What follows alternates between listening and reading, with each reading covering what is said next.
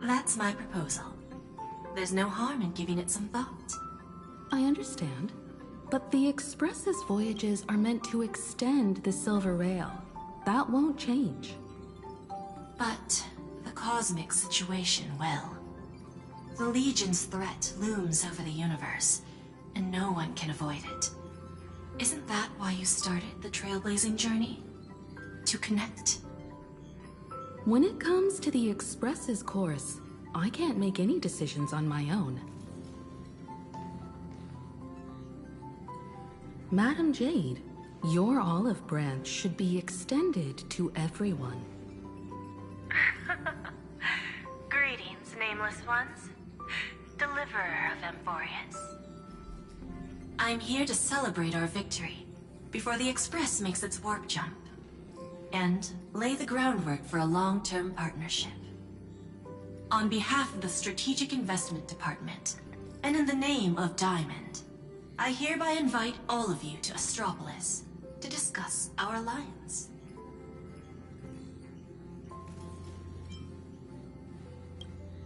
It's the crown jewel of Epsilon, headquarters of Interastral Peace Entertainment. It might not quite match Penacony in terms of glitz and glamour, but in the eyes of IPC folks, it's the ultimate vacation spot.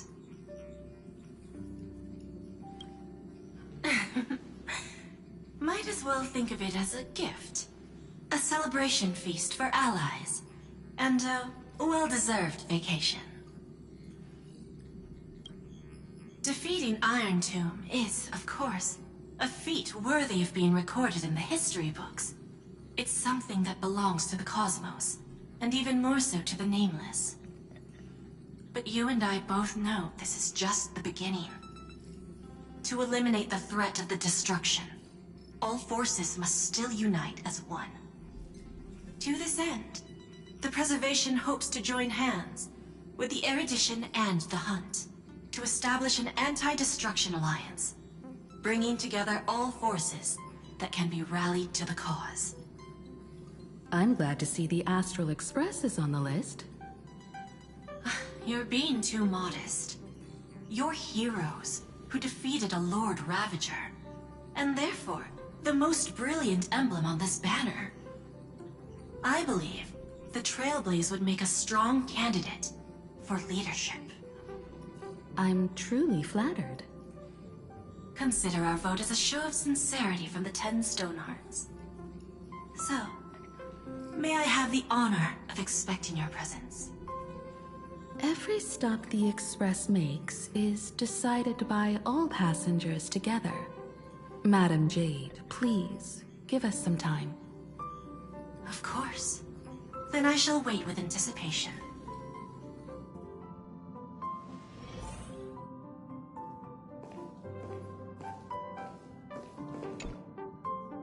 Getting to visit the Interastral Peace Entertainment headquarters and become the leaders of the Anti-Destruction Alliance? Come on! When has anything that good ever just fallen into someone's lap? Jade is a shrewd businesswoman. Her idea of a leader might not align with what we have in mind. What do you think? Why? Mind telling us your reasons? We should agree for now, and take things one step at a time. Well, you're not exactly wrong if you put it that way. But it's still better not to take any risks. This responsibility is too heavy to bear. Even if it makes sense, we must proceed with caution. Besides, it goes against our identity as free people of the Express. Once we accept, the nature of the Trailblaze would completely change. Anyway, we should politely decline for now.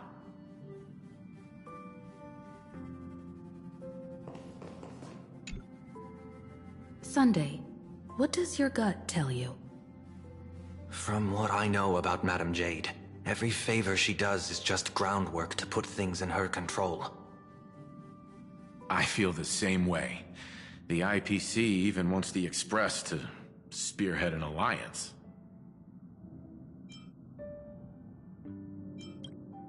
According to her, the IPC sees the Trailblaze as something to rally behind.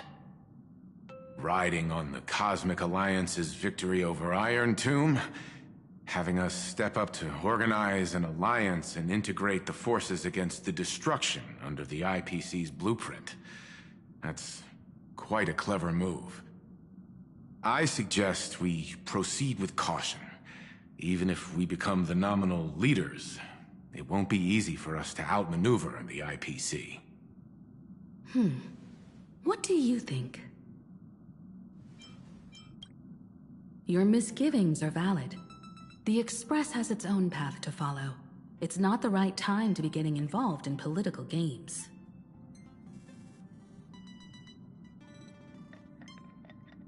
The discussion's over, so let's take a vote. I reserve my judgment on this. I feel the same way. I second that. Me too.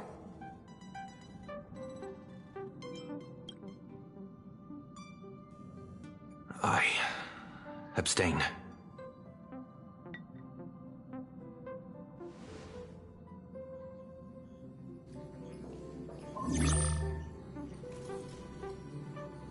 After careful consideration, we regret to inform you that we cannot accept your proposal for the moment. I don't suppose Mr. Sunday put in a good word for me, did he? As you can see, the Astral Express has made its choice. But somehow, you don't seem surprised. Change takes time. I understand. As Miss Himiko said, it's just for the moment. There's no need to give me an immediate answer. Patience is one of my strengths. After leaving Amphorius, the Express will seek out a developed world to restock our supplies. When that time comes, our allies from the Strategic Investment Department are welcome to visit us aboard the Express. In that case, I have another proposal. One that might be more familiar to Miss Himiko. I hear the moon of Planarcadia is full again. I bet Miss Himiko would love to go home and see it, wouldn't you?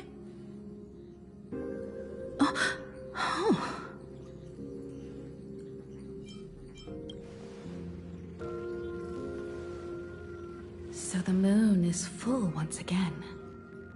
I wonder if all is well over there. Stable and prosperous as usual. Planarcadia has long since become one of the IPC's most valuable planetary assets. Although I cannot visit there in person, if the Express passes through Planarcadia, my colleagues will surely give you a grand welcoming ceremony. That's very thoughtful of you. We'll give it serious consideration. Sorry for taking up so much of your time. I should get going now. Remember, the gates of Astropolis will always be open to the Astral Express. May the winds be favorable on your trailblazing expedition.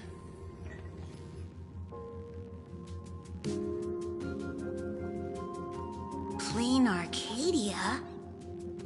It's been 15 years since I last heard that name. It's clear she came prepared. Astropolis was probably just a cover. Jade's real objective was to let us know about the IPC's movements in my homeland. Are you planning to go back and check it out? Why don't we first explain things to these confused kids? The civilization of Planarcadia on Ahatopia is my homeland. And it's also where the Astral Express once crashed and set off again. Well, I've been away for so long. To be honest, I'm also not quite sure about this. Dan Heng, March 7th, and you've all grown so much during your time in Amphorius. Each of you has become a truly capable Nameless. So you must understand that Jade was right. The Trailblaze no longer means what it once did for the cosmos. Do we keep wandering through space? Or, as she suggested, do we become a core force against the destruction? We should give this question some serious thought before we depart. Going back to where the Trailblaze began again could be a way to reconnect with our original purpose. More importantly, our last stop was really exhausting, so we need to take a proper break. Ahatopia is an Arcadian world steeped in the elation, making it the perfect vacation spot. So, what do you think? That's my suggestion. Give it some thought. Oh, right. Black Swan wasn't part of our discussion earlier. Would you mind passing the message on to her?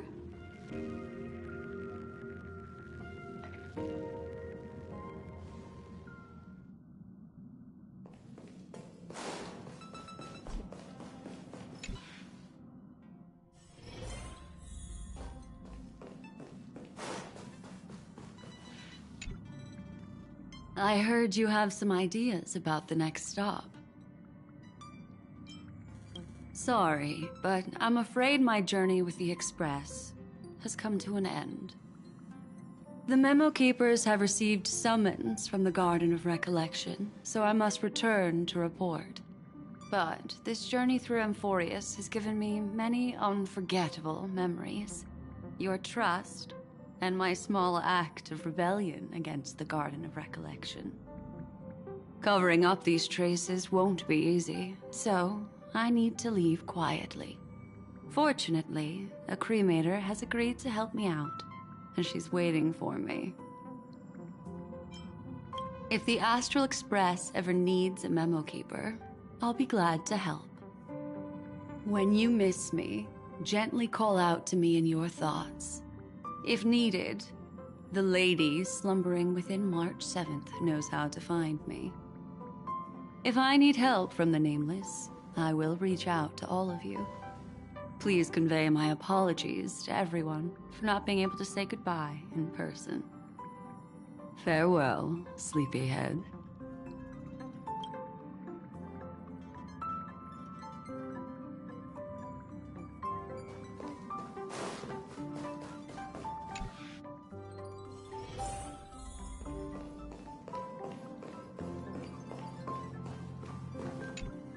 Planarcadia, another land known as an Arcadia. Clearly, the fall of Iron Tomb has sent shockwaves across the universe. Even the usually scattered memo keepers have received a call to gather. Trust the lady. She's no stranger to dancing on a knife's edge, and she's always made it out in one piece.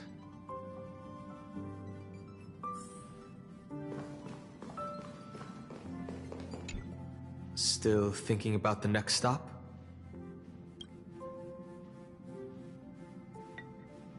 Is that so? If she chose to leave on her own, she must have good reasons for doing so. I hope the Garden of Recollection has no way of knowing what happened inside Amphorius.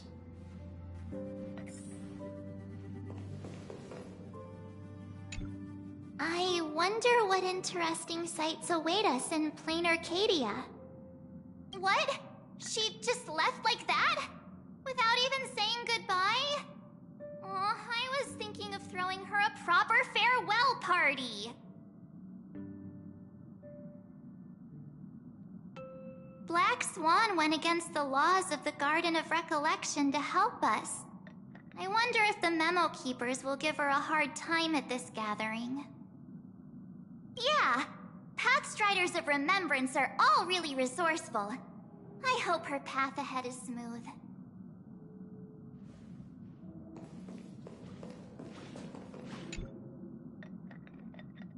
Without Black Swan, the Express would have never made it to Amphorius, let alone experience this unprecedented adventure. Instead of treating this as a goodbye, why not cherish these memories and look forward to the day we meet again? Let the conductor sound a whistle for her, and wish her smooth sailing ahead. So, what have you all decided?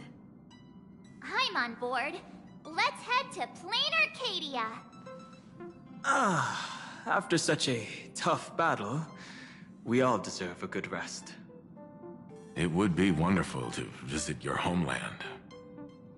I have no objections. Since we're all in agreement, Conductor, prepare for the warp jump.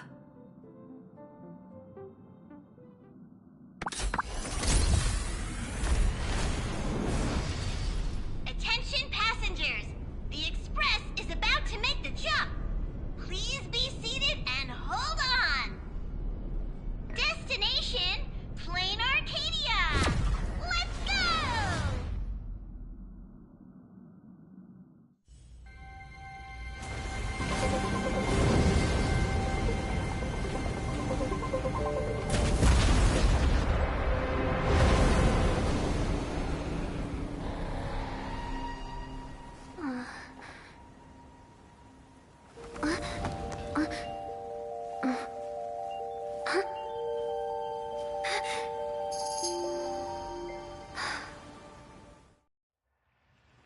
I dreamed it again. What a ridiculous dream. Even more over the top than what that guy promised. Looks like the Express has once again taken the wrong route. There's nothing we can do about it. In the river of time, if cause and effect can be kept apart for long, they're bound to have a terrifying reunion. Am I right, Observer? Watching us from behind countless veils. I've been rambling on since the show just started. You must be totally lost, aren't you? Then just forget all that nonsense I was spouting. Anyway, stop looking here. What you should be focusing on is them.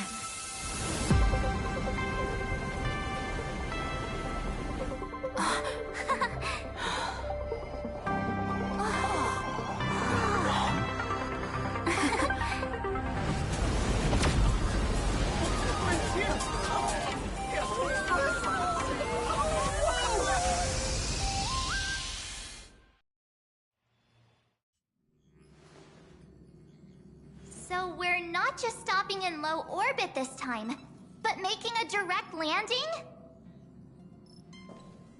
According to the comms, the officials have prepared a dedicated platform for the Astral Express to dock. A whole platform? Just for us? Is this some kind of VIP treatment for coming home? Oh, talk about rolling out the red carpet!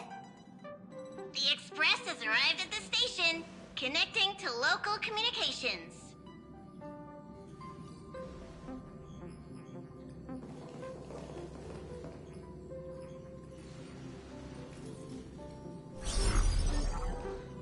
From what I see, the Astral Express is considered a legend across the cosmos. So, preparing a fitting gift would be more than appropriate. Allow me to introduce myself. I'm Pearl, from the IPC Strategic Investment Department. Now, in my capacity as the legal representative and CEO of this Arcadia, I welcome the Express Navigator, Miss Himiko, back home. Hello, Miss Pearl. This is news to me. I wasn't aware that the Strategic Investment Department had taken over administration of Planarcadia. As its governing official, I am still in the process of learning. If I can help this planet grow more prosperous, it would be a profound honor. We would be even more honored to have a face-to-face conversation with you. That's exactly what I wanted to say. While the Express is stationed here, the IPC will reasonably accommodate all your requests, including the one you just mentioned. Pardon my choice of words, but I sincerely hope that you enjoy your time in Planarcadia so much you never want to leave. In that case, I'd like to know about recent events in this world. I heard from Madame Jade that it's once again the time of the full moon. Indeed. I believe it's also welcoming the Express. After 15 years, now that the Phantasmoon Moon of Elation is full again, the Phantasmoon Moon Games will begin as scheduled. The more lively, the better.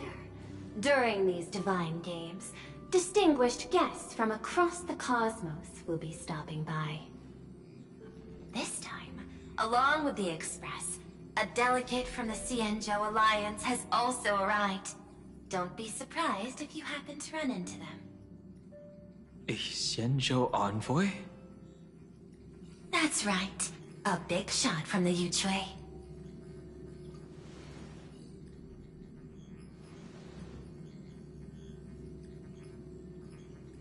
Since you've just arrived, I won't keep you any longer. I've arranged for staff to wait for you at the platform. Feel free to ask them for anything you need. All of this is a token of appreciation from the Strategic Investment Department to our friends. We hope you'll enjoy yourselves to the fullest.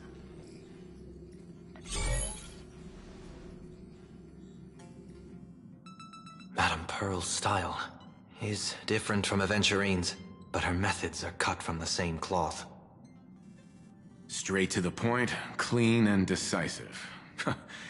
It's obvious that the Express not going to Astropolis was part of their plan all along. This could go on forever. They're really pulling out all the stops to form this anti-destruction alliance. Looks like we need to pay them a visit. Whether to understand the CEO's intentions, or to firmly reject their proposal. At least in my homeland, we have more room to maneuver. Welt, care to join me? Looks like we don't get a vacation after all. As for everyone else, you're free to do as you please. My suggestion is, why not take a look around and get to know this world better? In that case, Sunday and I will go gather some intel about the Xianzhou envoy. Huh? Why you two? I asked Dan Heng to bring me along. I can't appear in public given my identity, but I have a feeling that the Express might need to make some tough decisions in these complicated circumstances. Understanding the Xianzhou Alliance's stance might help us on our journey. Hey, you had the toughest time in Amphorius. Since we're splitting up, why not make your mission take a break with March? I'm saying this from the bottom of my heart. I'm counting on you. Same goes for you, March. Now we'll look like two immature kids just loafing around. Pretty proud of yourself, huh? Don't worry, you two. Just make sure to come see me in the parlor car before you leave. I have a favor to ask of you both.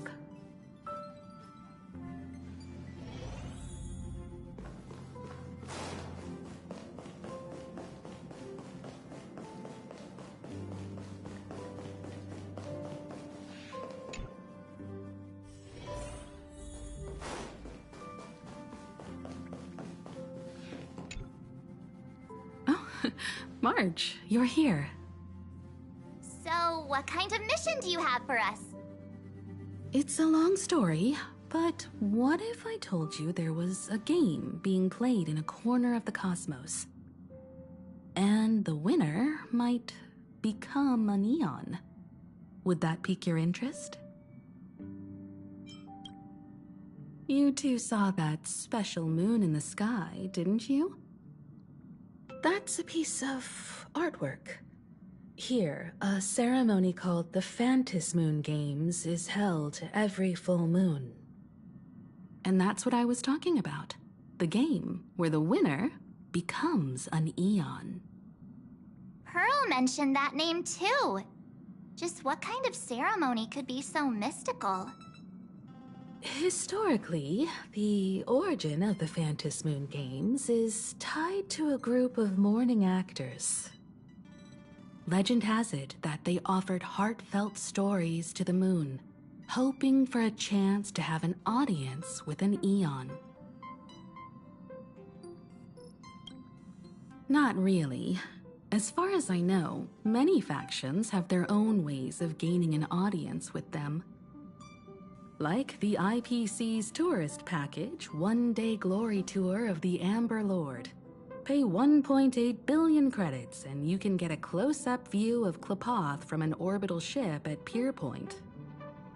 But the Phantom Moon Games are different. They're one of the few well-documented ways where you can actually see an Eon and receive their response. Aha, the Elation. Legend has it that they personally started the Phantom Moon Games, though their motives remain a subject of much speculation. Aha is also one of the Eons closest to humans. They have left behind countless pranks, with this miracle of Ahatopia being one of them. According to historical records, when a supplicant rises above the rest, the elation will manifest, listen to the victor's wishes, and share their authority for 1 minute. Considering this Eon once injected all their power into a noblesse worm, it's not surprising they would do something like this. What does it mean to become an Eon for a minute? Among past winners, some sought ultimate power. Some yearned to erase their past regrets. And someone even stored this planet within a scroll painting. But how their wishes were granted and what became of them, only rumors remain, and no one knows the truth. The first signs of the war among the Eons are beginning to show.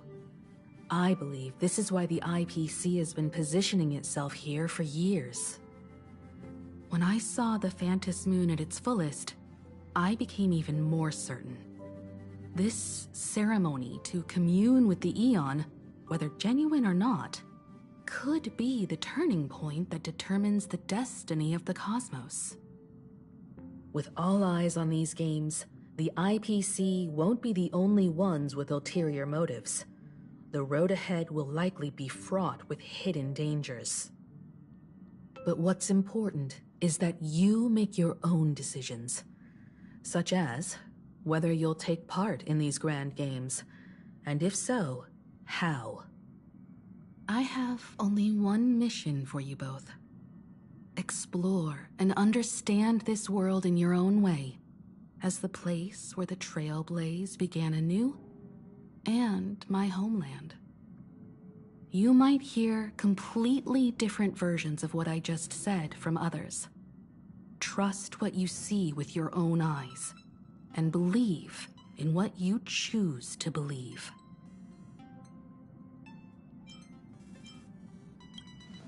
Me too. I won't let her walk ahead alone. I see you already have your own thoughts on this.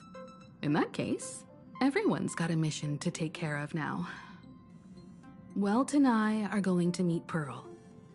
We'll see what kind of surprise she has in store for us.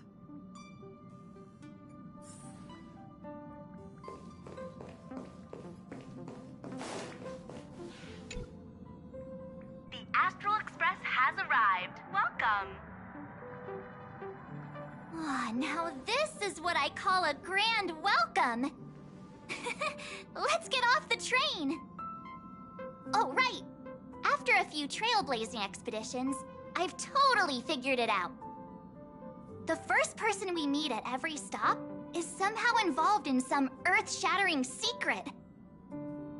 So when the door opens, keep your eyes peeled.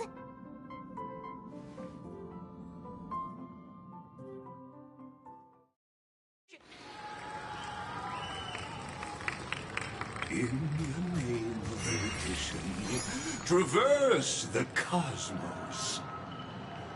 We meet again, deliverer from beyond the sky.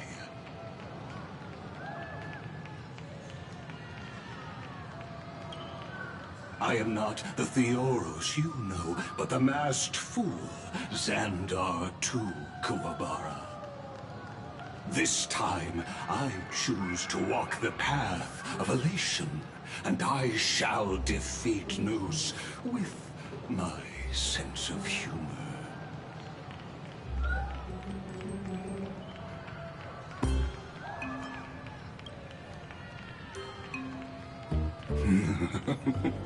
After all, I did say before...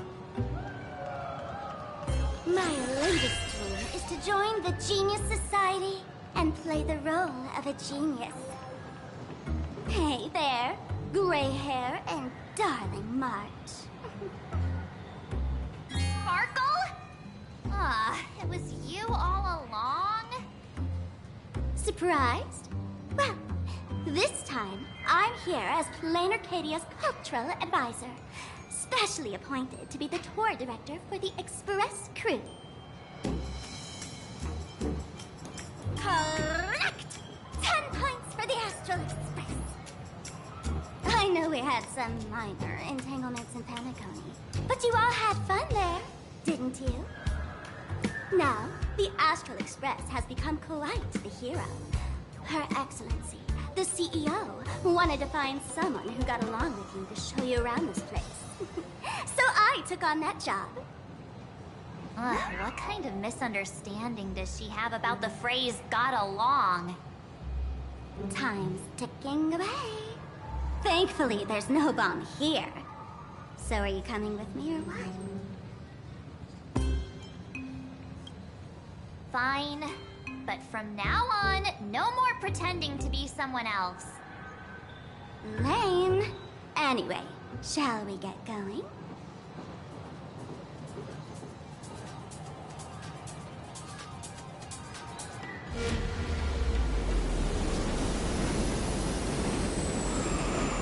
Whoa!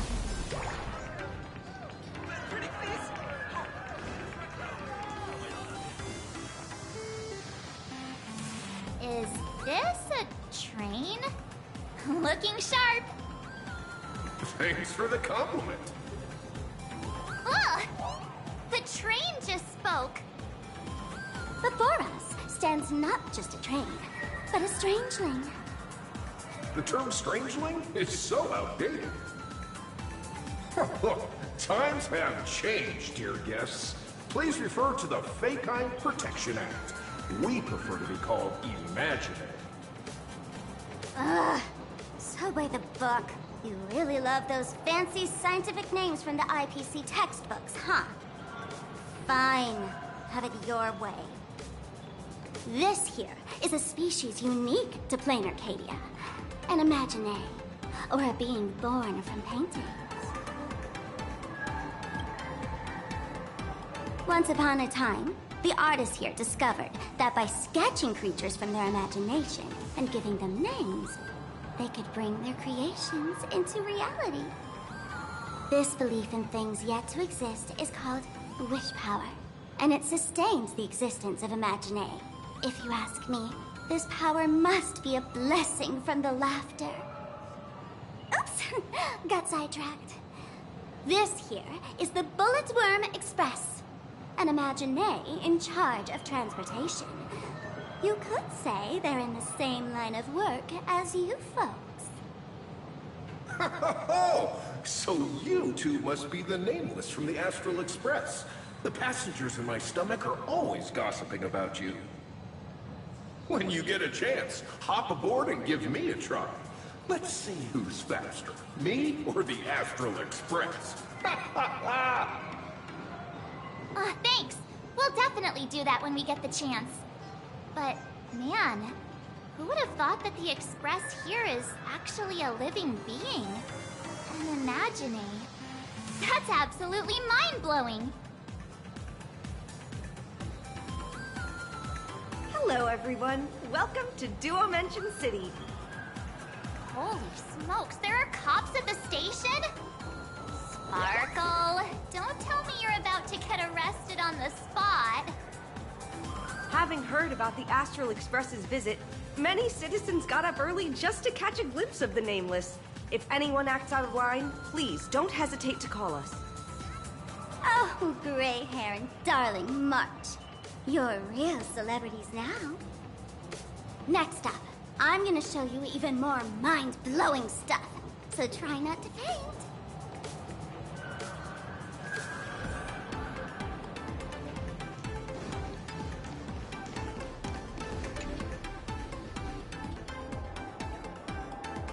Holy cow, it's packed in here. What do we have here? Don't worry, just... Look! That pink-haired girl! She's got this adorable little bunny vibe going on. Is she the inspiration for March Bunny? And that girl with the gray hair next to her is so dashing! She must be the baseball raccoon! But she doesn't look anything like a raccoon.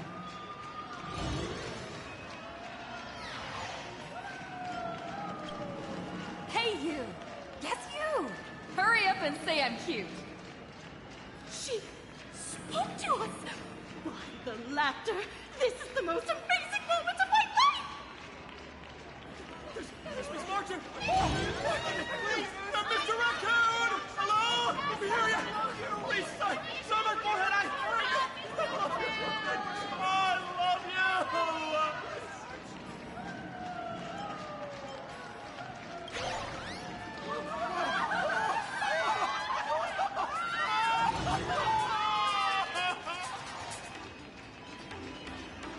Everyone, please, maintain order!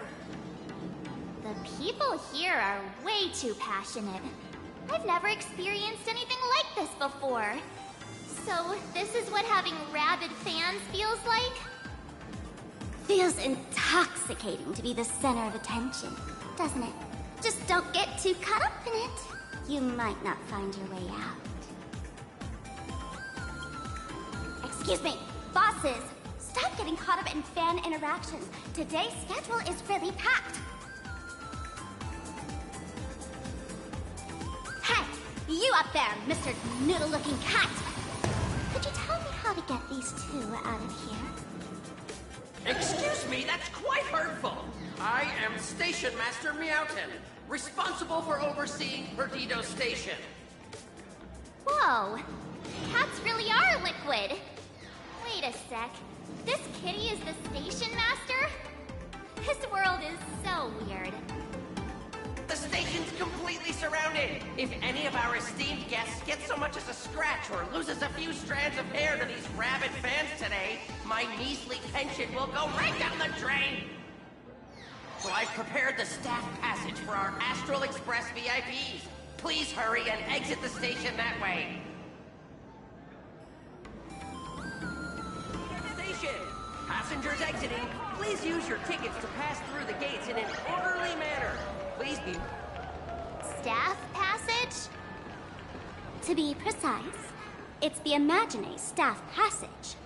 A long time ago, all of this Arcadia was sealed inside a scroll painting. For people inside the painting, they just entered another dimension. It was completely safe. That's because someone brought everything back to reality. Care to guess why the IPC is here? This nation that was once lost in a painting was salvaged by the IPC. That's right. It's Planarcadia's must-see attraction. The portal entrance known as the Interplanar Jump. Though civilization has moved beyond the canvas, the world within the painting wasn't abandoned. Instead, it became part of life for both humans and strangelings. Come on, you two. Follow my lead, and let's dive into the...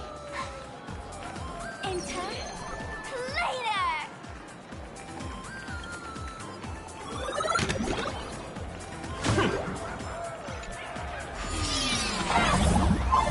How did I turn into Pom-Pom?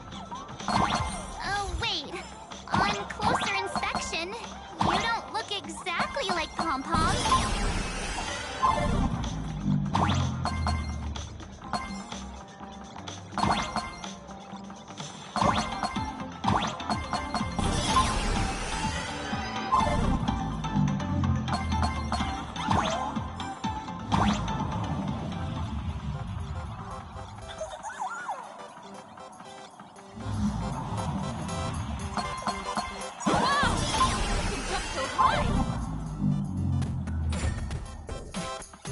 Listen, the music changed.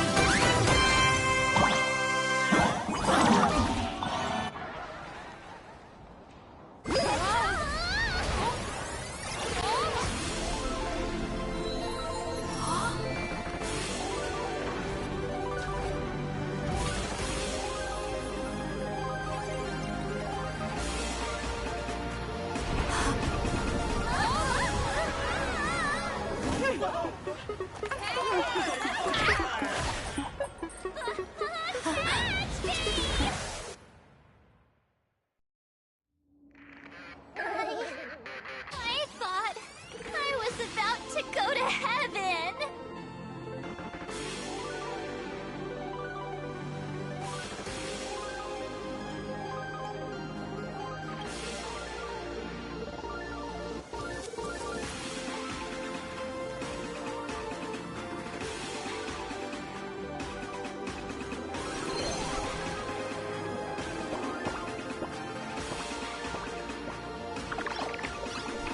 Are all these imagine? That's right. This is Planarcadia, a world where strangelings roam freely, and a paradise woven from elation and wild imagination.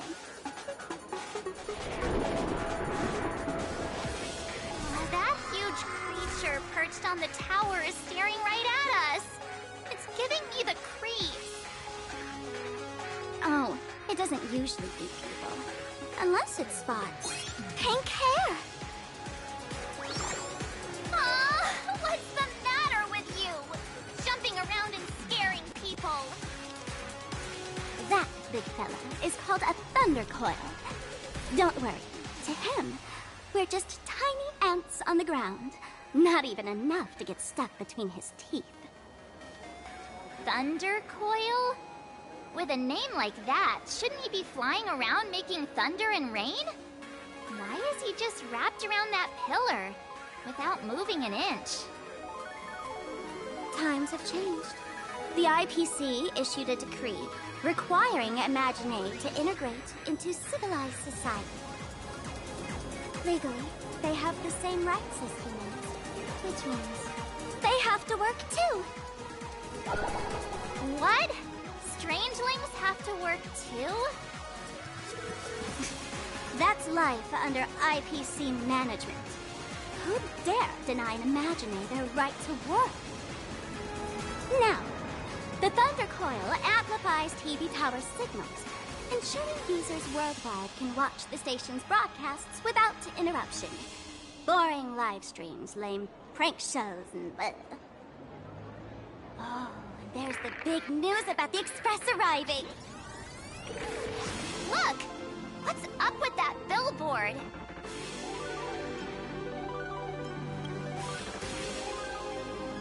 If it were me up there, I wouldn't be saying such negative stuff. Huh. The IPC is really pulling out all the stops to hype you guys up. Don't mind me saying this, but for every penny the IPC spends on you, they expect a return in the hundreds or thousands. You'd better watch your back. That's one of those giant robots Mr. Yang loves.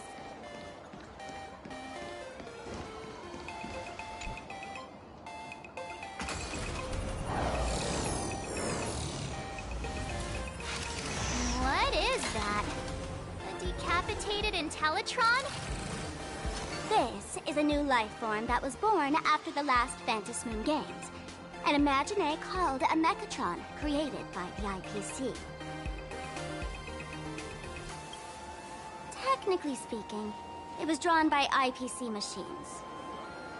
Even though in Planarcadia, the creation of Imagine has always been the artist's responsibility. For the IPC, well, they always want to improve everything with their industrial mindset. This thing is also an Imagine? Doesn't look that different from a mech to me. Young lady, I must correct your cognitive bias. We are absolutely not the same as mechs. Ugh! The Mechatron spoke! Our creation isn't as complicated as mechs, and we're not as fragile as Intellitrons when we're born. That's because we don't need to install an Intellitron's logic center, nor do we require a mech's power reactor. Pour materials into the mold channels, die-cast the parts, assemble them together. And just like that, we Mechatron are complete. We can fly, run, and jump, second to none among technological marvels. I get it. So you move with wish power, I suppose. Oh, seems someone knows their stuff. Yeah, that was 15 years ago. Wish power reaches its peak during the full moon. And so Imagine take this chance to multiply and thrive. Just like they say in documentaries, when spring arrives and nature awakens, it's mating season for the strangelings again. The novelty's probably worn off by now. Let's keep moving.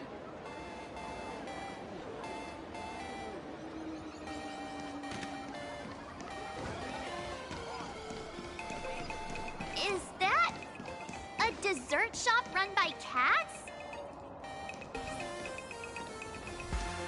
Dreamless Coffee is a chain store owned by Cat Imagine. The coffee and desserts here are absolutely delicious.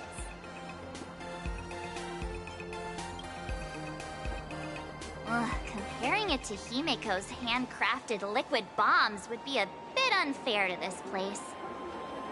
Let me have a taste. Are you two travelers from outer space? Welcome to Planarcadia. How's the situation in the cosmos these days? Oh my! If it isn't the heroes of the Astral Express! What an honor to meet you both. As nameless, you must go on life and death adventures all the time, right? Would you like to keep smiling happily forever? no matter what adversity comes your way. Happy forever? Is that even possible?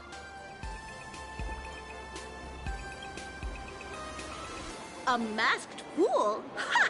Of course not! The fools only seek their own happiness, while we want to make everyone happy. Make everyone happy? That's the funniest joke I've ever heard. The only person with a sense of humor is probably that big shot from Planarcadia. If you're interested in learning more, I'll be around here. Feel free to come find me anytime. Here's with coffee. Have a taste. I'm from the Research Society of Happy Smiles. As everyone knows, this place is blessed by the laughter, making it a peaceful paradise. However, even while living a peaceful life, our existence remains entangled in countless worries and suffering. Crushing workloads, measly pay, demanding bosses. Turn on the TV, and all the bad news from across the cosmos hits you in the face. These are all enemies of happiness. Just like how the Astral Express defeated the Lord Ravager, we, the founders of the Research Society of Happy Smiles, have received divine revelation from the laughter and vow to help the residents of Planarcadia defeat these enemies of happiness and bring joy to everyone. Every fool in the tavern says stuff like this when they get drunk. Listen, the laughter is talking to me. Hey, you two, interested in joining us? It would be such an honor for all our members if you could become part of our society. Oh, gray hair March, don't tell me you two are buying into her nonsense. This lady seems a bit off her rocker. Let's get out of here quick.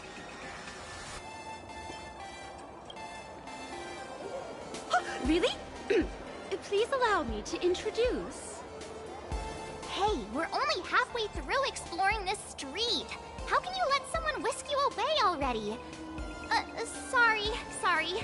We just arrived here, and there are still so many places to check out. You can introduce us next time. Oh, is that so? That's a shame. But don't worry. Opportunities for happiness will always be waiting for you. I hope we can have another heart-to-heart someday, so that you both can be guided to a life filled with eternal happy smiles. Strong Pure Point coffee. Oh, there's something on the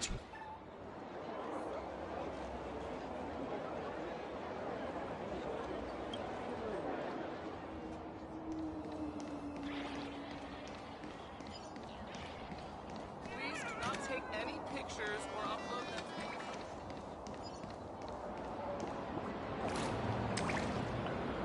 I've been wondering about this since we were at the station. These colorful little dumplings seem to be all over the streets here. Ah, you must be tourists? Don't panic. Those are just little things we call Wispay. The tiny wishes that humans make every moment of the day can condense into Wispay. Some say these little creatures are proto-imaginae. They just never had anyone to give them forms, so they appear in the world in the simplest, most natural state. They do look pretty adorable.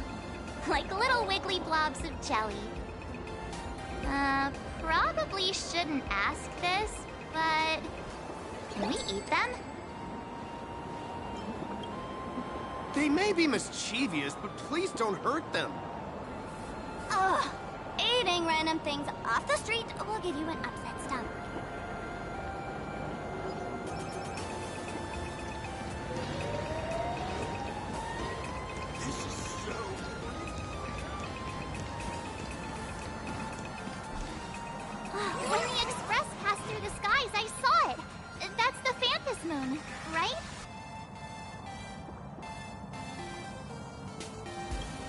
legend has it the Laughter themselves painted it. But who knows what's true and what's not. So, does Aha really watch over those who attend the Phantas Moon Games? Through this moon? Well, well. Didn't expect darling March and little gray hair to be interested in this Eonic game, too. Gray hair, you've come to the right person. Who could understand the elation better than masked fools? So, what aspect of the Phantas Moon Games would you like to know about? You must have heard the legend of the 8 morning actors who offered their stories to the moon in order to try to move Aha. The masks that were worn by these 8 people are the tickets to joining the games. Under the full Phantas Moon, choose one of the masks and become a supplicant. Then you can compete with the other 7 for the chance to meet the Eon. Looks like we'll need to get a mask first if we want to join the games. In modern terms, it's all about getting views and clicks.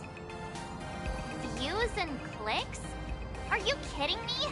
They didn't have that kind of stuff in, mythological times. That's how the legend goes. The morning actors offered up their stories, but the Laughter didn't even spare them a glance. And so, to catch the Eon's eye, the Phantas Moon Games ended up leaving behind incredible feats each time. From forging swords that could cleave mountains in half, to transforming snowy peaks into floating jellies of sugary frost. It's still the same today. The supplicants must give it their all to capture the attention of the people of this Arcadia and accumulate wish power. And the Laughter will only reward the most thrilling miracles. Oh? Don't tell me our little drama in Penacony wasn't entertaining enough for you. Gray hair, let's drop it this time. I've been dealing with some minor issues lately. Oh, what kind of issues could possibly be bothering you? Don't tell me you're cooking up another crazy scheme.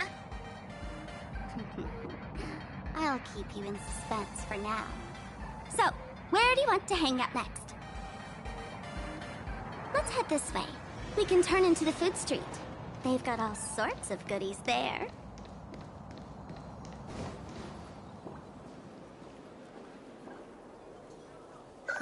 Click, click. Huh?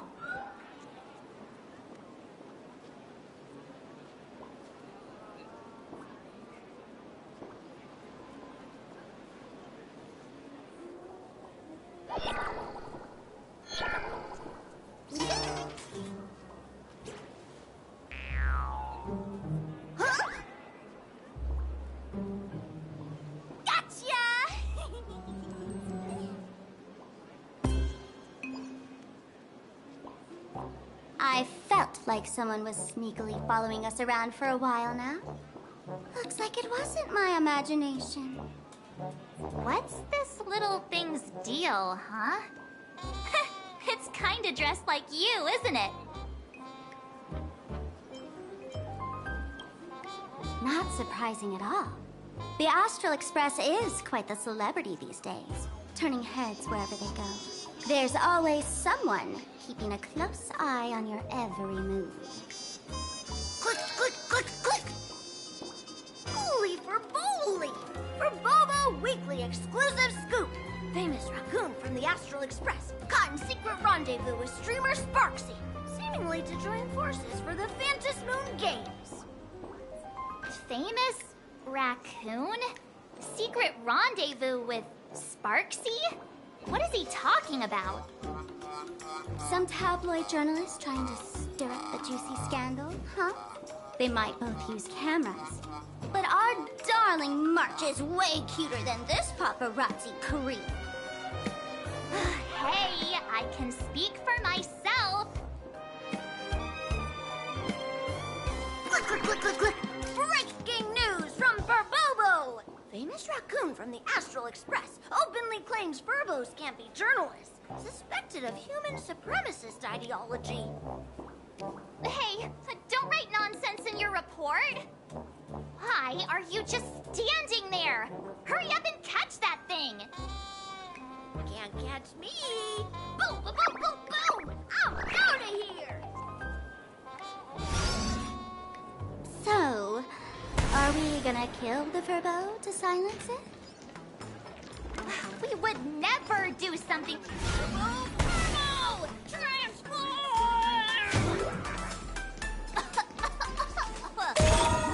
That little fella can...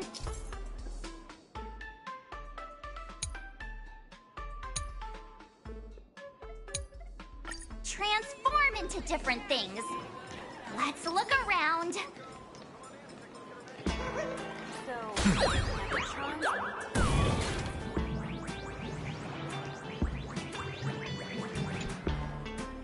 My butt! Holy Furbo! Finally, gotcha!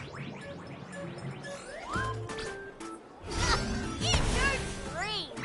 Boom, boom, boom, boom! Out of here!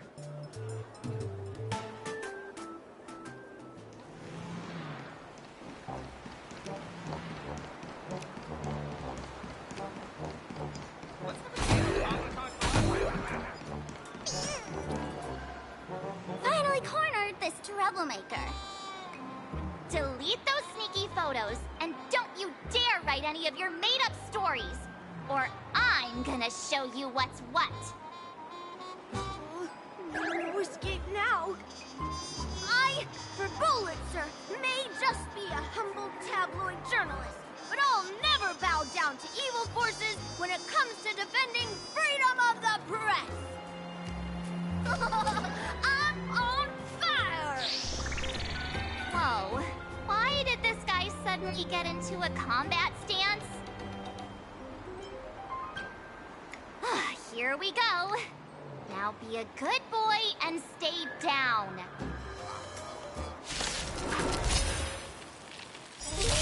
My strength isn't what it was. It's more dragon rise! I offer my blood. Beasts slaughter each other! Fight to the death! This old wolf hasn't lost his mercy. Through you! I'll overcome the thorn! Let's look. Can you find the answer? And doubt farewell. Gut says you're shady. This watch over you and guide you on your path. Riddle with holes.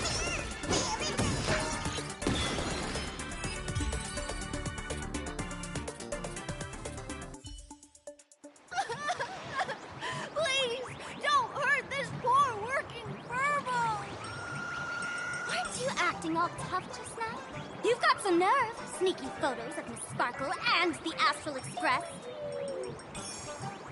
I mistook you for someone else. I thought you were that famous streamer. As for the Express's Great Raccoon, we're all huge fans of the Great Raccoon. You see, I've even styled my whole outfit after your look. Now, let's talk about compensation. Adding up emotional distress, lost wages, nutrition fees, and whatnot.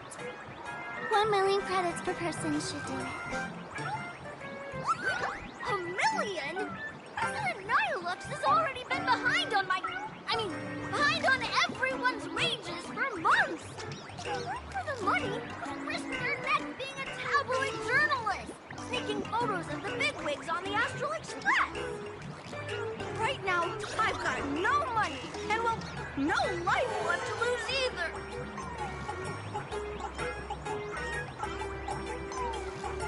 Oh, this camera is my trusty companion, carrying my journalistic dreams. Please, I'm begging you, don't take it away!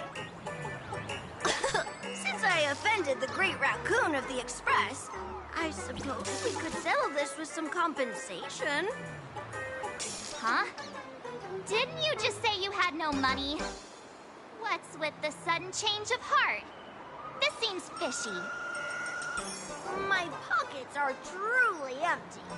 However, regarding compensation, I implore the Great Raccoon to visit our Furbobo Weekly magazine office.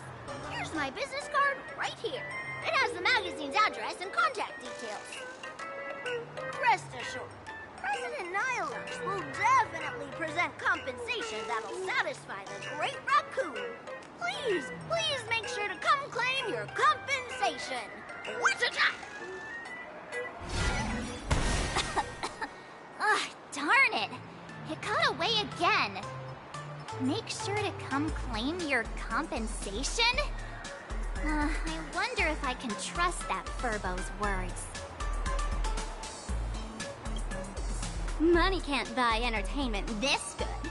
Since that scheming little Furbo's extended an invitation, might as well go check it out. Right now in Planarcadia, there are eyes following you everywhere, just like that Furbo. So, Sparkle, what's your angle in keeping tabs on us? My darling March, you still doubt me. What about you, gray hair? I knew it. You really are the best, gray hair. Wake up! Don't forget how she played us like fiddles back in Penacony. What you should be worried about right now isn't me or that tabloid journalist from earlier. Has the renowned Astral Express come to Planarcadia as tourists on vacation? Or are you here for the Eon's game, eager to share their authority? For the local residents, you're already in the spotlight without doing anything. If you decide to join this game, you'd better stay on your toes. There are quite a few people looking to join the Phantasmoon Games and become a supplicant. In their eyes, the Astral Express is the perfect prey. Among the folks I know, there's one who might become your enemy. She's about to put on quite a show at the plaza up ahead. Wanna go check it out together?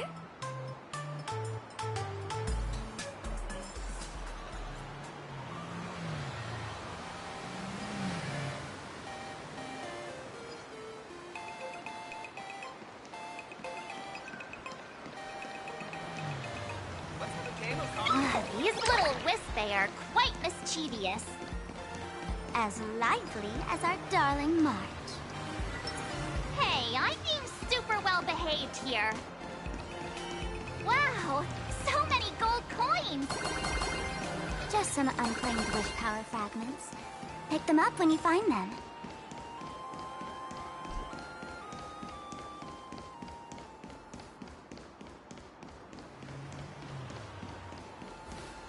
The Elation is naturally the most venerated deity here. However, people have their own different ways of practicing Elation. You've noticed those massive @signs floating over there, haven't you? The IPC has built a comprehensive network in Planarcadia, letting people soak up entertainment around the clock. Word from the tavern is that the IPC wants to control this year's Phantasmoon Games. Though, they've been itching to do that for 15 years already. To us fools, those IPC folks are like a swarm of buzzing worker bees, tirelessly building their dull, mechanical business hives everywhere. The worst part is, these folks actually enjoy it. Their elation is mind-numbingly boring. And even worse, this dull elation has spread like a plague to every corner of Planarcadia. Come on in and feel it for yourself.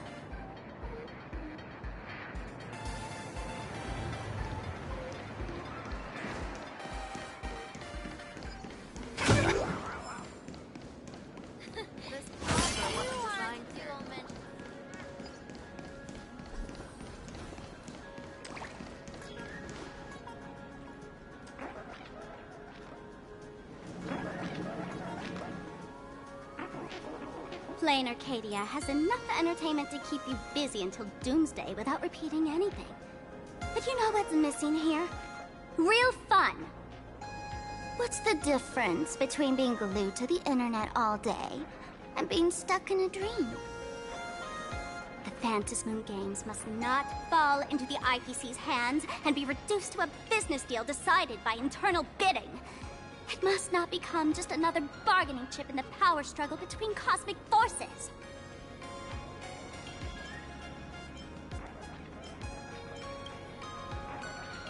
Even I get tired of forcing myself to find dumb ways to have fun. This is a rare opportunity. So let me show you what Miss Sparkle looks like when she gets serious. I witnessed the potential of the Trailblaze in Penacony. The sparks that fly when paths collide. It's absolutely mesmerizing. In Planarcadia, what surprises will you bring for the elation? And there's also the preservation, the hunt. Don't you think that on the eve of the Phantasmoon Games, Planarcadia looks just like a card game among eons? If that's the case.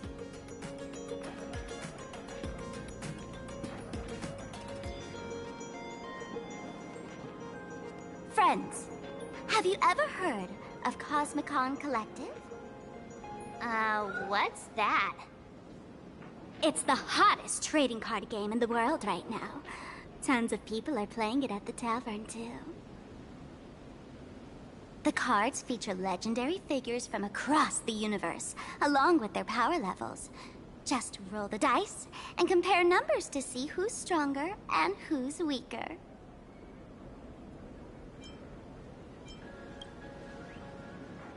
Gray hair. Care to play cards with me? Think of it as a rehearsal for the Phantasmoon Games, right here, at this tiny card table. If you beat me, I'll tell you the enemy's name. Maybe we can team up and take her on.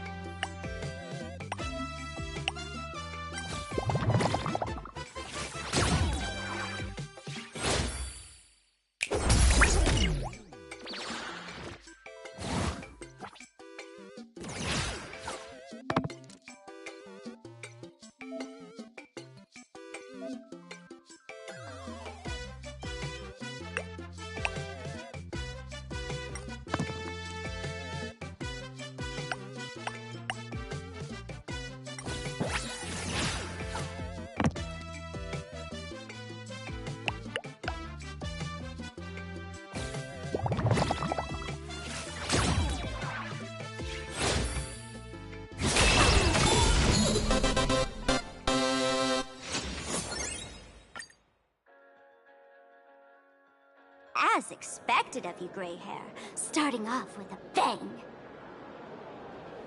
Since you won, this card is yours. If you want more cards, go chat with the card masters at the plaza. A streamer who's about to go live at the plaza. She calls herself Sparksy. That's right. She's your enemy. This streamer, just like you, has been seeking a chance to join the Phantasmoon Games. It won't be long before she shows up at the plaza. That little trouble you've gotten yourself into. It's her, isn't it? Darling March, I just can't escape your sixth sense, huh? She's our common enemy. If you need my help... Oh, there she is! That woman who stuffed me in the trash can! Ah, she's right there! Get her! Everything we leave behind in life has a way of coming back to us in unexpected ways. Now that the IPC guide is here, the tavern guide will be on her way. So, you really weren't sent by the IPC to welcome us? Quality time together is always so short. Before I take my leave, allow me to give you a friendly hint. Remember this well.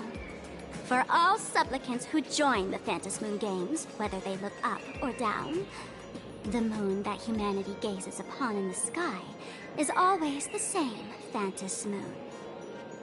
Is this some kind of riddle? Remember this little riddle? You might need it when we meet again.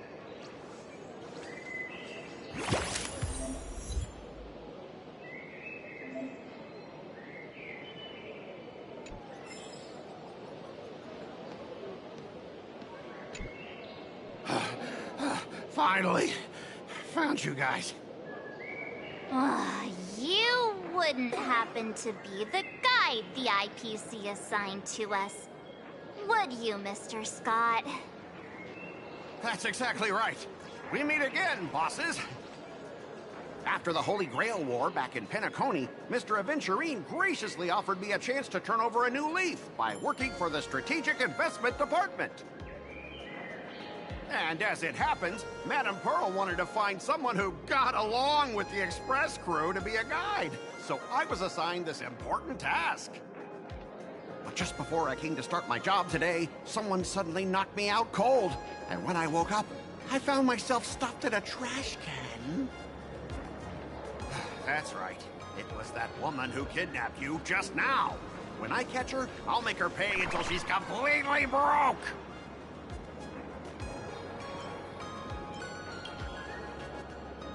Sparkle is way more lovable than this one here. I knew it! You don't want to see my despicable face! I, Scott, totally understand your frustration. As long as you're safe and sound, that's all I care about.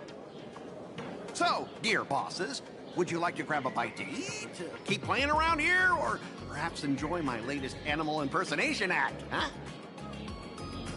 Mr. Scott's dedication to his work is so intense. It's almost painful to watch.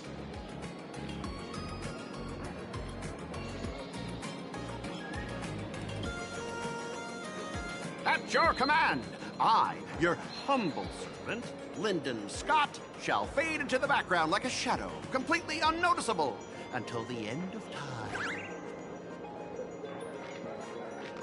The annoying guy is finally gone. Let's head into the plaza and see what fun stuff they've got.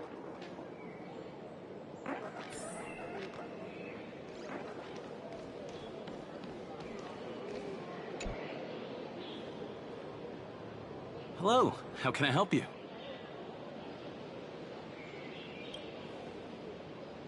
Huh? This one's just passing through. Lady, you got the wrong person. If you want to play cards, I'm your guy. Hit me up anytime you're in the mood for a game. Or, let me trade some cards.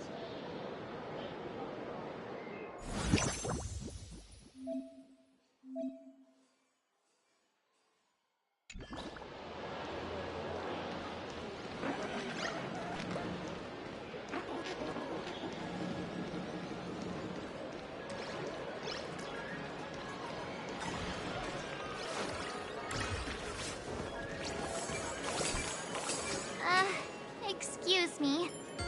What's everyone waiting around here for? We're waiting for Miss Sparksy's live stream, of course. Don't tell me you guys don't know who Miss Sparksy is. I know you. You're that, the one from the news. Right, the famous of the Cosmic Express. It's the Nameless of the Astral Express. Forget about that. Let me introduce you to the great Miss Sparksy. She's just so adorable. She's the most versatile streamer ever, mastering all sorts of talents. Her wit in every single word she says echoes in my dreams. It's simply impossible to sum up such a perfect being in just a few sentences. We finally met someone who doesn't care about the Express. And for some reason, it actually makes me feel a bit more relaxed.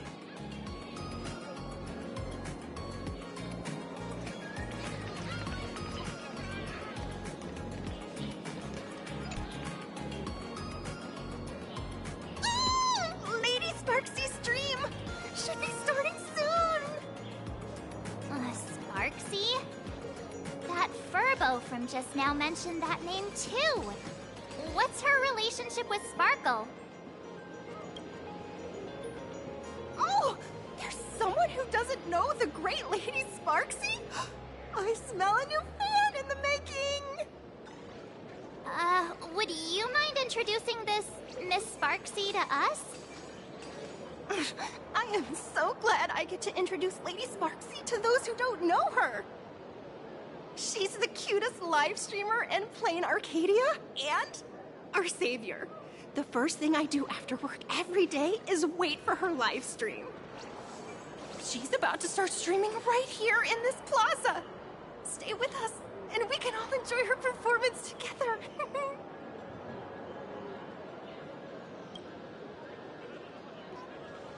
Hello? Hello? All my lovely fans, sorry to keep you waiting. Can you hear me? We can hear you, Sparksicle!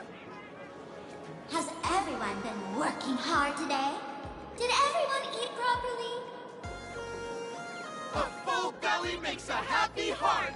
Let's watch Sparksicle till it gets dark! Has everyone been treating me with lots of love today? Forever devoted to Lady Sparksy! If ever not, may lightning strike me! Something's off. Why do I sense my old model's aura on some people in the audience today? Oh boy. She must be talking about us. Let's see. Which naughty ones went to meet someone they shouldn't have?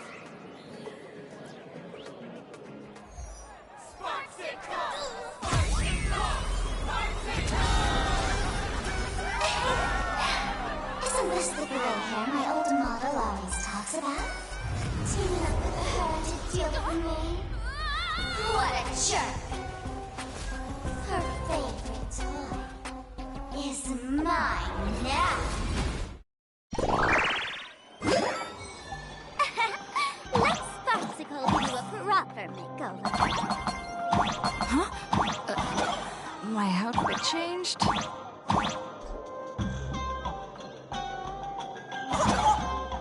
Are you the enemy that Sparkle mentioned? What exactly is your relationship with Sparkle?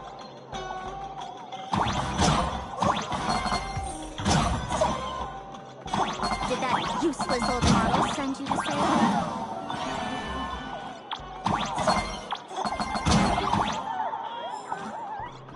Or is she hoping that you join the Phantasm Moon Games?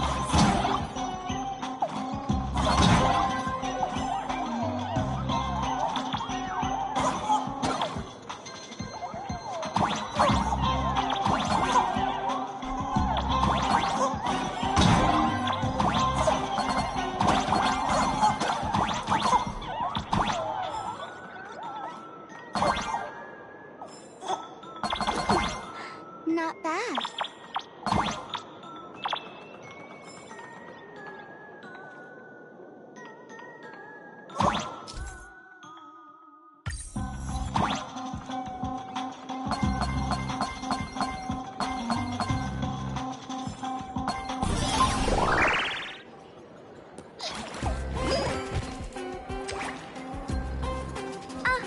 So my little pets managed managed to escape from their electronic cage. Looks like I'll have to use the power of love to catch you and bring you back. My dear, lovely fans, those two bullies want to hurt me. Please, everyone, protect your beloved Sparksicle, won't you? Get those baddies! Get those baddies! Get those baddies! Hey! We mean no harm. Can't we just talk this out? No harm. Talk this out. Isn't that exactly what the IPC loved to say when they took over Planarcadia? You're all cut from the same cloth. You want to control the game that the laughter left for this world, just like the IPC, don't you? The ceremony left by the Master Revelation must not be defiled by the likes of you and turned into some boring, pathetic, dull, tedious, profit-driven social mix-up. You've got us all wrong! Bringing the fun back to the Phantom Moon Games, that's the Masked Fool's unequivocal duty. My dearest, cutest fans, let's get this party started! In the name of Sparksicle, we hereby declare you are guilty! Arrest them immediately! Arrest them immediately! Arrest! Arrest! Do your thing, Sparksicle! We'll crush all the haters for you! Oh, darn it! She's rallying her fans to it. Stand down! Everyone, don't move a muscle. Imagine you're under arrest for breaking the law. Passengers of the Astral Express. I'm an officer from the Department of Aberration Defense. Don't worry. She won't be able to harm you as long as I'm here. You meddlesome fool! Officials have no right to interfere with the supplicants' actions during the Phantom Moon Games, do they? Only those who possess a mask can be called supplicants. You're just one of thousands of troublemakers in this land who claim to be joining the Phantom Moon Games while actually causing chaos. Planarcadia is a society governed by law. Any act that violates the law, even if done in the name of the Phantom Moon Games, will be severely punished by the Department of Aberration Defense. Severely punished? You are just a lapdog of the IPC, yet you're still so full of pride. That's very funny. That's exactly what I'm saying. Planarcadia under the IPC's rule is boring as hell. Even the Phantom Moon Games have turned into some kiddie playdate for all the goody two-shoes. Nameless, you're free to go for now.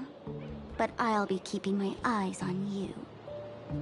Next time we meet, I'll turn you into devoted fans. I'll make you mine. Escaped, huh? Excuse me. I'd like to have a word with you two. Thank goodness we made it in time. Otherwise, things could have turned out pretty badly. Don't worry. March and I don't get hurt that easily. By saying things could have turned out pretty badly, I meant you and Miss March knocking out all of her fans. Let me introduce myself again. I'm Kuchiba, an officer from the Department of Aberration Defense. We don't need to introduce ourselves, do we? Miss Kuchiba, you probably know who we are. Of course. The newspapers, TV channels, they've all been reporting on you non-stop. Police dog?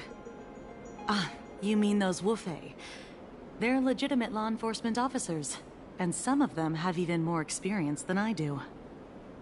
However, as a staff member of the Department of Aberration Defense, I have some special privileges that allow me to request their assistance. As you both know, Planarcadia is quite a fascinating world. Creatures made real by artists' brushstrokes. Objects that unexpectedly come to life. Strange dimensions hidden within paintings. and even the ground beneath our feet that occasionally trembles. This is what the Department of Aberration Defense exists for. Everything from managing supernatural anomalies to registering Imaginae and ensuring their continued existence. And of course, there's the Phantasmoon games that Sparksy just mentioned.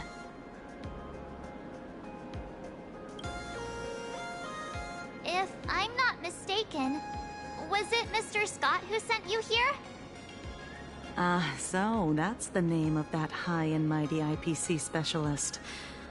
This Mr. Scott believed he wasn't dealing with ordinary criminals, but with masked fools, which required decisive action. So, a phone call was immediately made to the Department of Aberration Defense. Well, it's not surprising. But what do we do now? Our guide ran off, and we got into a fight with Sparksy's fans. I guess our shopping plans for today are down the drain. Should we give Himeko a call and fill her in on what's going on?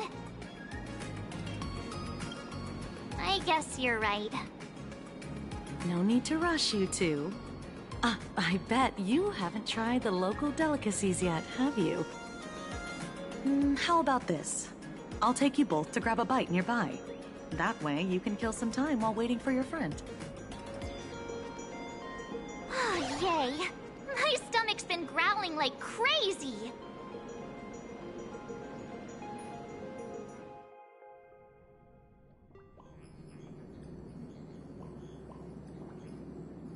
Color reproduction, 96.2%. Brushstroke reproduction, 93.6%. Conclusion. On the physical level, my reproduction has reached the appraisal threshold. This forgery can now be considered the authentic piece. Yet you still seem dissatisfied. Tell me, what troubles you? Is it that less than 4% margin of error? Or something beyond the numbers? I'm grappling with a quality that defies measurement. Artistry. It is the prerequisite for becoming the steward of this Arcadia. But you already are its steward. Diamond will remember that you only took 6 months to claim that title. It was 5 months and 15 days. Empty titles mean nothing. In Planarcadia, political influence carries limited weight. To add a stroke to this artwork, one must first understand art. I know you. This is the conclusion, not the cause. The piece before you, Worldbreaker Waves, is a relic from one of the civilizations in Ahatopia's history. The final work left behind by Graphia, the ancestral painter of ancient Benzai Tengoku. Legend says she performed a miracle, conjuring an entire plane of existence and sealing the whole world within her scroll. Do you want to know how she did it? I will not deny it.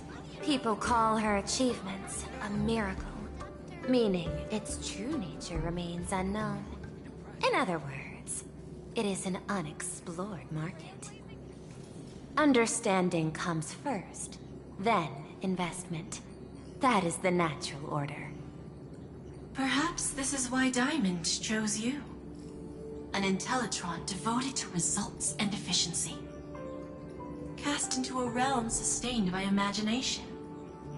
The 10 Stonehearts await a metamorphosis. May you find your own pearl in the strange and dazzling sea. Thank you, but my mission is to oversee the progress of the Phantasmoon games. Personal growth is not part of the task. Jade, allow me to point this out. The 10 Stonehearts are 10 independent decision-makers. Your attempts to bind people together will only prove counterproductive and bring needless loss. As always, I follow the optimal choice. Neutrality. That is also my answer to Obsidian. A flawless reply. Your cool logic is always captivating. Lady Pearl, that Express Navigator has come to see you. It seems we no longer have the leisure to speak of art. This is all I have to say. Tell Diamond, I will fulfill my duty of strategic investment. Send the guests in.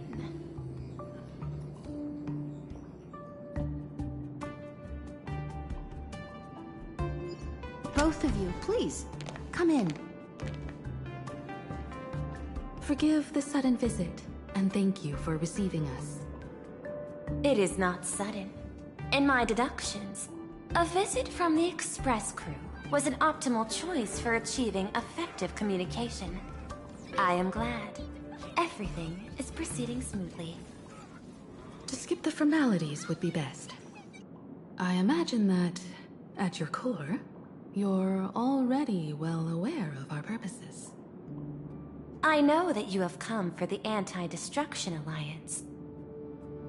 The probability of refusing the proposal stands at 91.2%. Can you tell me why? The Express crew bore witness to the resolve of many factions during the Battle of Iron Tomb. We do not oppose the vision of an alliance, but the Trailblaze must remain independent. From our perspective, the IPC already has the Marketing Development Department, and every world it drew into the cosmic trade map eventually became a cornerstone for the preservation. That is a reasonable concern.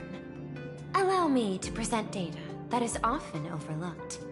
In the past 2 eras, 1,263 planets have joined the pan-cosmic trade system, and 63% of them have preserved their native civilizations.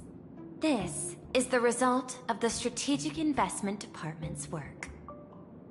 Planarcadia is one such world. On this land, the preservation and the elation coexist in harmony. That remains open to debate. I recognize that throughout this war against the destruction, every participant may experience moments of doubt or retreat. But based on extrapolations, we believe by following the route of the Trailblaze and building upon the framework of the preservation, we shall gather the manpower of the harmony, the computational strength of the erudition, and the military might of the hunt. The threat of the destruction will ultimately be eliminated. Hesitation breeds instability, and instability makes us vulnerable. And our enemies will exploit every crack to break us apart. Your point is valid, but allow me to note one error. That number, 91.2%, is inaccurate. Then, is the probability of rejection 100% in your eyes? No, it is 0%. Interestingly, the difference between 0 and 1 is also only a matter of perspective. We did not come to refuse the notion. On the contrary, the Astral Express seeks to work with you. This outcome exceeds my extrapolations. Tell me, was it a change in your emotion that led you both to shift your decision? No. Actually, your earlier perspective inspired me. The IPC deals with powers that command billions of lives in this cosmic game of cards. The Express had always been insignificant compared to them. We've simply been earnestly trailblazing and exploring all this time, trying to help worlds in crisis. Now it is this earnestness that has drawn many to journey with the Express, while the Nameless's simplicity assures our friends that they will not be consumed and lose their sense of self. Indeed. If the Trailblaze has any outstanding strength, It is the track of trust that we walk. That is why we came to you, Miss Pearl. Please set aside your role as one of the 10 Stonehearts, and imagine this possibility. To fight against the destruction, there is no need for an alliance. What we need is to stand by each other. The IPC may not stand as an ally of the Express, nor might the Strategic Investment Department. But you can. Work with the Harmony. Calculate alongside the erudition. Help aim the arrows of the hunt. And build the steadfast shield of the preservation. Then, what part does the Trailblaze wish to play in all this? We shall become the sail. The ship's sail? That sounds no different from my former proposal. It is different. A sail that cuts through the storm does not care for its own welfare, nor does it try to command the ship's course. But it will help all who wish to fight against the destruction to traverse safely through the storm. Interesting.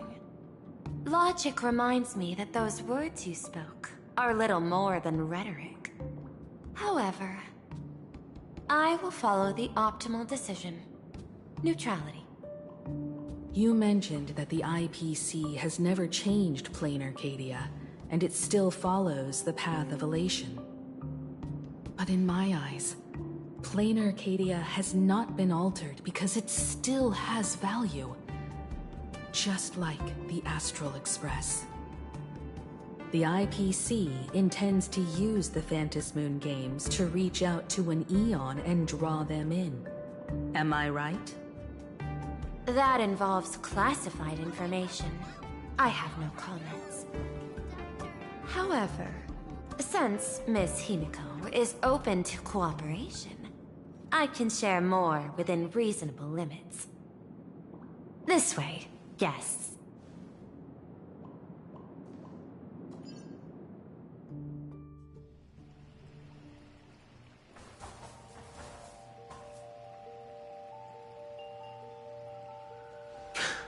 Where's this? A place in the world in canvas, called the Phantasmoon Courtyard.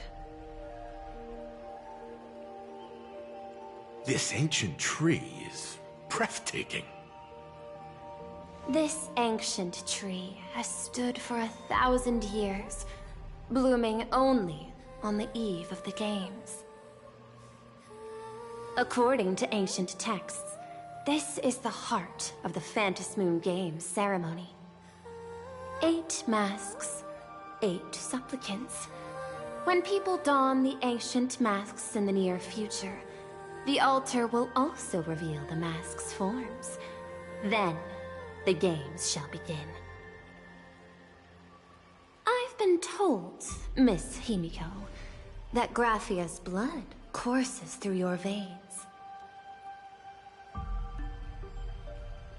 The messenger of the hunt is here as well at this moment. This ceremony, to compete for the elation, is but a reflection of cosmic politics.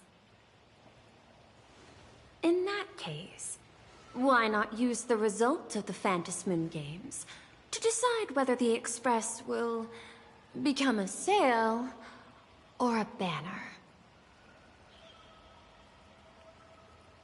We'll consider your proposal.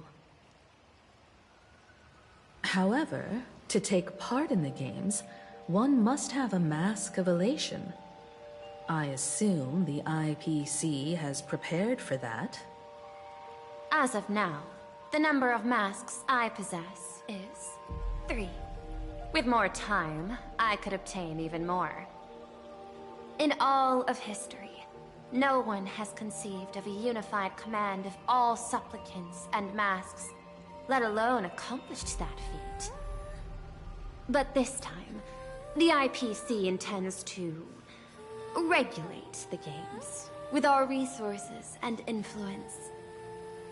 It is not unusual for visitors from beyond the sky to join the Phantasmoon Games, but the IPC actually seeks to control the entire thing? The Eon of Elation is famed for unpredictability. Miss Pearl, you must take care. This is a word of caution.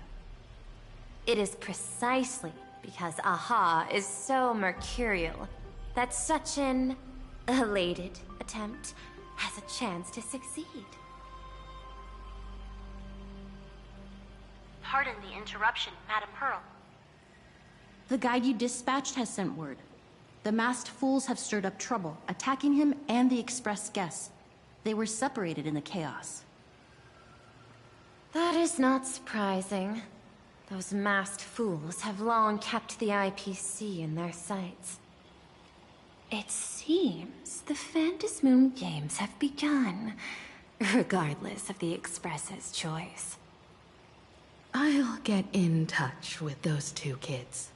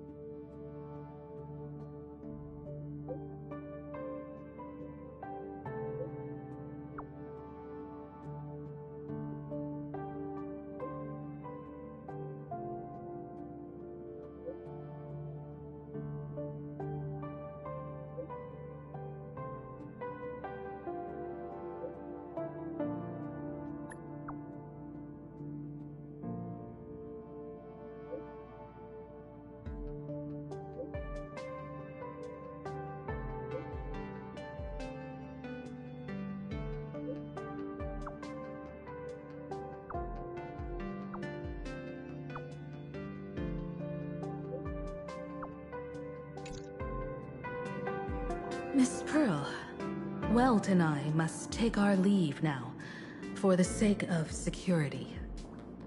Are you both leaving already? I had another plan in mind. To speak with Miss Himiko about the art history of ancient Benzai Tengoku. Especially your ancestors' final work, World Breaker Waves, and her unparalleled mastery of imagenesis art. Since Miss Pearl is in such high spirits, Himiko, shall I depart first? I'm counting on you, Welt. Mr. Yang, please accept this gift before you leave. No, you are too kind. The Express has no shortage of operational funds. I cannot accept this money. You misunderstand. To offer the Nameless something so mundane would be far too discourteous. Please, open this case first, and see for yourself. Oh? This is... This is... the movable Magico Mechatron model from Perlux Corp. It's not even been released to the market yet. I am aware. Mr. Yang has an expert understanding of robotics. I chose this gift especially for you, and I hope it pleases you. This truly is a most generous gift. Thank you for such an offering. Time to get down to business. I'll be taking my leave.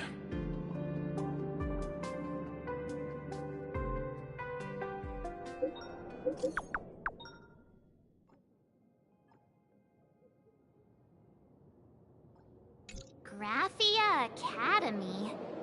What kind of place is that? It is a school that trains artists, and it's quite well known in this world. Oh, we need to wait for someone there? Do you know the way, Miss Kuchiba? Allow me to guide you both and ensure your safety along the way. I want to eat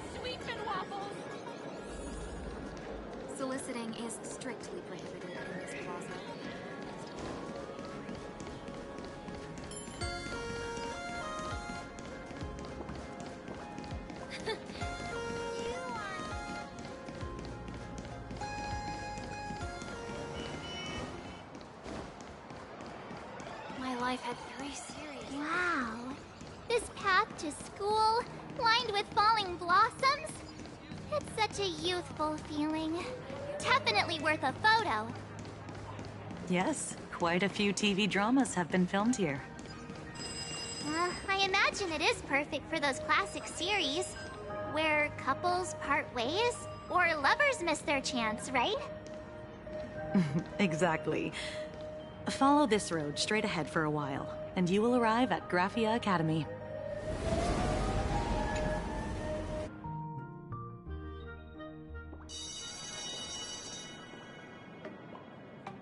This is Graphia Academy.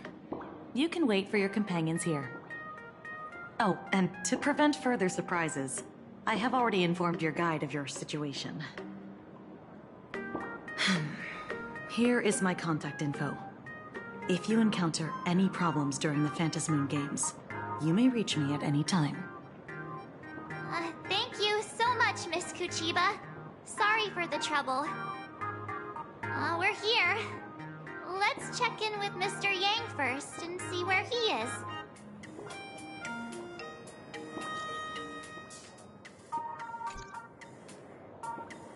Mr. Yang still hasn't replied? Shall we find a place with better reception? How about heading inside the school to take a look? No way. I was just thinking, isn't this Big Sis Himeko's alma mater? The school lobby.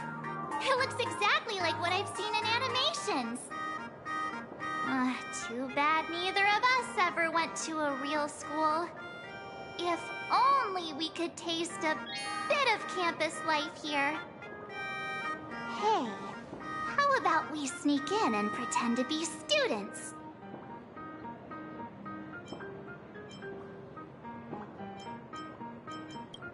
Oh, please. We only spent a few days at Paperfold University. Where did you even buy that diploma? Well, since we can't contact Mr. Yang yet, why don't we stroll around and keep an eye out for him?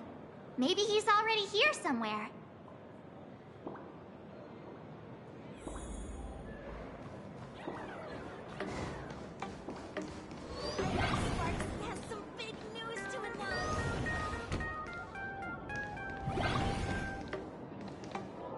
Come here, quick! Look at this wave. It's so spectacular. It won't suddenly come crashing down and drench us, will it? Wait, this is painted too? The painter's name is even stated next to it. Graphia. Who's that?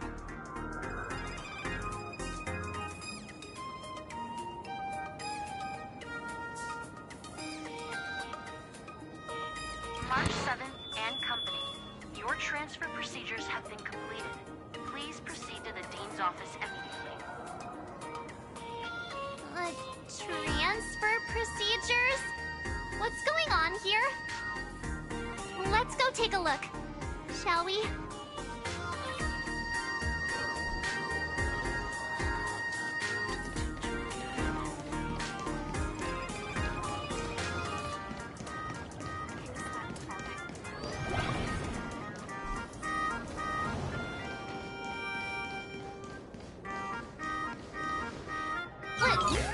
What the heck? Why is Scott here? What year are you two in? Senior, and not even bowing. How rude! Wait, you. Why do you two look so familiar? It feels like someone sent me here to find you. Now I know it's definitely the real Scott. Where did we get teleported to? Well, I don't want to go to the same school with someone like that. Who's making such a racket at the door?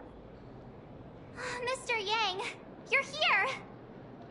Students, what are you doing in front of the door? That was Scott. Where did he go? Wait. Why did you just call us students? I just finished your transfer procedures, and I'm waiting for the Dean's confirmation. Whatever it is, let's discuss it inside.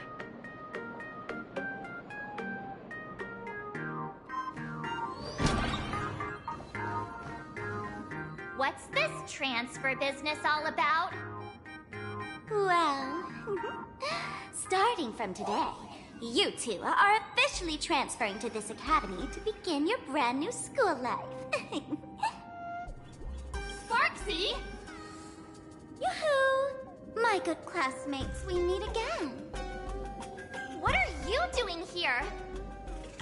What news on the net could possibly escape the all-knowing digital fairy Sparksicle? Ah, you're here, Dean. Of course! As of this moment, I have taken over this school and become its acting dean.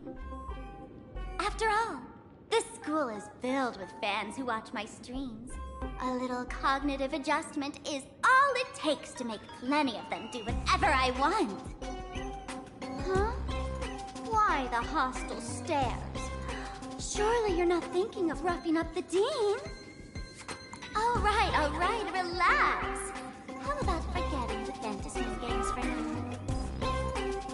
Instead, throw yourselves into a carefree, cozy, romantic, and enthusiastic school life. Oh no!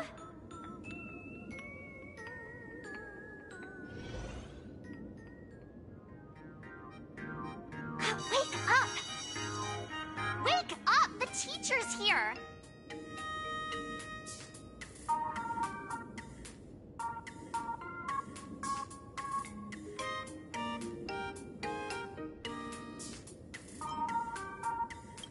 Idiot!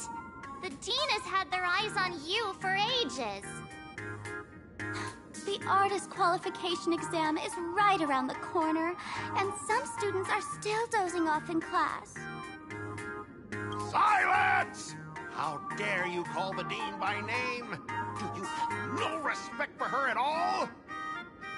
Before you stands an online streamer, a singer-songwriter, a trendsetter of internet culture, a rising star in education, and the masked fool among masked fools.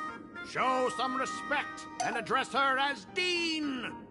Thank you. It's fine, Scott. Thank you for standing up for the teacher. Such strong willpower. No wonder that outdated model wanted you in the Phantasmoon games. Too bad you crossed paths with me. Soon you'll be just like these students. All of you will be turned into my little toys. Students, today is campus cleanup day, so help Dean Sparksy find that thing. Search places like the archive room from top to bottom. And teachers are all required to pitch in as well. If anyone spots that truant teacher, be sure to tell me. I will reward obedient students handsomely. Okay. If not for Miss Sparksy, I would have beaten you to a pulp right now. Scott, it has been 2 years since that baseball club incident. Are you still holding a grudge against her? Ha! Easy for you to say. If it weren't for this one, I would already have made my mark at the school sports meet. That jerk crushed my baseball dreams! If apologies solved everything, why would we need cops? Oh, I know what you are. A devil with a twisted, antisocial heart.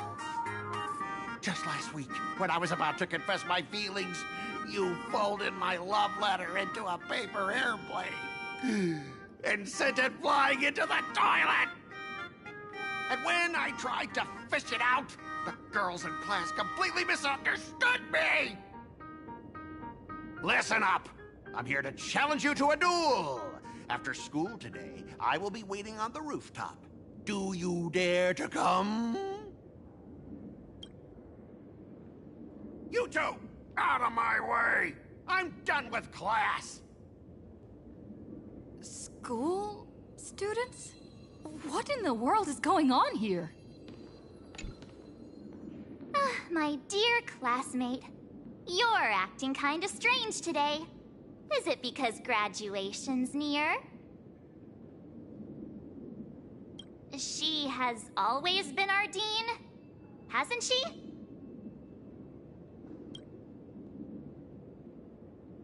You stumped me there. At our age, what else could we be but students here? Don't tell me. Did the pressure of school make you lose your memory? You can't fall apart now. Actually, we just got our class photo developed. Let's use it to jog your memory. Look, this is our class photo. Does it bring anything back to you? That's me! I mean the other one. That girl with pink hair and long ears? Who was that again? Is she really someone in our class? Or just some random outsider sneaking in? Anyway, let me introduce the people everyone knows. See this guy? That's Scott, the one who argued with you earlier. He's a spoiled brat who flaunts his family's money. You were both aces in the baseball club 2 years ago, but... he lost a bet with you and had to bark like a dog. That drew the attention of some strays that chased him down, so he twisted his ankle while running and missed the school sports meet. Do you remember that? Look! The dean is in this photo too, and so is Mr. Yang, our homeroom and history teacher. Yeah, I think that's right.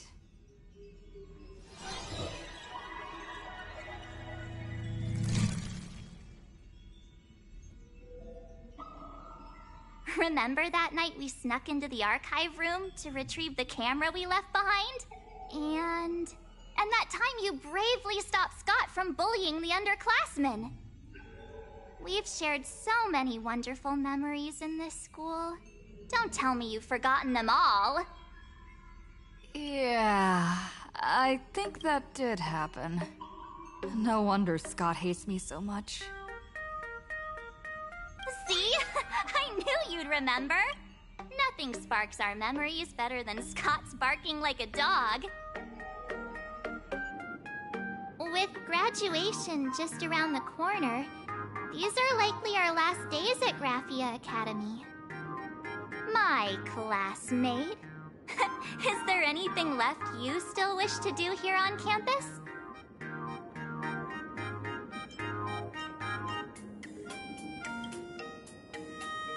Don Hung?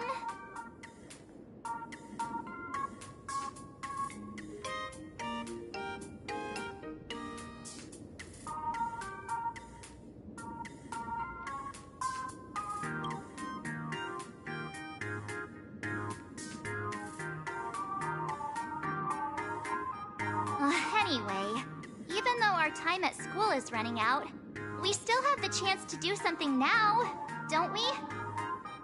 Many adults only start to regret once they step into society, longing to return to those carefree school days. But time does not go backwards, and life gives no second chances. How does the saying go? Youth is fleeting, and time waits for no one. So, let's seize the fleeting moments of elation before they slip away. Let's spend these last days of youth together.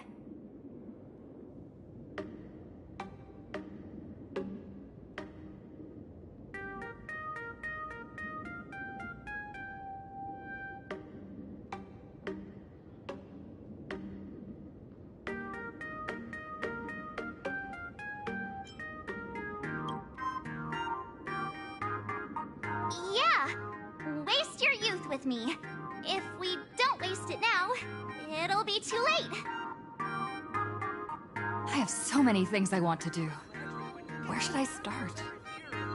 Should I head to class, deal with Scott, Or just wander around?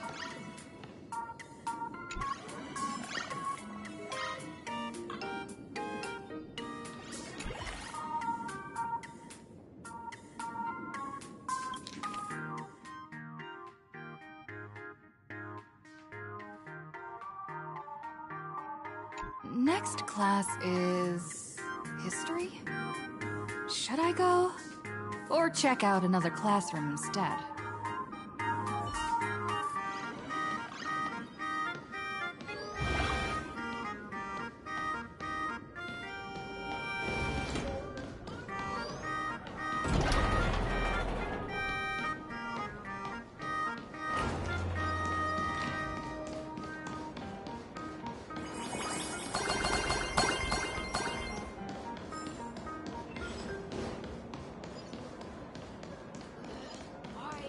Remember to return the yard.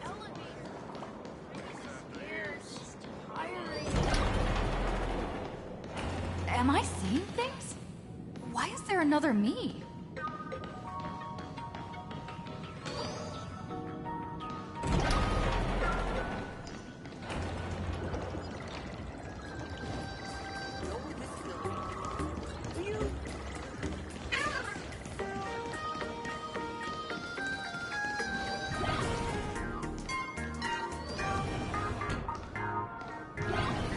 Scott says he wants to duel me on the rooftop. Why not take the side path up and see if there's an ambush?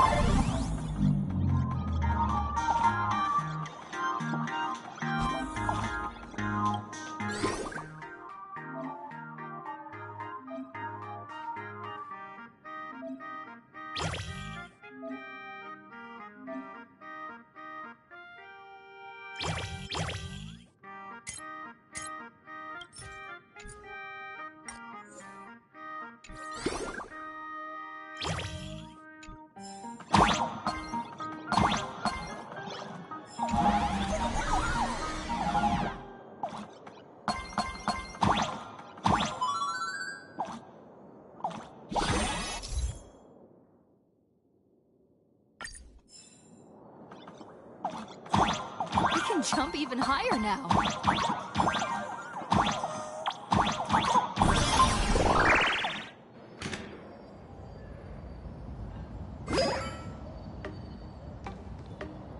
I've explained it to you so many times already.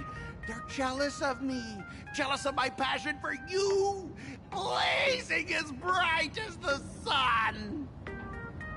So she set me up on purpose, making me into what you girls call the maniac of the swirling waters. You have to believe me, Lakshmi. I'm innocent.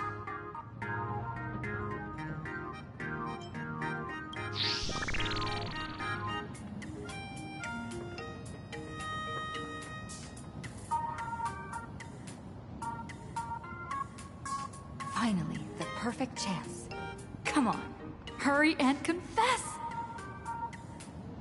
Oh, Lakshmi, stop tormenting me like this. Say something. Scott, did it ever occur to you that the gray-haired human you say is so jealous of you might actually want to possess you?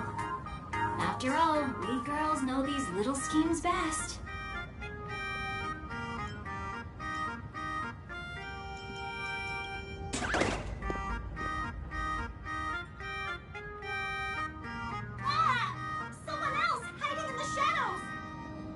Lakshmi?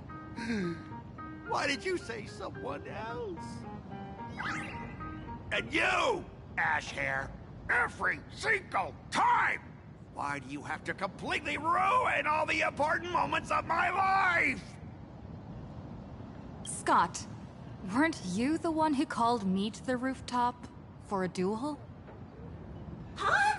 Scott, did you deliberately get this gray-haired human to come here just to spite me?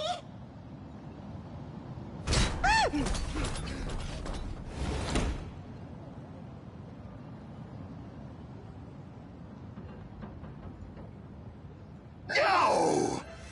I challenge you to a duel.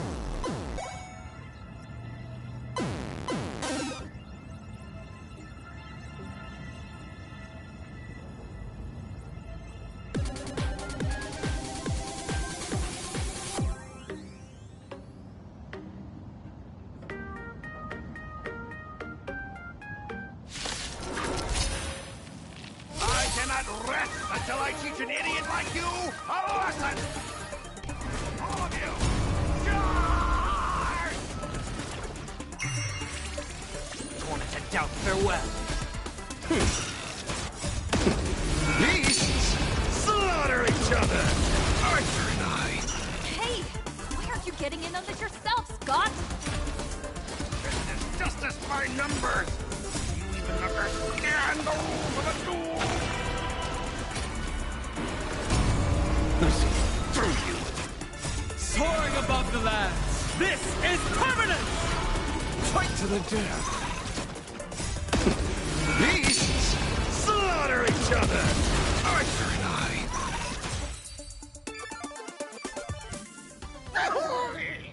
All right, enough! Please, I'm begging you, ma'am. It's over! My campus romance and the gang I built with my own hands. You ruined them all. Are you happy now? Quiet! I need to calm down. You stay away from me.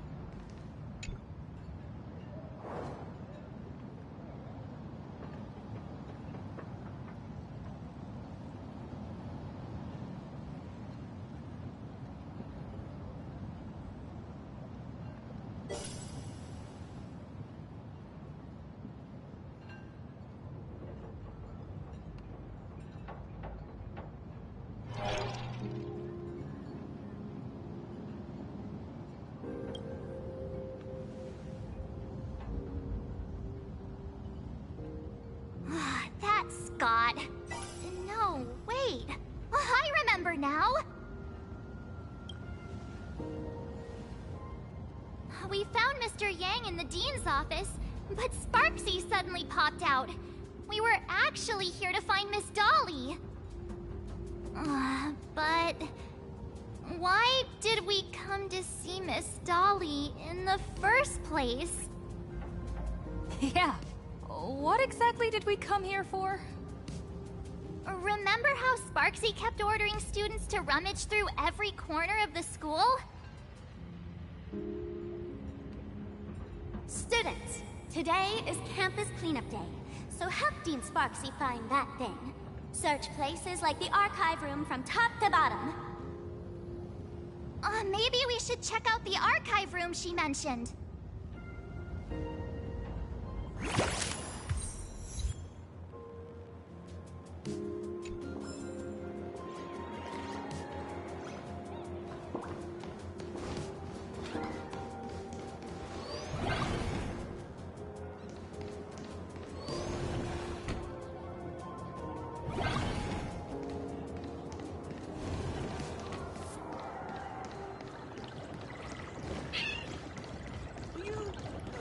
Say yes? I heard from the math teacher that fitness club's looking for new members. We have all the clues. And the culprit is...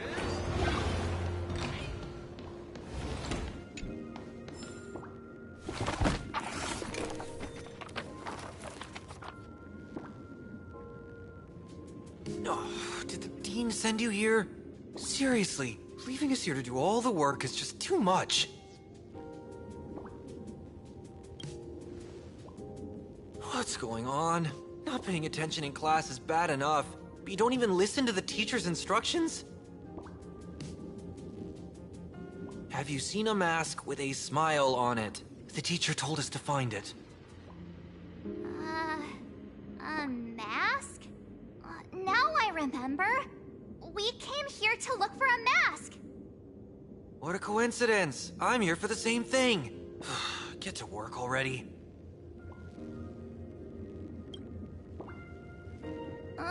Do you know which teacher is Miss Dolly? How should I put this? She is such a unique woman. Super unique. Once you meet her, you will never forget what she looks like. Whoa. How beautiful is this Miss Dolly? Huh? Beauty and Miss Dolly have nothing to do with each other. If you have any group photos or faculty event pictures, I can point her out to you. But seriously, are you going to help me with this work or not? March, didn't you show me a group photo earlier? I have a class photo right here. But it only shows 2 teachers.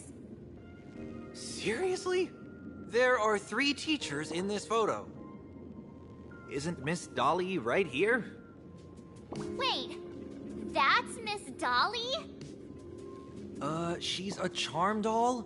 Probably the teacher who's worked the longest out of the entire staff. Wait, don't tell me you've never taken her Imagenesis class. I finally remember it. Himeko told us we must find Miss Dolly and take the mask back from her. Darn it. That wretched Sparksy had us running in circles. 2 years?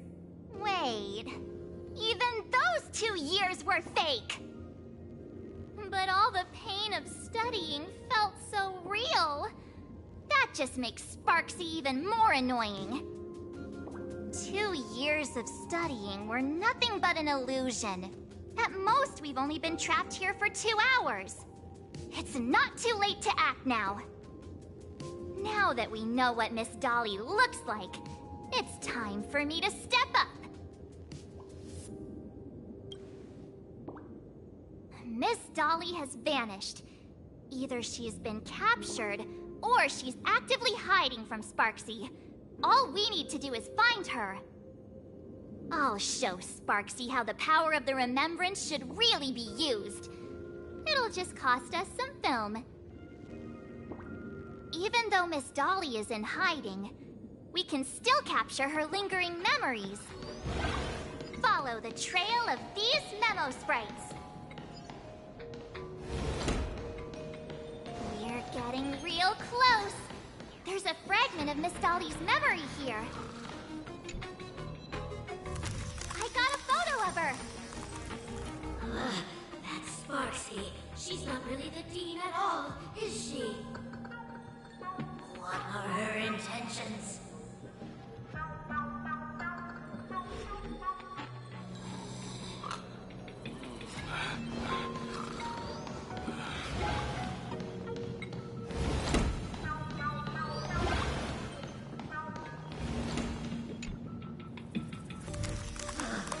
He is searching for me. I must stay hidden. Seal off the Imagenesis classroom and let her find me. Found it. Let's go. We have to get the mask before Sparksy does. The door to this classroom... it's locked. Just better look for another way in.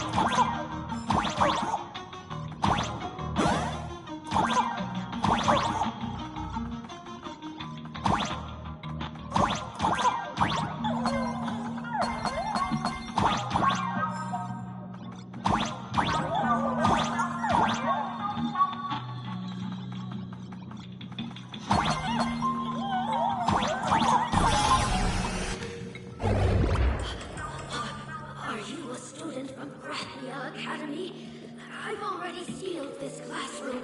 How did you find me? Miss Dolly? Don't be afraid. Himiko sent me. Give up. I will never hand over what she entrusted to me to outsiders.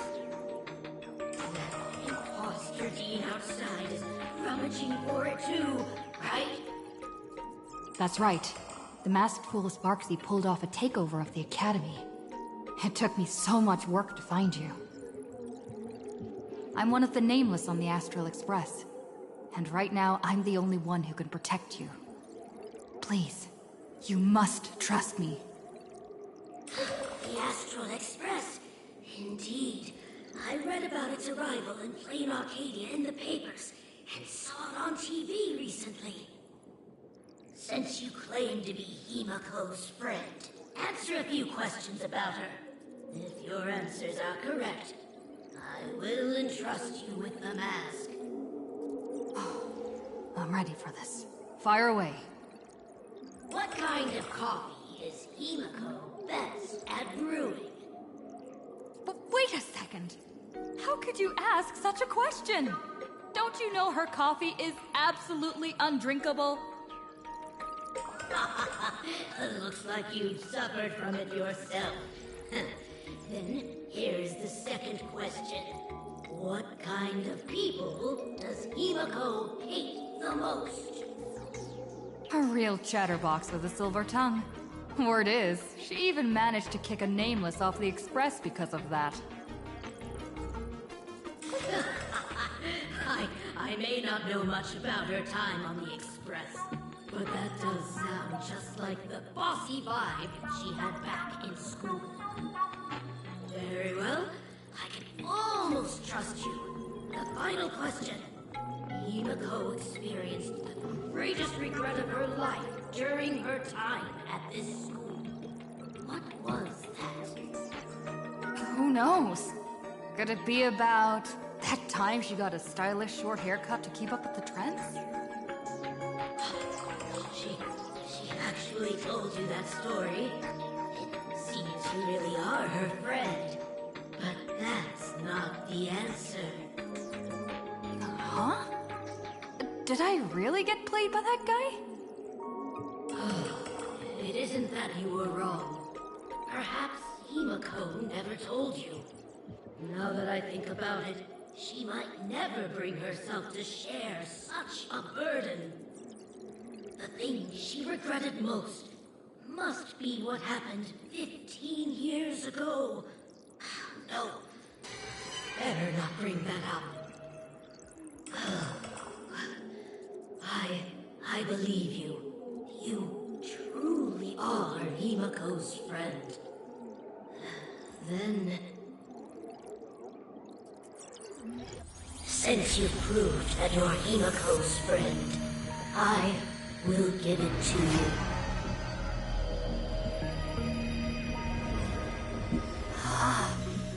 Wait, if you're right next to me, then who's this? Thank you, Miss Dolly.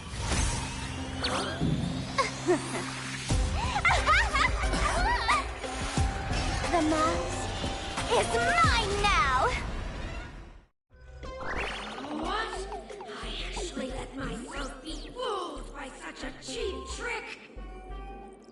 You two came much too late. Sorry, Miss Dolly. Darn it! Sparksy got ahead of us again! But how could she know so much about Himiko?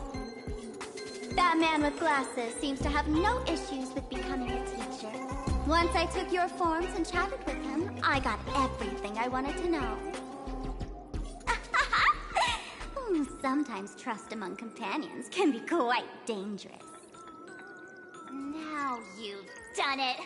How dare you trick Mr. Yang! Swapping avatars is as easy as slipping on a shirt for a streamer. Most people only care about appearances anyways. Isn't that right, Nameless? You have really made me angry. She can't run away anyway. So, why don't we take the mask from her by force?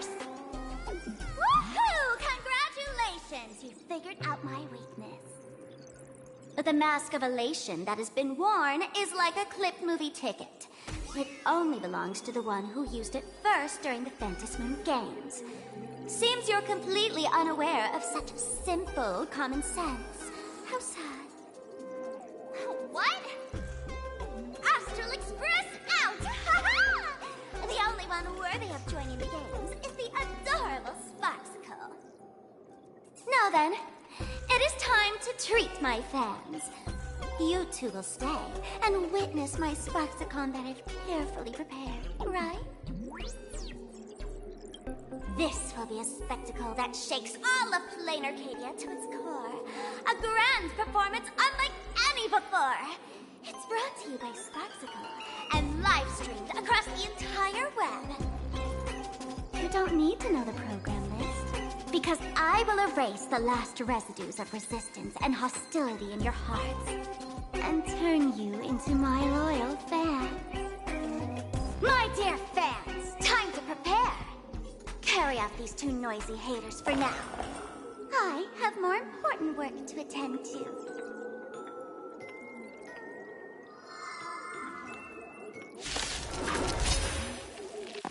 My dear fans, be charmed by me. Fight for me. Give me all of your joy, sorrow, and obsession. Give me every last drop of it. Give me your sweet power! I see through you. Can you find the answer? Earth shatters, heaven trembles! Soaring above the lands, this is permanent! Fight to the death! Beasts slaughter each other! Oh, you can't! They're far too strong! If this continues... Do not worry. I will lend her a hand.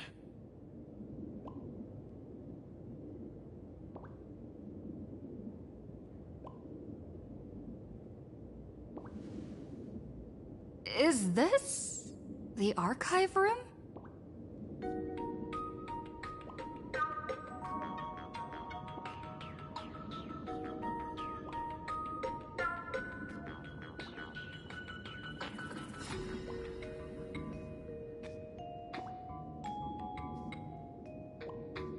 Hey there, my sweetest fans! The mission of finding the mask and Miss Dolly has been a complete success. But just moments ago, a gray-haired, black-hearted hater slipped into the academy, plotting something dreadful against Sparksicle. I am so scared. You won't stand by and let the adorable Sparksicle be hurt, right? Where could she be hiding in the school? Please? Let's root out this villain together. Everyone, let us drag that intruder out. They will not be able to hide for long.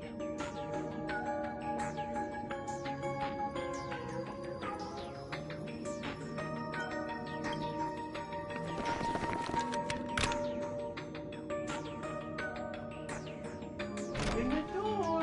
Hiding won't save you. We will drag you out soon enough.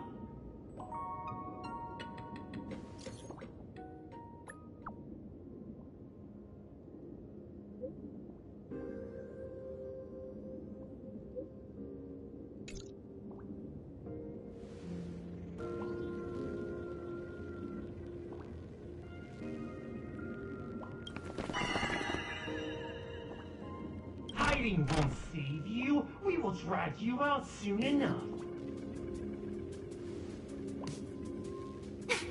Have you reached the end of your rope?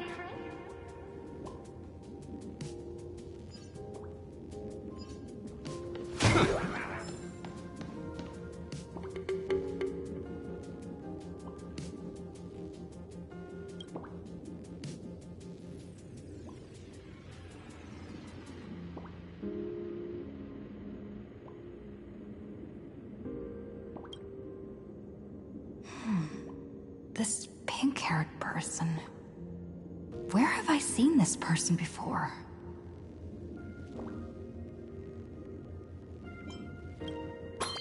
I remember now! She's the fox girl in the class photo! So you actually managed to remember. Seems like this is what they call in comics a fateful encounter. You stumble into a bit of trouble, and I will happen to show up here.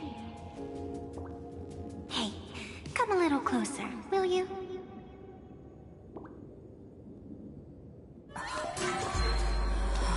Come closer. Even closer. Don't be so scared. I don't mind. Oh, shoot. I think I'm stuck inside. Give me a hand.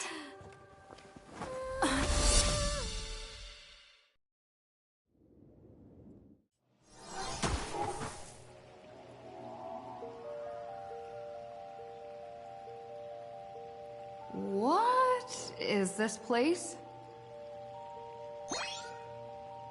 Two nameless came through here a few hours ago and asked the exact same question. I'll use their answers to reply to you. This is a place in the world in Canvas, known as the Phantasmoon Courtyard. According to ancient texts, this is the heart of the Phantasmoon Games ceremony.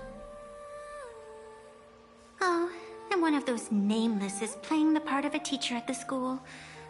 Oh dear, was that a spoiler? That's not good. Greetings, protagonist.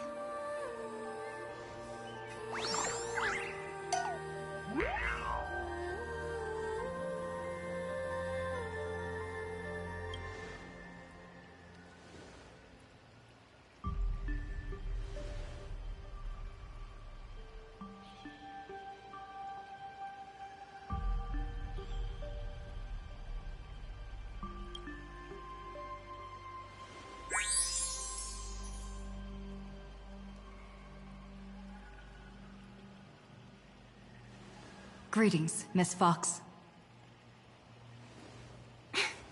Technically, everyone is the protagonist of their own story. But you are different. You are the protagonist of the Fluffy Across the Blue, aren't you? Galactic baseball raccoon?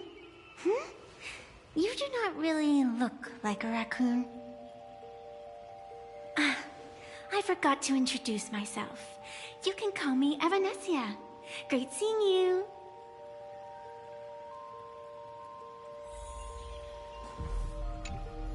The first supplicant wearing a mask has appeared. The Phantasmoon Games will soon begin.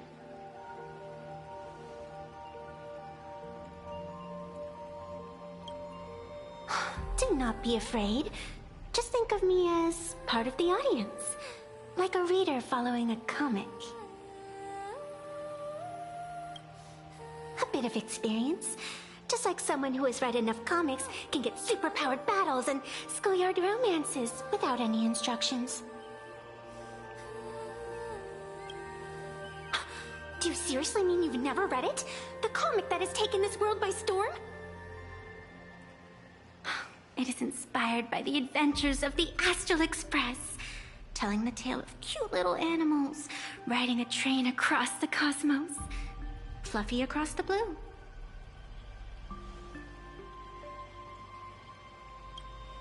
Of course, this is Planarcadia. Any story can be turned into a comic here.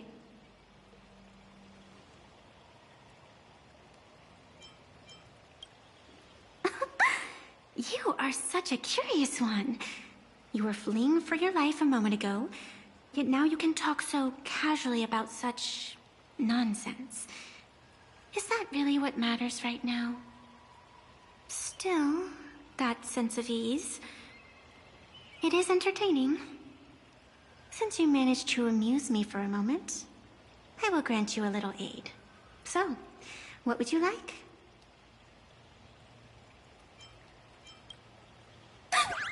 You are hiring a killer? That will not do. The story is meant to stay wholesome. I can see it in your eyes, Miss Raccoon. He will not accept defeat.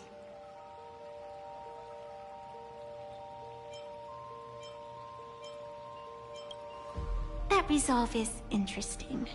There will always be foolhardy supplicants donning the mask in these ancient Phantom Moon games, laying before the Phantom Moon their madness, fancies, and humor. They would weave schemes to slay monsters descending upon this planet from beyond the sky, steal the laughter of the gods to forge blades that could split mountains, or descend into depths of the world in canvas to swindle the souls of the departed. Such entertaining individuals have not appeared for ages. Perhaps you have a chance to become one of them? After all, you are the protagonist. I can lend you a little power, but an equal price is required. Otherwise, it would violate the rules. You must defeat the enemy who pursued you here within the next day and night. If you fail, your soul will be enslaved by her for all eternity. Do you accept? Then it is done. Phantom Moon above and sacred tree below, witness this oath at this moment. As constant as the vault of heaven, as certain as the moon's rise, let it be never forsworn. Now come, let me make you more of a protagonist.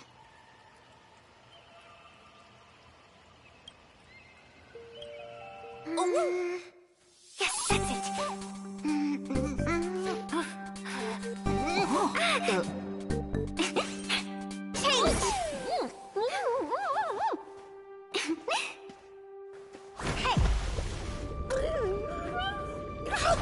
Huh? Where's this?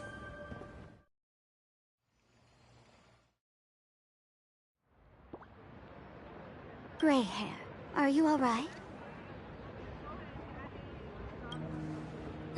Can't say I am surprised. It sounds exactly like something I would dream of, and something she would carry out the moment she awoke. Still, it ain't too bad compared to the horrors that unfolded in previous Phantom Moon games. At least you still have friends willing to stand by you, right?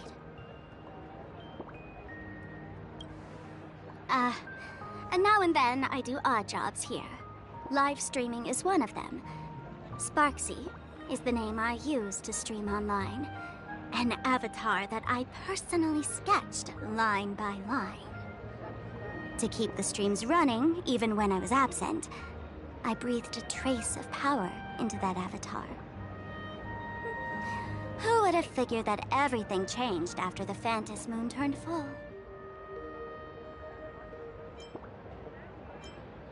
People offload their wishes and desires to her, and in the end, she too got consumed by these emotions. Once a creation gains a will of its own from the attention of the masses, even its creator can no longer restrain it. I've been watching you from the start, waiting for the right moment to step in and help. Sadly, you were either with the IPC's people, or with the Department of Aberration Defense. Then you and Darling March wandered right into that school of bad omens. That was when I realized things had slipped out of my hands. So tell me, what happened in that school?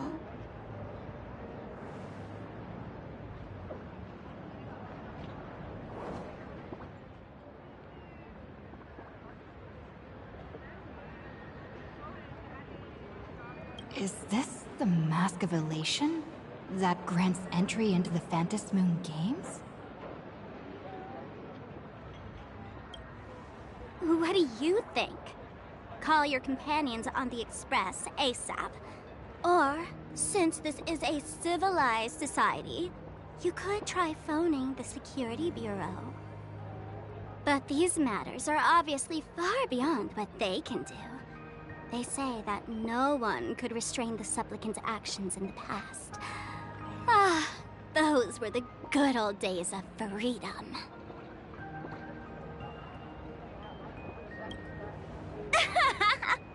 Gray hair, you are so naive. You've been to countless worlds. When the skies collapse and the end draws near, what can the authorities possibly do? Don't make their jobs too hard. The Phantom Moon Games are nothing less than a ceremony set down by the Master of Elation. Amazing miracles always appear in the world after every game ends. Like the birth of a new imagine, unthinkable phenomena, or a future brimming with hope. Perhaps you have heard this question. If the world's science and technology could leap forward by 100 years at the cost of a single kitten's life, would you kill the kitten? Wow, how ruthless. Then you chose the same answer as this world did. Whatever. This is not the time to debate over ethics. Gray hair, are you gonna save Darling March and Mr. Yang or not?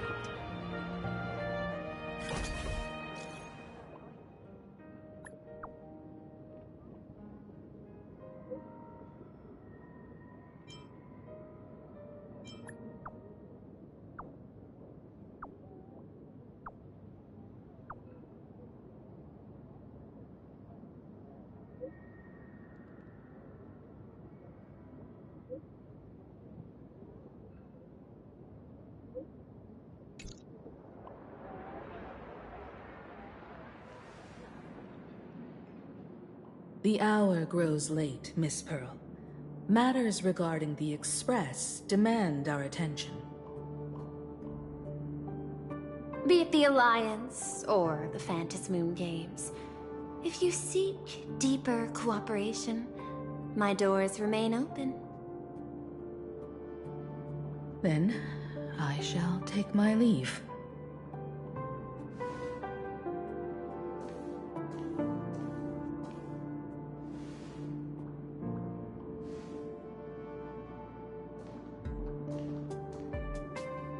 How intricate human social interaction models are.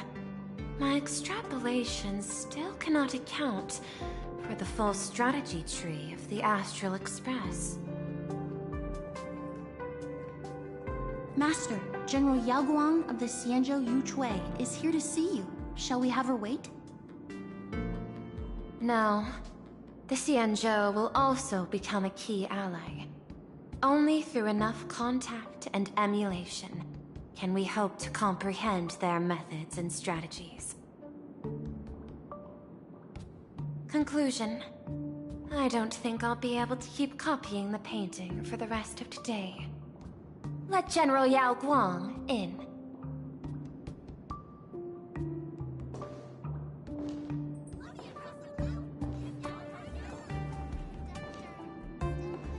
I am the Honorary Dean of the Omniscience Sapientia Academe, Master of the Decalite Reflection Barrier, bearer of the Xianzhou's intangible cultural heritage, the Sparrow-Shaped Fist, and the Seer Strategist, General Yao Guang.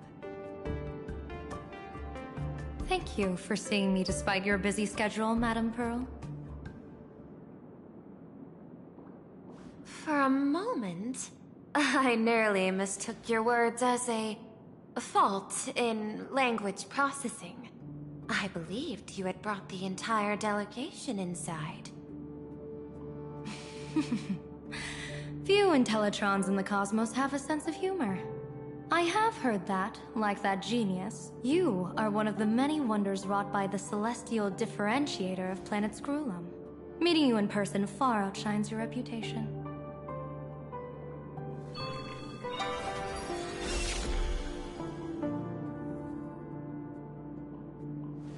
Madame Pearl, seeing how you have a calculating look, and with your heart pristine and your outer form so dazzling, I could not help but cast a divination for you.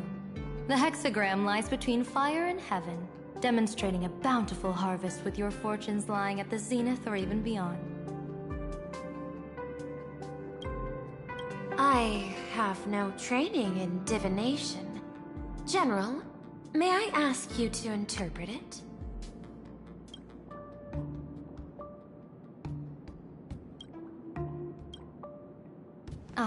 Then let me speak in terms even an Intellitron can follow. I extrapolated your fortune using the Xianzhou's predictive algorithms. The result is 101111, a sign of great blessing.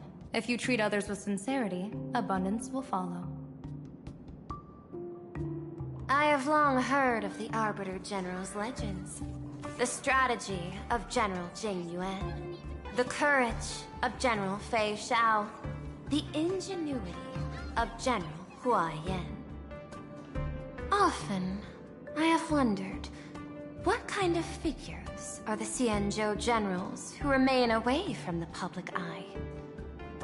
Meeting General Yao Guang today, I cannot help but think that, with such beauty, you should step into the light more often. Looks like you've studied the words of the Xianzhou well.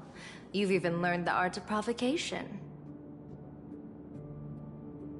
You praise the others for their individual and unique talents, yet when it comes to me, the only thing you had to say was beauty.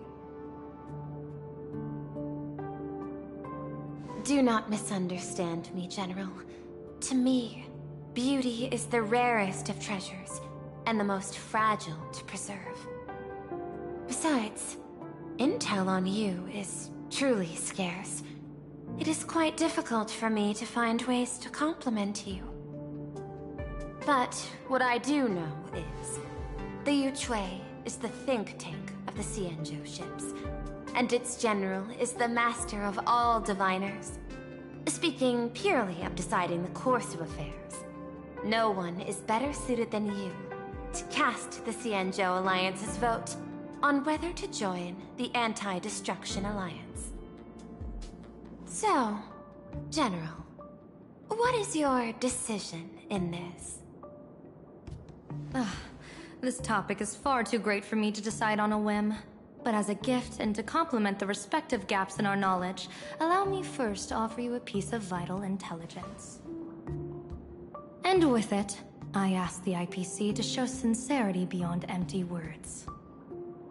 I do not follow your logic. With the threat of the destruction looming, what need is there for further reasons to cooperate? Set a mighty foe as a common goal. Convince former enemies to turn allies, then devour them in turn. Such feats are hardly rare in the IPC's annals of glory. I understand. The Xianzhou questions the IPC's sincerity. It would be better to say we ask the IPC to demonstrate its sincerity. Courtesy demands reciprocity, and the intel I now offer you is both urgent and weighty. Question. What could be more important at this moment than forming the Anti-Destruction Alliance? Nanook won't erase the universe in the next few days, but someone else might destroy Planarcadia within that time. You have heard of Blade, the Stellaron hunter, right? The IPC has long placed a great bounty on his head, though I have never laid eyes on him. The Yuchui recently intercepted a report. Styling himself as Xianzhou's #1 assassin, this man accepted a contract from the Sinwish Syndicate, a local organized violence group. I do not know his exact aim here, but he is a major criminal of the Xianzhou. He is guilty of the 10 unpardonable sins and is a formidable fighter, with few able to match him. As general of the Yuchui, I will take it upon myself to bring him in before he can cause disaster here. This planet, Ahatopia, is part of the pan-cosmic trade system, and Blade is a wanted criminal of the IPC. Since he has set foot here, he falls under its law. General Yao Guang, is the sincerity you seek for us to capture this man and deliver him into the hands of the Xianzhou? I hear the Phantom Moon Games are about to begin, with the entire nation awaiting it with bated breath. I imagine you will also find it hard to extract yourself from the festivities. If this cursed man were to quietly depart on his own at this time, would that not be a perfect outcome for all? This is my understanding. You wish for the right to act freely within Planarcadia. Apart from this cooperation, what better proof of sincerity could there be before we join forces against the destruction?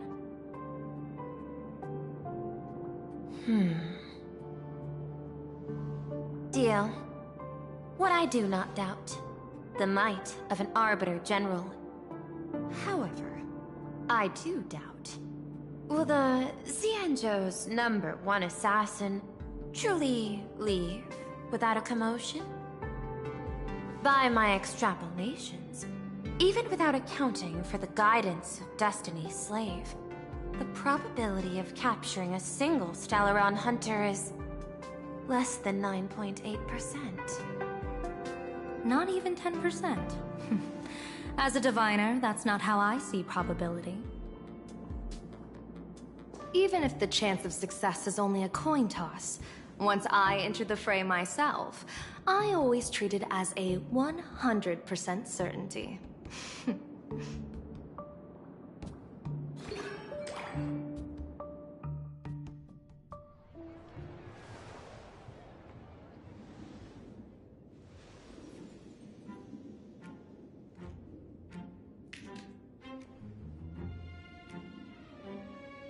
Is that even a question? 100%. Of course.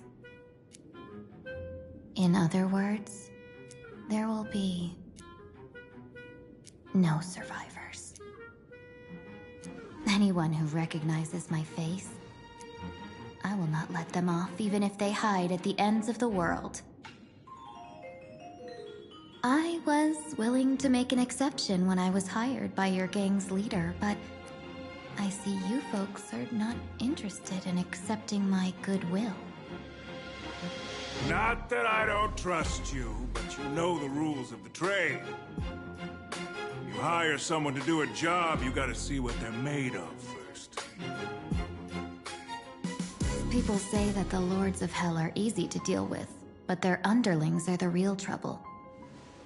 If a group's underlings don't know their place, even their masters may not be safe. So, since the mighty Sinwish Syndicate gang actually had the guts to hire the Xianzhou's #1 assassin, I guess you are also ready for destruction.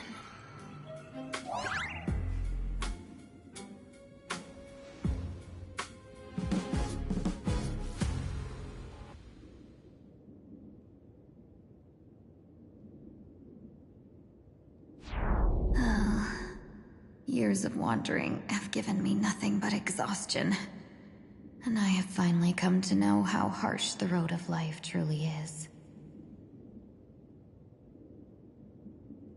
Impersonating the Xianzhou's #1 assassin. Madame Yao, you really stuck me with a wonderful task.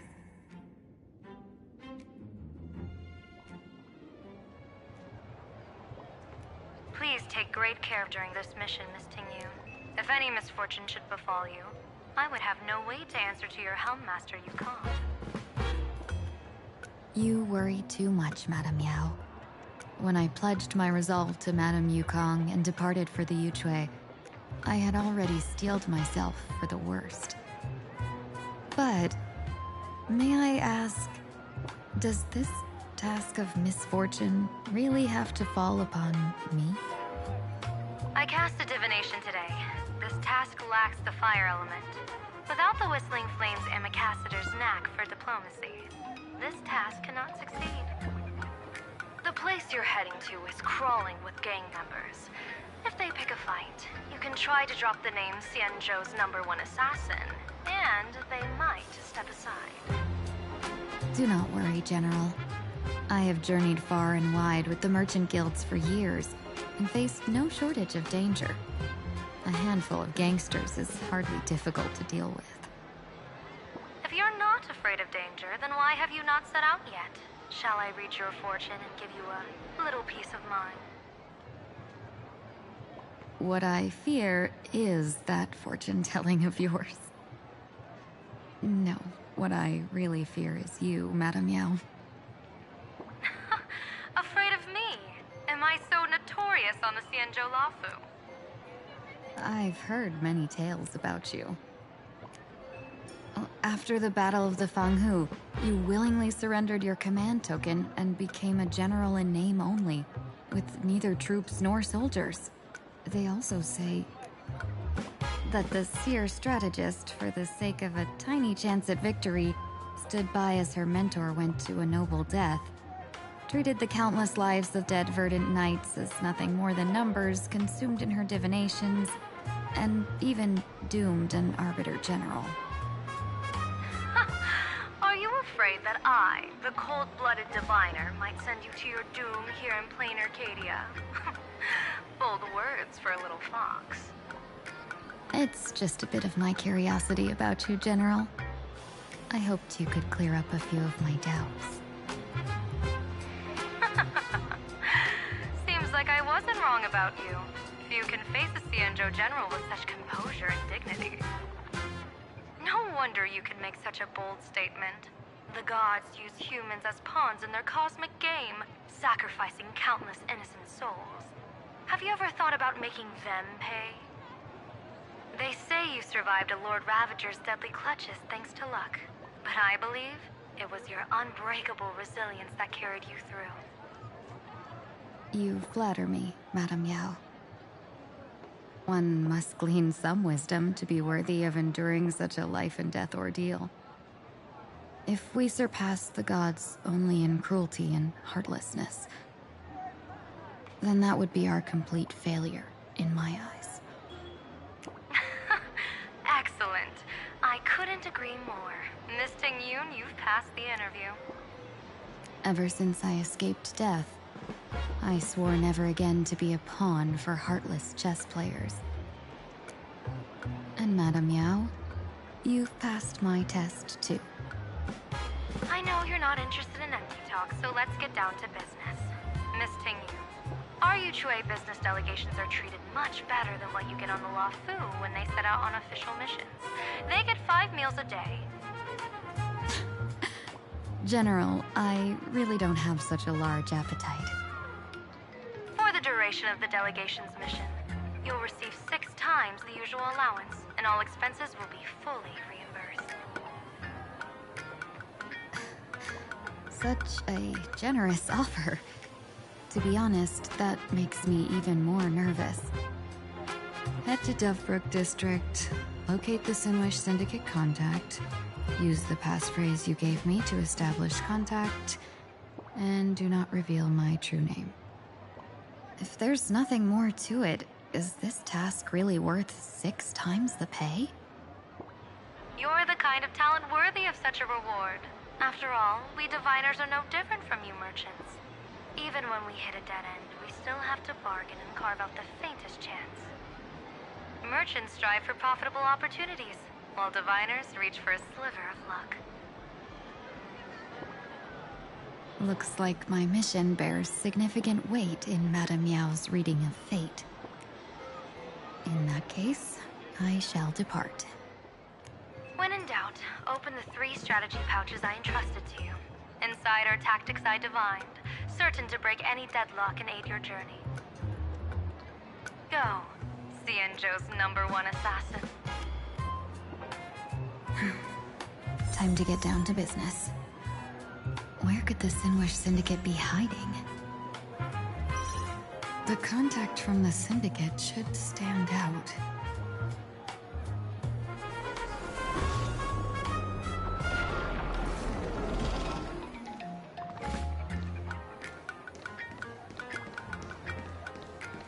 Blazing hot, fiery strong, insanely spicy!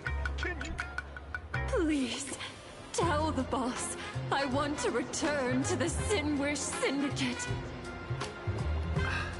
Ma'am, maybe it's time to rest in peace.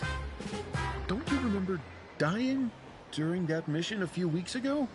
The you right now is just a lingering obsession left behind after death. According to the provisions of the Fey Kind Protection Act, ghosts are not considered the same as they were while alive. In other words, you are a new Imagine, barely 3 months old. Are you a lawyer or a gangster? I gave my life for the Sinwish Syndicate, and now you mean to shut me out? These two are members of the Sinwish Syndicate? Don't you get it? The old you's dead, and even your criminal record got wiped clean. The leader's trying to say that now you've got a chance to keep to the straight and narrow. You shouldn't come back to the gang. How am I supposed to convince you? Hey, Fox Girl, you eavesdropping over there? I'm just a Xianzhou person here to talk business. Could you tell me which way to the Sinwish Syndicate? I come from the Xianzhou to discuss a deal. A deal that wears me down, yet tears my enemies apart. Business? From the Xianzhou? The Sinwish Syndicate office is just across the river. Have a safe journey. He doesn't seem to have understood the passphrase. But the news that the Xianzhou's #1 assassin is coming has already spread through the organization.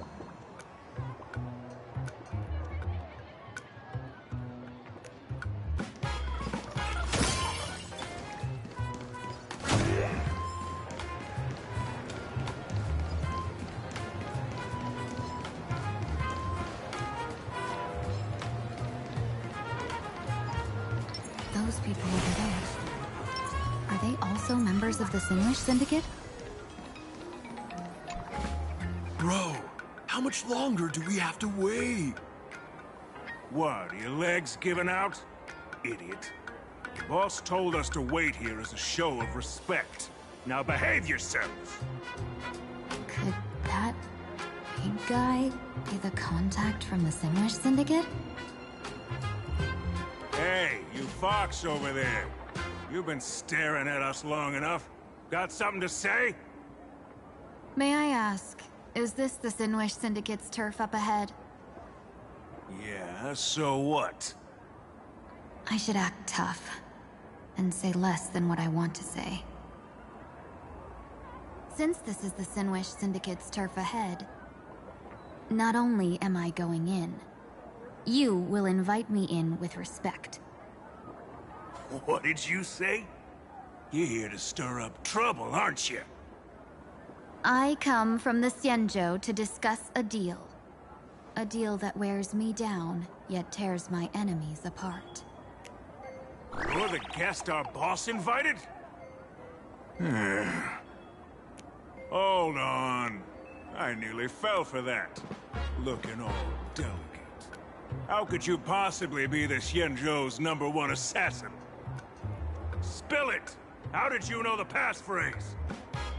Why don't you take off your sunglasses and let me see if you still have your eyes? The Xianzhou's #1 assassin is nothing more than a nickname coined by the common folk. I have always considered myself a merchant. A merchant? Isn't a hired killer the oldest trade in the world? By the way, Mr. Imagine, do you know why they call me #1? You never miss a shot? Not quite. I kill in bulk. The way to keep business going is to offer a little extra. If they pay for one person to be silenced, I throw in 2 more. With that hot temper of yours, always picking fights, you've probably given your boss plenty of headaches. I doubt the boss would mind if I took you as a bonus kill. You punk! How dare you disrespect the underboss! Shut up, all of you. The boss's orders come first. My name is Costine. Sorry about my underling's rudeness earlier. I'll cut a finger off later to make amends. There's no need for that. I only collect heads, not fingers. No worries. It won't be my finger anyway. These brutes should be easy to handle. They've never seen the face of the Xianzhou's #1 assassin, so this'll be much simpler. What should I call you?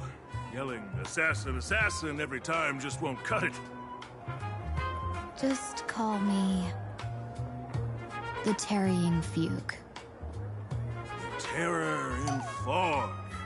That name oozes menace. Completely overwhelming. Now then, can you lead the way?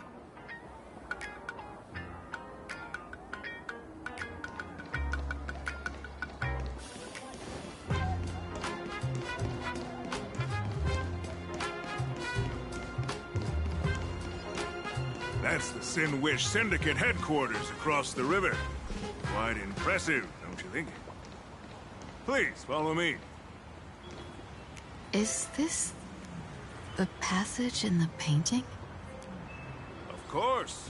The Sin Wish Syndicate has it under our command for now.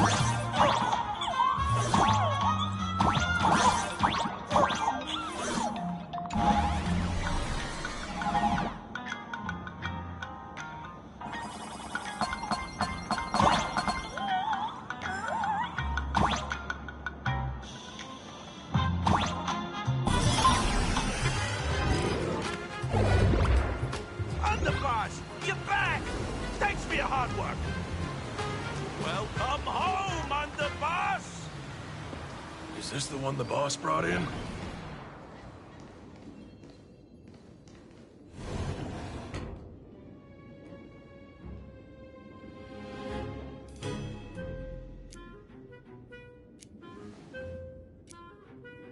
Underboss, I mean no disrespect, but is this frail woman really the one the boss invited?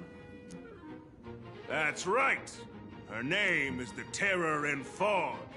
Spread the word that the Sin Wish Syndicate has secured the Xianzhou's #1 assassin. Underboss, beat me if you want, but I gotta say, are you serious? Are we really counting on this delicate woman for the Phantasmoon Games? The Phantasmoon Games.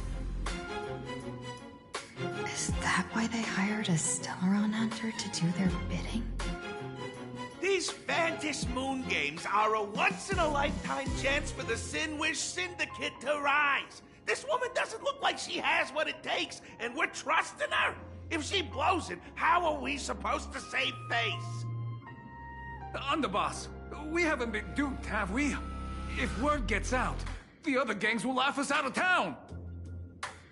All of you, shut up! Useless. Lady Terran Fog would wipe the floor with you even if you all came at once. Since you doubt her, why not let Lady Terran Fog show you a few moves? Lady Terran Fog, what do you say? I can find you a few sparring partners. No need to hold back. I thought you were naive, but looks like you're just playing good cop, bad cop to test me. I'm neither good nor bad. Just opportunistic. Still playing dumb, huh? Boss of the Sin Wish Syndicate. Your people wouldn't be doing this on their own. I know you can hear me. I came for business. Making friends would be a fine bonus. But if not, that's fine with me. If you still want this deal, cut the tricks. A real expert is something else. You speak with such overwhelming presence, though we barely understand a word. Come on, show us a move. We fight and bleed every day, and that's the only way we'll be convinced. Oh no. These brutes are not interested in a win-win situation at all. When in doubt, open the 3 strategy pouches I entrusted to you. Inside are tactics I divined, certain to break any deadlock and aid your journey. Looks like it's time. Huh? Just keep alive and open the 2nd strategy pouch once you're done. What kind of strategy is this? There's barely anything helpful in here. Looks like Lady Terranfog isn't impressed with your skills. Out of my way! When I was young, I dreamed of becoming a musician. But fate had other plans, and I was dragged into a world of violence. But even then, I never let go of my love for music and rhythm. Even in battle, I kept honing my singing and instrumental skills. And that's how I forged my one-of-a-kind fighting style. They call me the Roaring Costide! Oh, Crit! The underboss is getting serious! Lady Terranfog, I humbly challenge you. Show the Sinwish Syndicate the assassination skills you're so proud of.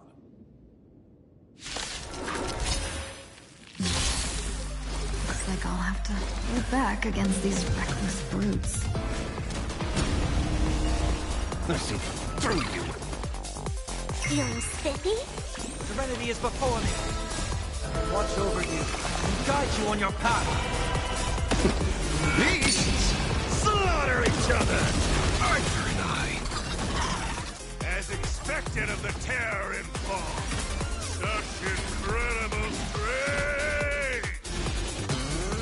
That power of destruction within me. It's still hard to control. Oh yeah, I've done everything in my power to keep them alive, as you said. Arthur and I. Fight to the death. Beasts slaughter each other! I don't want to take your life. Back down while you still can. A true warrior of the Sinwish Syndicate fears no death. Don't underestimate my resolve. Underboss, bad news. 2 more weird dudes just showed up. Cut your bull. I can see for myself. Never thought visiting an ally would mean crashing into a local gang's hall. Oh. This will take some explaining. What a twist of fate. But for us to reunite with an old friend here? So be it. You two, stand down. Listen well. This will be an honorable duel. A duel. You dare duel a Xianzhou. Xianzhou's #1 assassin? And you still dare to act so brazen? Huh? Wait, What do you mean, Xianzhou's #1 assassin? Who exactly are you? Even a cunning hare keeps 3 burrows. Who ever told you there was only one Xianzhou's #1 assassin? So, there are 3 of you? No, it's 300. Times have changed. The title Xianzhou's #1 assassin is already a brand. At my side stands the organization's 7th-ranked Holopian Reaper, the Winged Death Knell. He sends every target into the sweetest sleep of death. And this one is the 2nd-ranked assassin in the organization. A ruthless killer surpassed only by me. His spear strikes like a falling star, and his presence soars like a dragon. They call him the Jade Dragon. Then you are... You can call me Whistling Flame Fox. I humbly hold the top position in our organization, though I mostly handle business relations and HR work.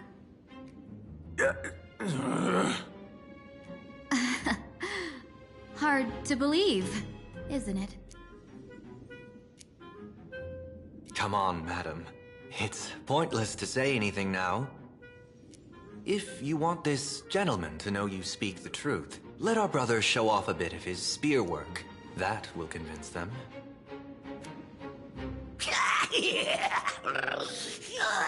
I say, there's no need for that. Course tied.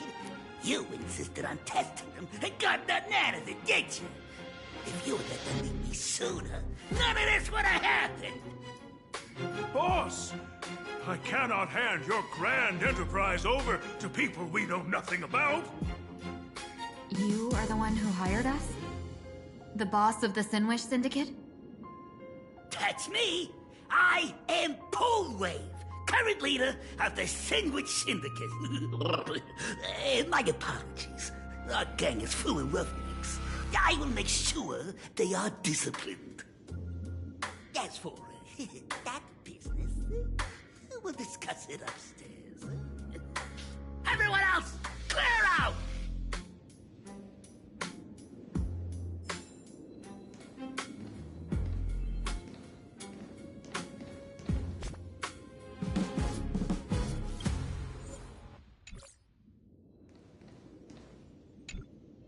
Long time no see, Lady Tingyun. It's been a while since we last met in Penacony. I am truly grateful for your quick thinking. To avoid revealing too much, I made up false names and titles for you two just now. If you were offended, then I beg your forgiveness. This place is a hotbed of trouble. What brings you two here? When Sunday and I contacted the Shenzhou delegation, they asked for our help. They claimed someone from their group had lost their way here in a foreign land and was captured by a local gang, and they wanted us to help. It was clear there was more to the story, but we came anyway. Who would have thought? It turned out to be true. Lost? Captured. There must be some misunderstanding. Alas, this rumor was likely a destiny arranged by Madame Yao. Did you just say Madame Yao? Do you mean the seer strategist from the Shenzhou Yutue? I happened to hear of her back in Penacony too. They say she is the Diviner General, one who lives in seclusion. Did the Alliance send her this time?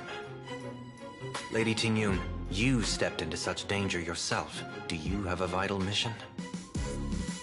You two are no strangers, so I will speak plainly. She's the one who sent me here on this mission. The Sinwish Syndicate invited the notorious Xianzhou's #1 assassin with the intention of hiring this person to participate in the Phantom Moon games. But the delegation's intelligence revealed that the person was none other than the Stellaron hunter, Blade. Him? I assumed the title to come here to uncover why the Stellaron hunters are involved and how he will enter the game. So, how's it going so far? By sheer twists of fate, everything has gone smoothly so far. But as for what comes next, I still don't know anything either. Still, Madame Yao entrusted me with 3 pouches before I departed. Each said to hold a stratagem. Well, let us call them stratagems for now. And at this moment, it is time to open the second. A strategy pouch? So you revealed my identity after all. No worries, I've sent you some backup. Use them however you like. Open the third pouch only after you've met the Sinwish Syndicate's boss.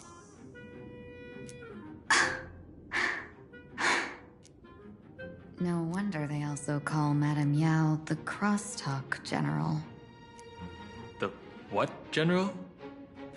It says the two of you will help me clear the way, so I can safely meet the Sinwish Syndicate's boss. What do you say?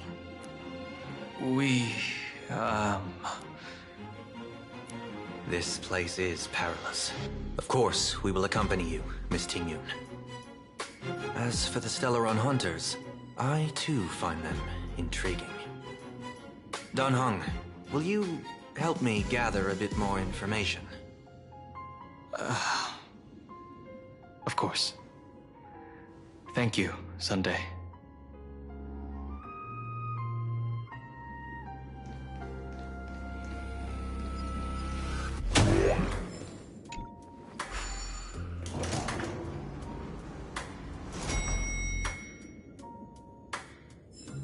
I gotta say, this place is decorated with a touch of style.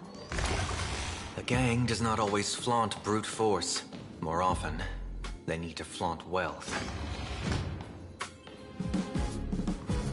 Gee, before I even realized, the scenery of Dovebrook became unrecognizable. Gee, back then, who would have imagined Iron Hulks running wild on the streets? Let alone us gang members being treated like vermin. You didn't call us here just to reminisce, did you? Of course not. Please forgive Corstide's rude little test. That narrow-minded fella never understands why young people flock to things that come from other planets. Like Mechatrons, the masked heroes, and the Astral Express. What he does not see is that while cosmic novelties are more enticing, big shots of hail from the cosmos are even more fearsome. Wouldn't you agree? You're a clever one, so there's no point in keeping up this charade. We're not Xianzhou's #1 assassins. You knew that already, didn't you? Yeah, I might not live as long as those Xianzhou folks, huh? But I've got a decent eye for sizing people up. You may not be the #1 assassins, right?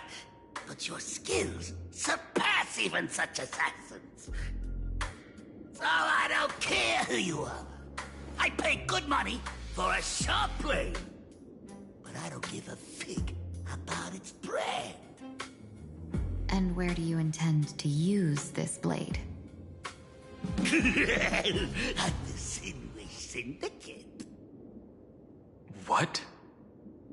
No, don't get me wrong. I'm not looking for bloodshed.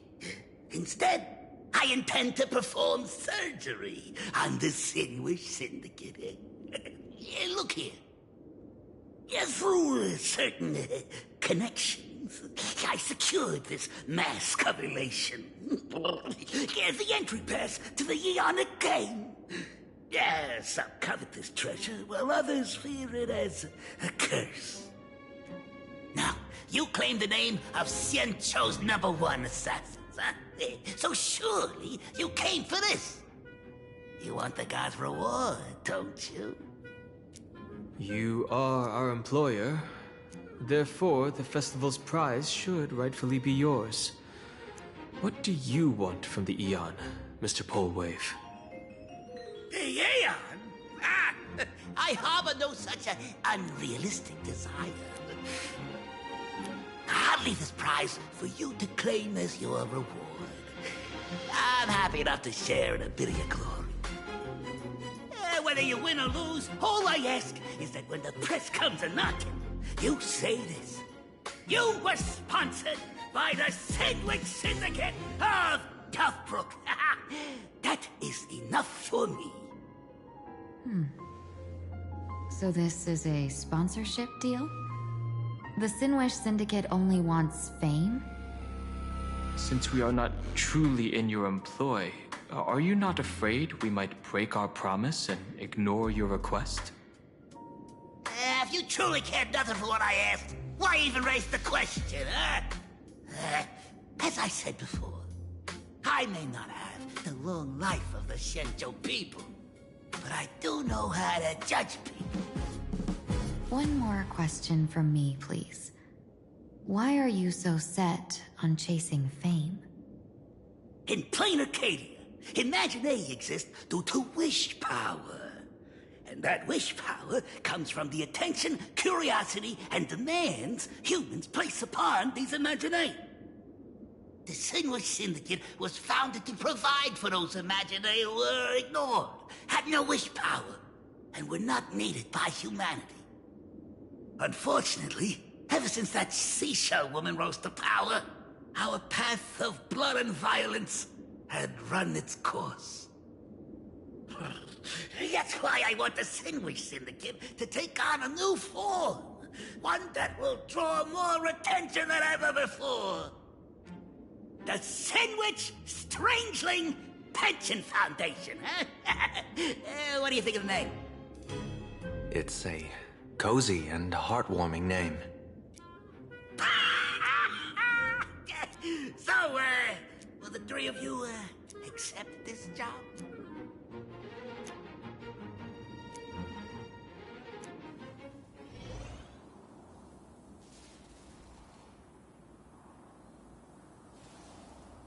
Mr. Polewave's goal is surprisingly grounded. A gang leader won't survive this long by relying on bodyguards.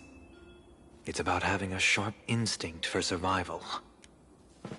He wants to launder his gang clean, but that will not be easy.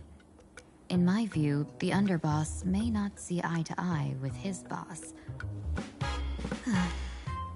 My thanks to you both. With your protection, I managed to leave without harm. Yet, we carried off the mask meant for the so-called Xianzhou's #1 assassin. When I think of it that way, this mask feels thorny in my hands. That man...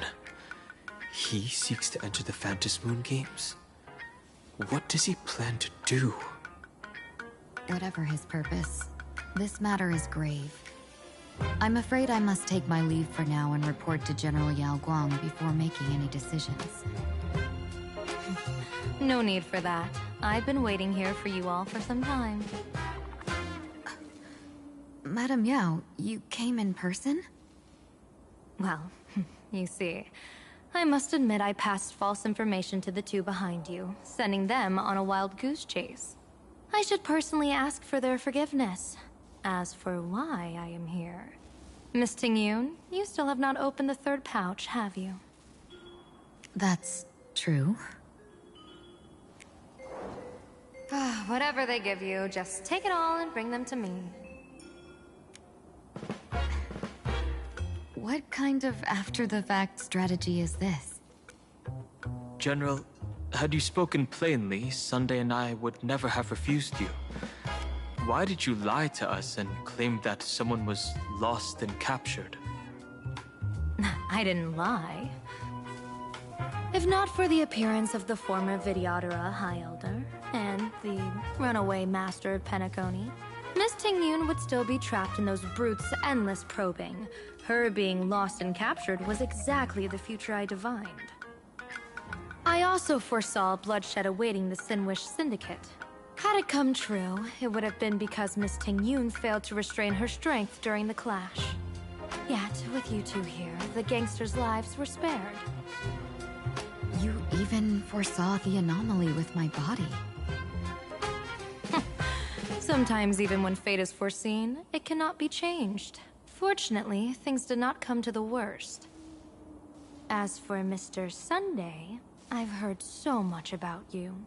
With my 1,000 feathered eyes, I had the privilege of watching the broadcast of your entire god-ascending feat in Penacony from far away. Truly magnificent. Let's not speak of that misstep anymore, General. Rather, we have brought back the mask, as you asked.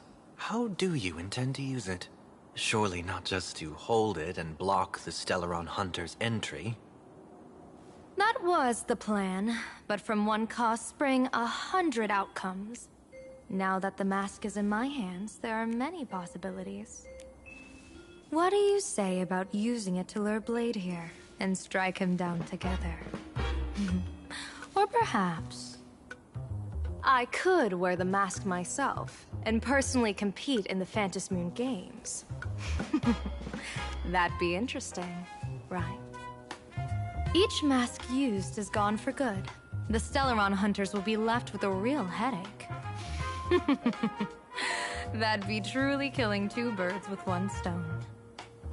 Madam Yao, this is deadly business. It's no laughing matter. Deadly? Miss Tingyun, that is exactly why I am here. Not to put Blade in his grave, that is. His ties to the Xianzhou have long since frayed.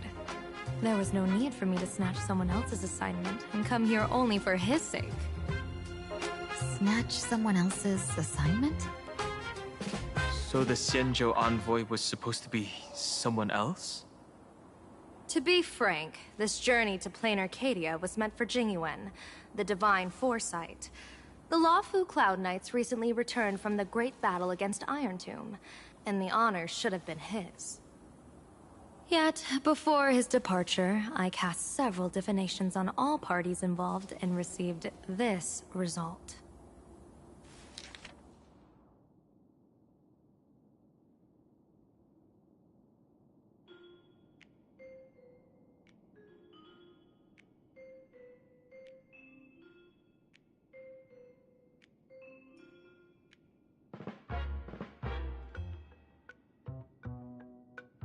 Incineration, death, abandonment. I may not know divination, but even I can tell that there is no good omen. Unfortunately, the two top diviners of the Yuchui and the Luofu, in other words, my junior soror, Fu Xuan, and I, cross-checked each other's extrapolations and came to the same astonishing conclusion. An Arbiter General will fall in this Arcadia of elation. Even so, you're still taking the mission meant for Jingyuan? Yes. I contacted the Marshal and took over the task. I've simply never seen such a bizarre fate and wanted to witness it. Even if it means your death? It's only death. If I can die in these Phantasmoon Games to achieve a moment of godhood, then my death won't have sullied the Xianzhou's honor. Miss Tingyun, hand me the mask.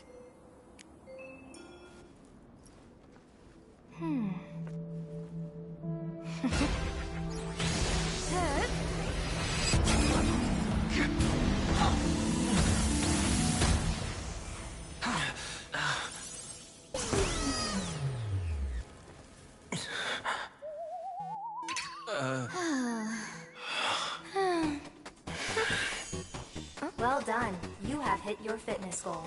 Another active and fulfilling day. Sorry, Sunday. My body instinctively sensed danger.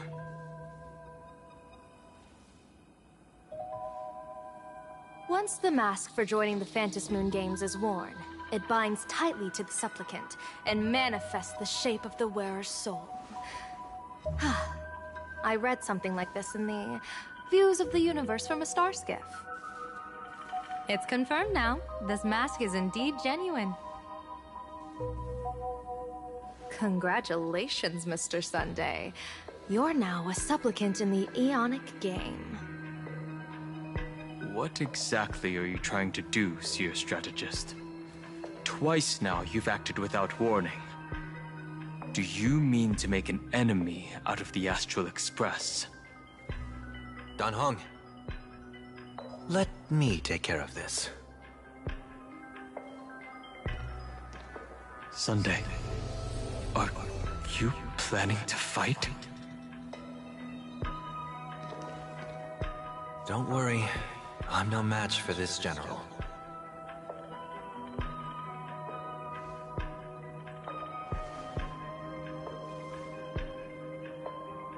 General Yao Guang, how do you pierce my thoughts? I ran a check with my tuning. and there were no signs of any outside intrusion. They say a diviner can't read hearts. I call that the excuse of mediocrity. Mr. Sunday, you're fascinated by the Phantom Moon games. You even wondered, what if I wore this mask, didn't you? You can even divine thoughts like that? No, I'm simply good at seeing using my eyes. Though Mr. Sunday never asked to examine the mask, he's glanced at it at least 3 times since we started the conversation. Given the character and manners of someone as noble as him, I can't think of any motive for this action but genuine interest. Sunday? Yes, I did think of it. For a moment, I even considered putting it on. So, I merely gave you what you desired. This is no trap. It's just an unexpected gift.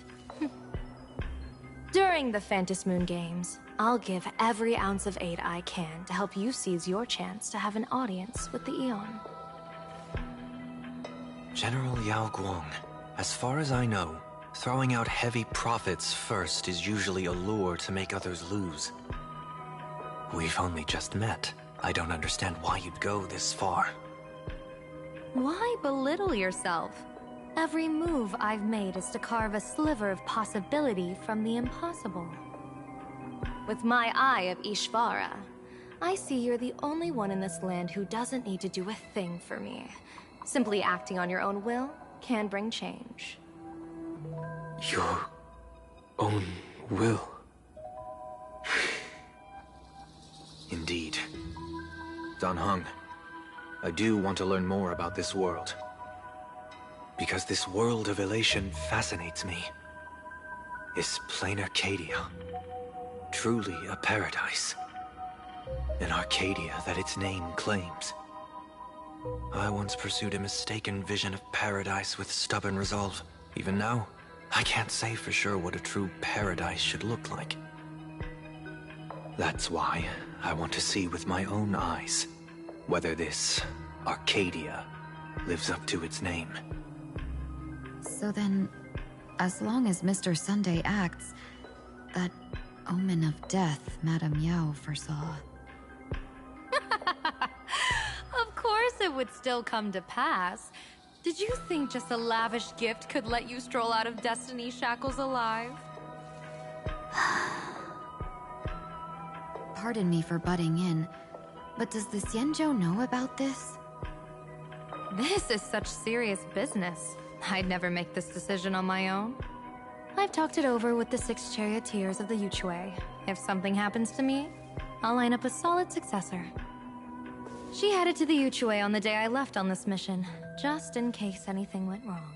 There, with the other potential successors picked by the 6 charioteers, she'll train at the Omniscience Sapientia Academe in divination arts, war strategies, and civil governance. You mean Lady Fushuan? She'd take over the Yuchue after you? Fushuan? What Fushuan? If I don't make it back from this trip, maybe Qingchue from the Law Fu Divination Commission could take the seer strategist position and command the Yuchue.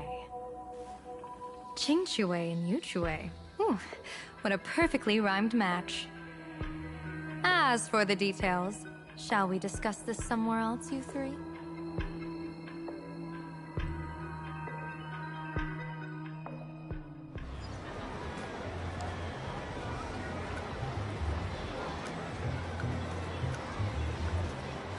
Map says the Ashen Detective Agency should be right here. But why is there just a magazine publisher's office? Holy for moly! Big drama hit Graphia Academy! A furbo? Taking photos? You really can find anything in the land blessed by Aha. Let's go ask for directions.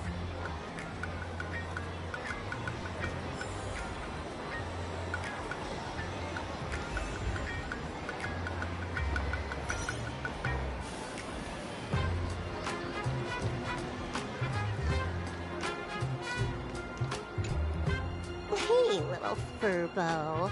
Know if there's an Ashen Detective Agency nearby? Beats me. But if I find 10,000 credits on the ground, I might recall the spot.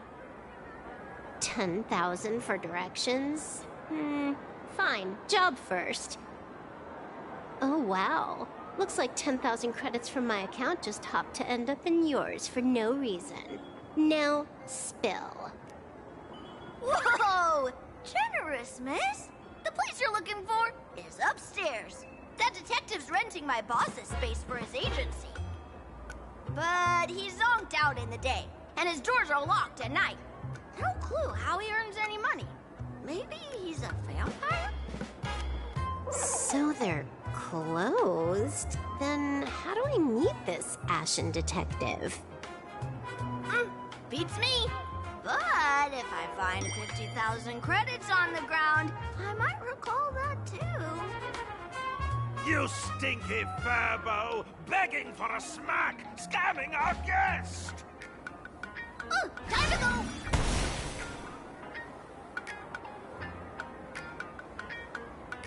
Hi, I'm Narrator, receptionist at the Ashen Detective Agency. I'm the assistant of that Mr. Detective.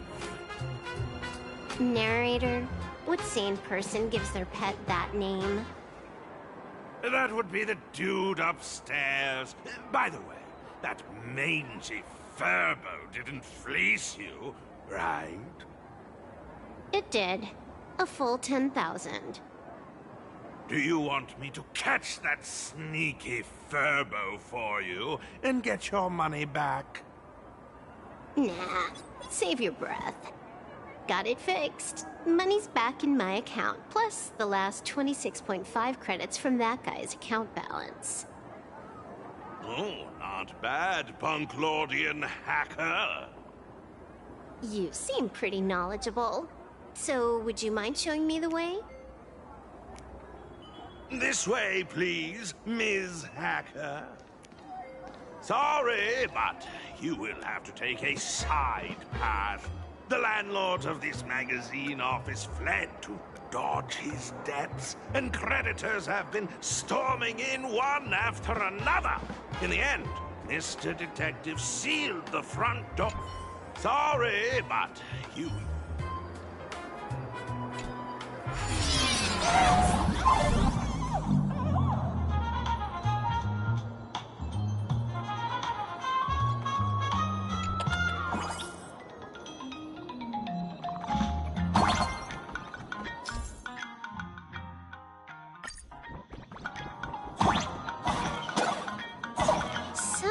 There's even a shooting button. That's interesting.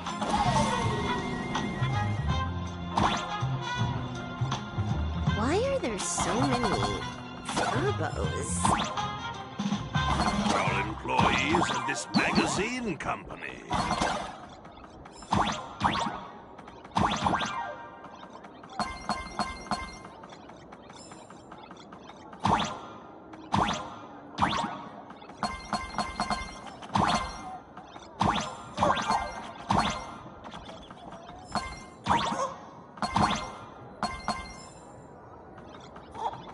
Why does this scene feel like a punishment round from a game?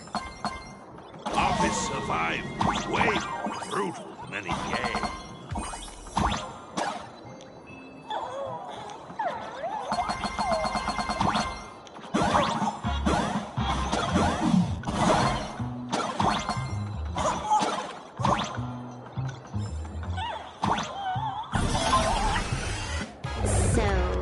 This is where the detective lives?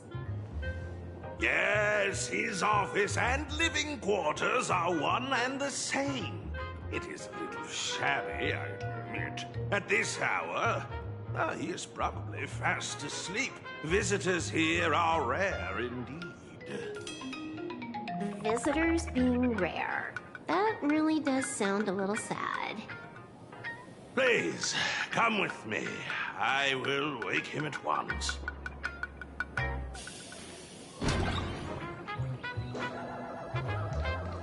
Time to get up, Mr. Ashvale. These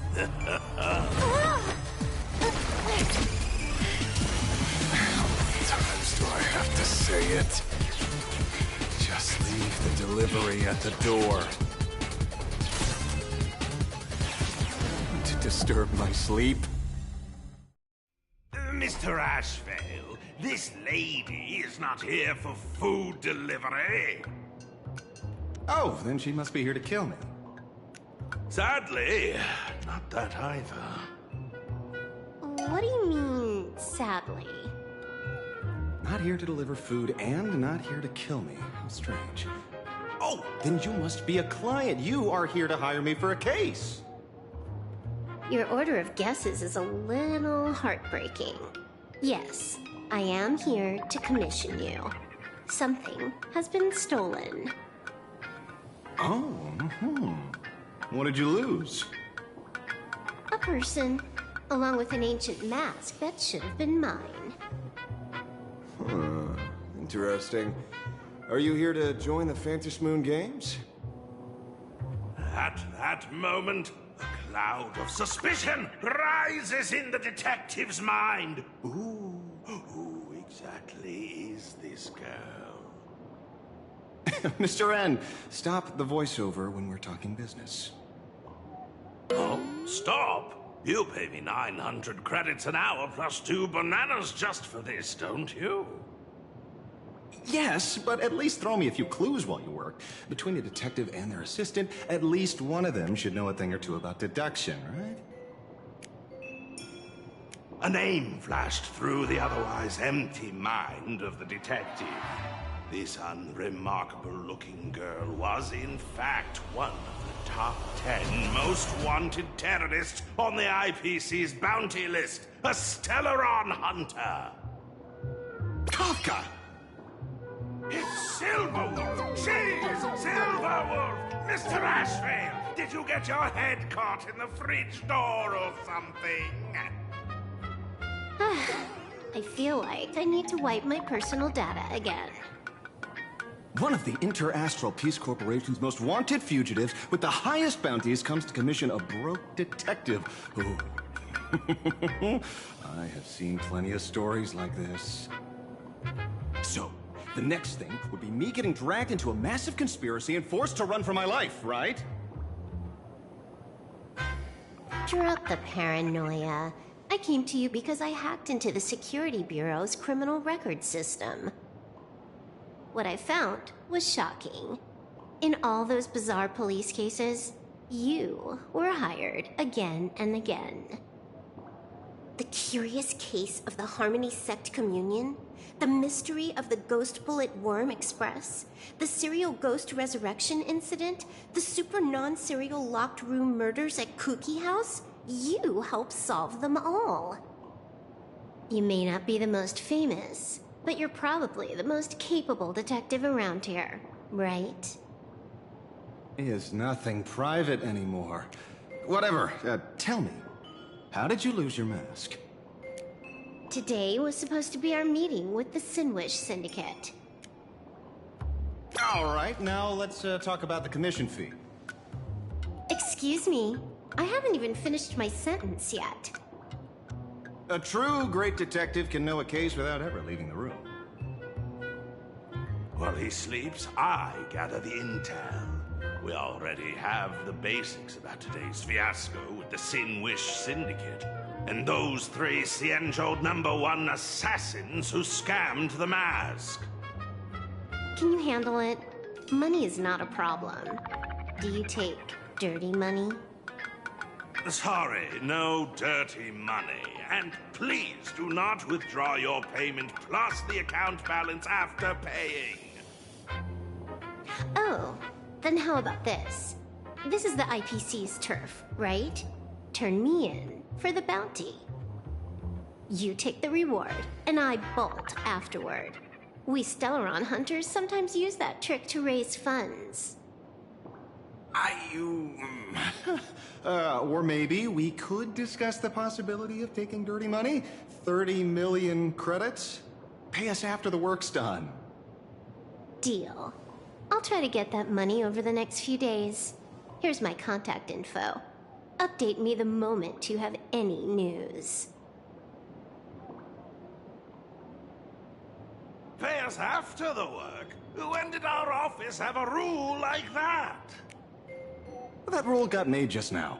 Oh, my dear Mr. N, did you truly want to take dirty money? I have come up with another way to make money. Let me reach out to a certain big shot first. Madam Pearl, I've obtained solid intel. Mr. Ashvale, the chance of you initiating a call at this hour is under 5%. Let me guess.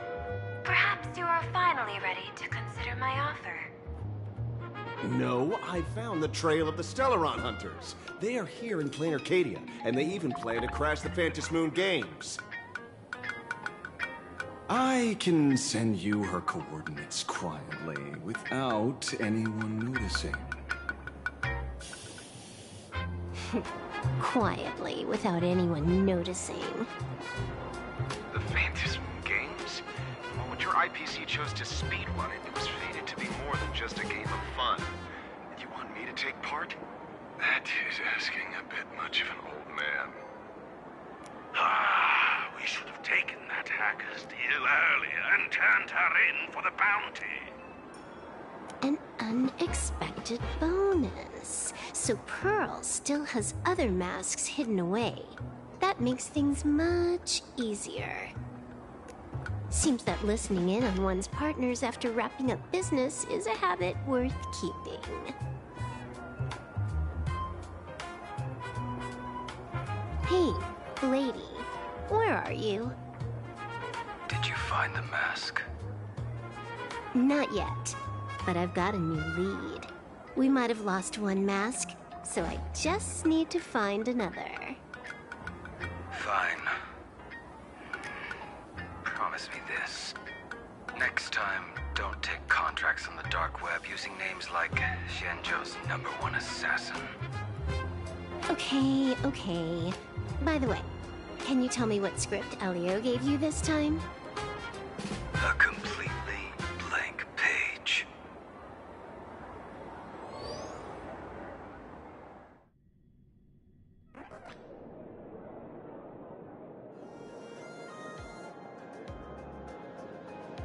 So, what you're saying is that this Miss Sparksy, who was originally just a virtual avatar, has now crossed into reality and taken an entire school staff and students hostage.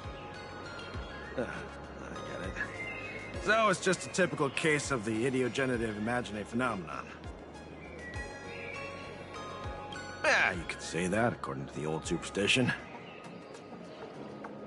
Modern science believes that when something receives excessive attention, it would suddenly gain life and becomes an imagine due to the accumulation of too much wish power.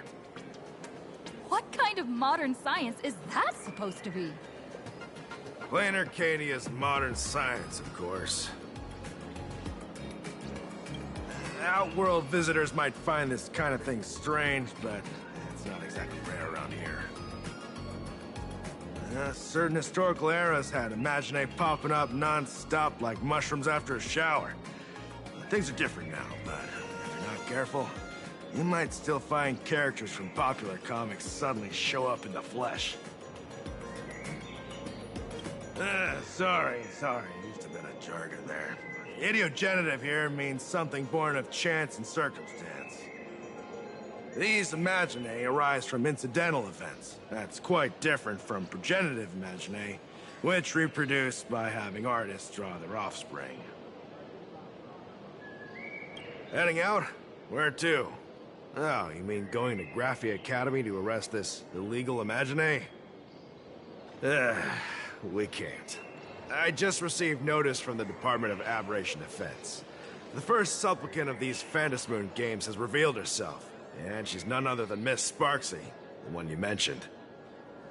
Although you're honored guests of the Astral Express, you seem completely unfamiliar with the laws and customs of this world. During the Phantom Moon Games, we do not traditionally interfere with supplicants' actions. That's their privilege. In other words, since she's a supplicant, we security officers can't do anything unless she causes actual harm. She's saying she took a school hostage, but the intel I have says otherwise. Oh, right. The news broadcast is about to start. Here to watch? Hello, everyone! Welcome to Full Wish TV's special news segment, Arcadian Morning Report. I'm your host, Poofy. Hi, everyone! I'm your host, Snowy! We've entered year 1999 of the Arcadian calendar. What an exciting time! Just one more year until the new millennium. Over 500 years ago, a famous prophet made a prediction. In year 1999, a terrifying devil will descend from the sky. Will this prophecy come true? Can Planarcadia safely make it through this crucial year? You idiot! Are you cursing our viewers? They didn't tune in to hear your fear-mongering nonsense. Just read the news and stick to it. Yes! Incredibly, after just 15 years, the Phantom Moon is full again, and the time for the Phantom Moon Games is upon us once more. Surely a blessing from the master relation upon us, Arcadia! Which supplicants will appear in these Phantom Moon Games? And what mind-blowing miracles will they bring to everyone? With permission from the Department of Aberration Defense, we'll be following and reporting on the Phantom Moon Games from start to finish. Just now, the first masked supplicant has appeared. How intriguing! Who are they, and where did they come from? Let's take a look. Wow! Internet famous streamer Miss Sparksy announced 2 hours ago that she's donning a mask to become a supplicant. The Department of Aberration Defense has confirmed the news is authentic. As an ideogenitive imagine, Miss Sparksy's birth wasn't approved by the Department of Aberration Defense. But that hardly matters at this point. What sort of miracle does this live streamer plan to produce during the Phantom Moon Games? Let's switch over to her stream and see.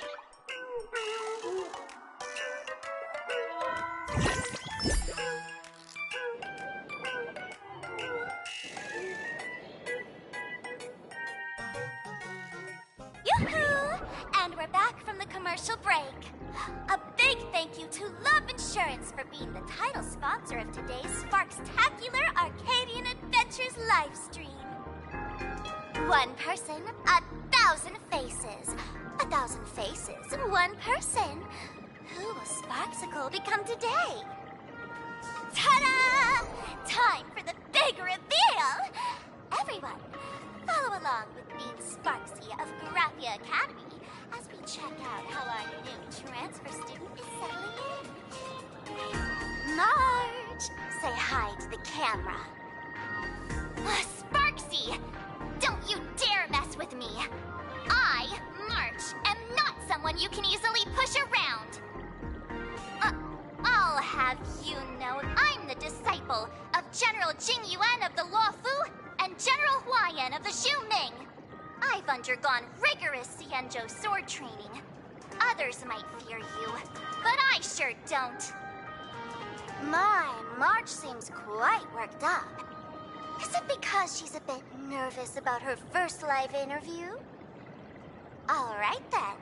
Now, let me interview my colleague, Mr. Yang. Hello, everyone. I'm Welt Yang, a history teacher at Graphia Academy. I'm honored to be selected as this year's most popular male teacher, and I will continue to strive to nurture even more outstanding talents. All right, that wraps up our interview for now. Let me give you all a sneak peek at what's coming up in our next live stream. Thank you all for your wholehearted support. Sparksicle will work hard to repay your kindness. In 3 hours, I'll be hosting a special live stream performance, Sparksicon, alongside our special guests, the legendary Nameless from the Astral Express, who have carved countless legends across the cosmos. Tell your friends, your family, even your enemies. Let's set aside all grudges and meet in the stream to witness the most dazzling sparks light up Planarcadia!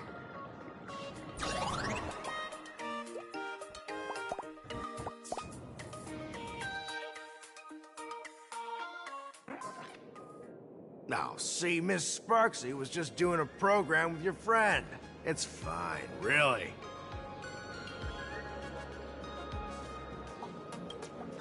Have you seen shows like that before? You know, where celebrities go somewhere to do everyday jobs, like those reality shows where they trade places with regular people. She picked Graphia Academy as a target. That school had its fair share of trouble 15 years ago, too.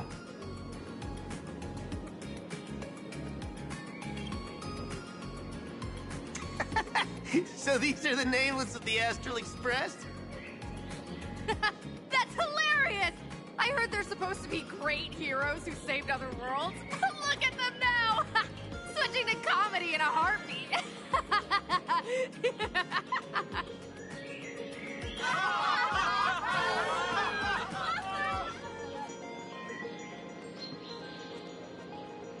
Darn it! Soon the whole of Planarcadia will be saying Sparksy caught the Astral Express crew in one go and made us the butt of jokes. Our reputation would also turn into her trophy. Oh, right. Please keep this Phantom Moon Games emergency response guide safe. Some sections in it might come in handy.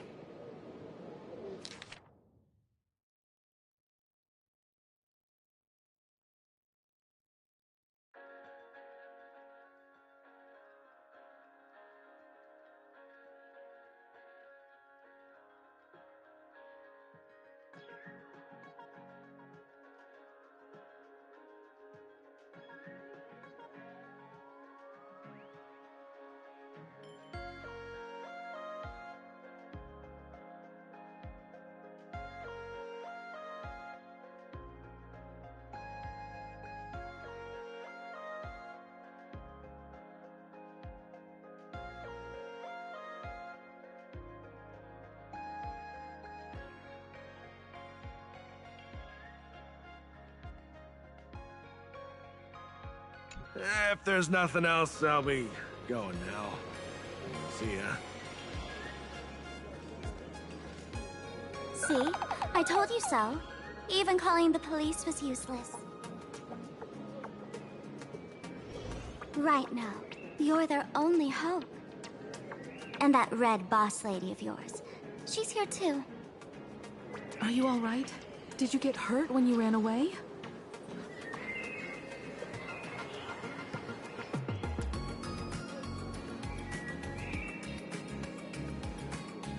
So, March and Welt are both trapped in Graphia Academy now? And that girl called Sparksy took the mask, too. No, it's not your fault. I underestimated the complexity of the situation behind these games. Coming back to my homeland was meant to be a relaxing vacation for everyone. And I also wanted you and March to experience the atmosphere of elation in this world. Throughout the history of the Phantom Moon Games, there have been many instances of cooperation between supplicants. But this time, forces from across the cosmos have turned this into their own high-stakes poker table. Rather than honoring the elation, these players are far more eager to savor victory for themselves, itching to knock everyone else out of the game. Sparksy is one such troublemaker. It's dangerous to rush back to school on courage alone when we don't know what Sparksy has done and what she's planning to do. For every supplicant, there are 3 key acts that must be completed once the Phantom Moon Games begin. The roll call, the miracle, and the promotion. Sparksy has completed the roll call. She took the mask and declared her entry into the games, drawing everyone's attention to the news that the first supplicant has appeared. Next, she must strive to make a miracle happen, bear the people's wishes, and answer with a great feat. If I'm not mistaken, Sparksy is waiting for us to walk right into her trap. For her, there couldn't be a better opponent than the Astral Express for this first battle between supplicants. What could be more earth-shattering than defeating a renowned cosmic hero on a battlefield of her own meticulous design? So here's the question, Sparkle. Based on what you know about this imposter, what's her real agenda for joining the games? Simply toying with and defeating the Express crew alone won't be enough. What kind of world-shaking miracle is she after? Sure, she's a fake. But she's still a fake of Miss Sparkle. Guessing won't get us far. If you ask me, we should check out the tavern. Might find some leads there. The Masked Fool's headquarters. The World's End Tavern. That's right. How could we pull off something this insane without Miss Sparkle's prized collection I've been hoarding all these years? That imposter must have known this well. Before this operation, she definitely went to the tavern, using my name. Most fools can't tell the difference between me and that imposter. Or maybe they just don't care. But if we can find out who I talked to, and which treasures I stole from my collection of items, we'll naturally figure out what that imposter is up to. That's a good plan, but I can't let you act alone. Can you take both of us into the tavern? Take this business card. The address of the tavern is printed on it. However, you'll have to find your own way to the tavern. That's been the rule since it was established, and there's nothing I can do about it. Since there's still time, I'll head out first. You two can come over when you're ready.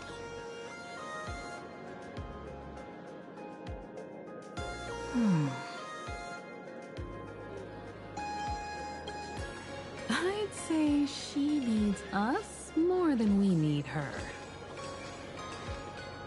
Relax. To step into the Elation's right, what you need the most is ease. Don't dance to your enemy's tune. Find your own rhythm. Now it's our turn to set the steps.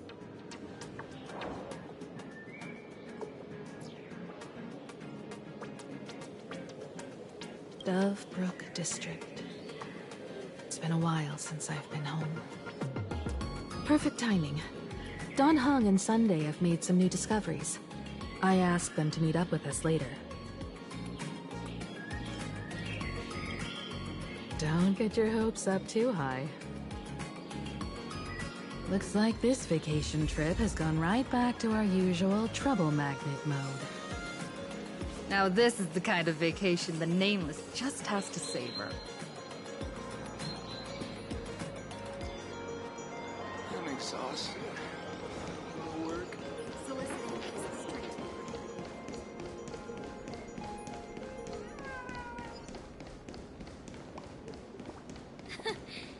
You aren't a dualman.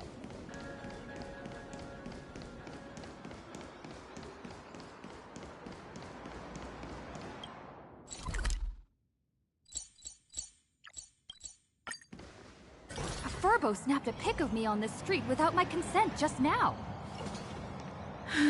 Fame isn't exactly good news for the Nameless.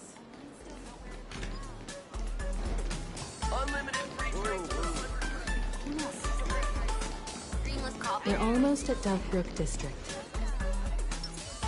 You watch this?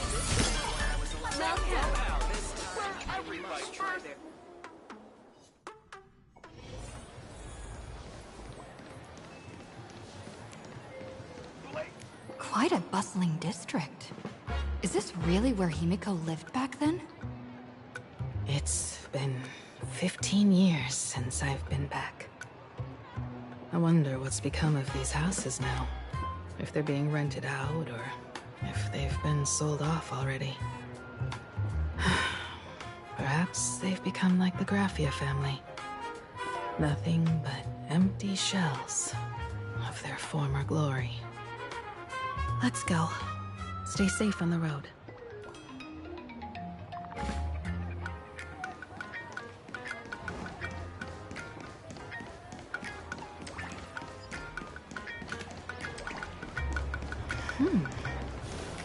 This place seems to have changed a lot.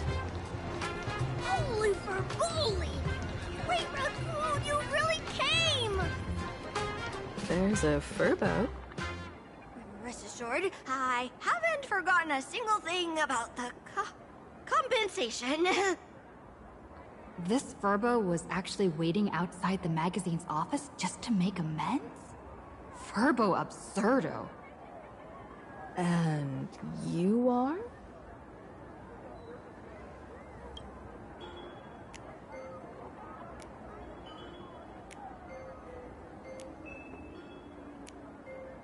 Would you mind coming into our magazine office to talk? Let's discuss compensation, shall we?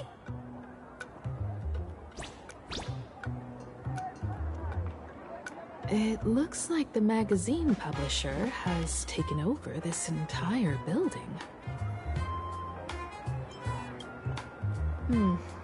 Strictly speaking, the entire street where this building stands belongs to my family's estate. It's said that, in their heyday, the Graphia family owned property all across Planarcadia. But by my generation, very little was left. When my journey reaches its end, will anyone in this world be able to inherit anything from me? Silly child. What nonsense are you talking about? Come, let's go inside the magazine office and see what this little Furbo is up to.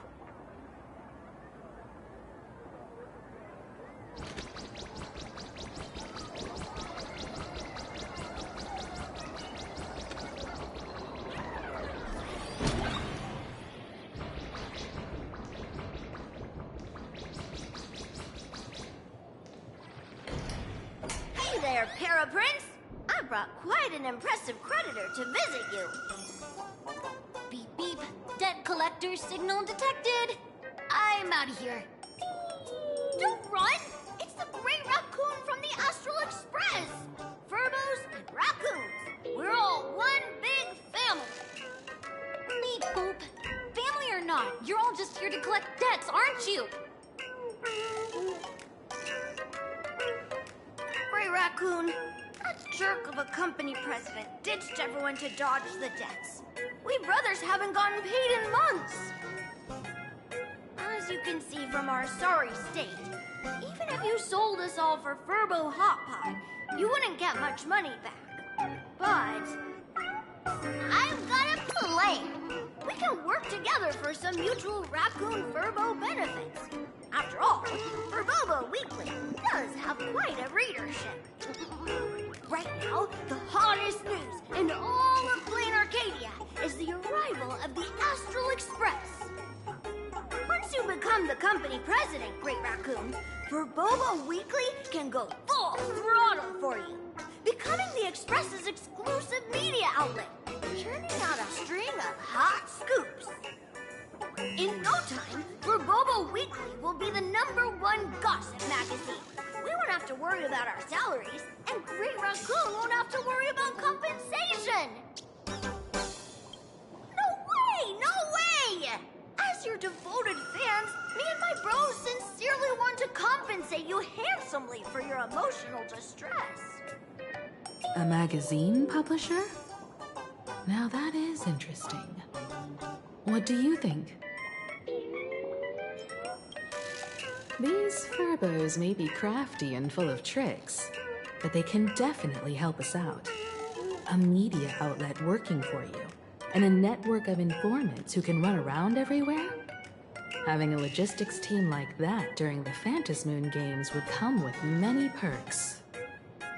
And best of all, they're free.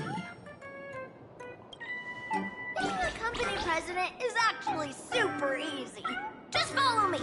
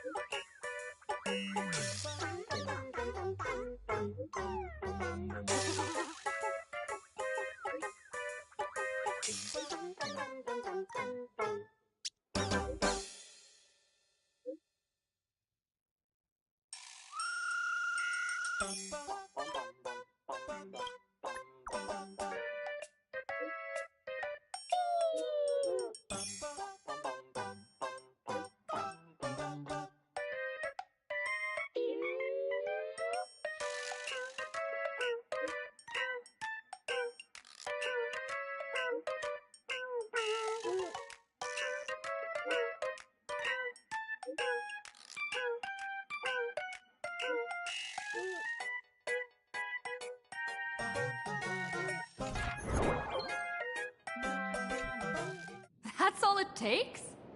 Okay, from now on, I'm your new company president. Woohoo! Great Raccoon is our new company president! Ha! Whatever mission you assign, we brothers will get it done for you.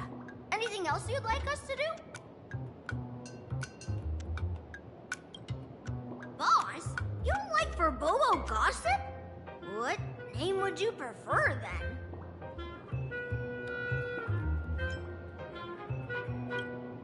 Ugh, my heart just skipped a beat. But that's okay, as long as the boss is happy. Are you sure? In return, make sure you create some big news stories. Oh, and that journalist Furbo who wrote that slander about you? HR will fire him. We don't need an employee around here who's got beef with the company president. I heard a supplicant has appeared at Graphia Academy. Should we have him take some pictures there for you? No problem.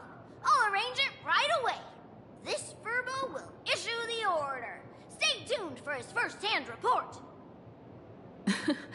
Looks like you're already getting into the groove of being a company president. We're pretty much done here, and Dan Heng and Sunday should be arriving soon as well. I'll just have them meet us here at the publishing house.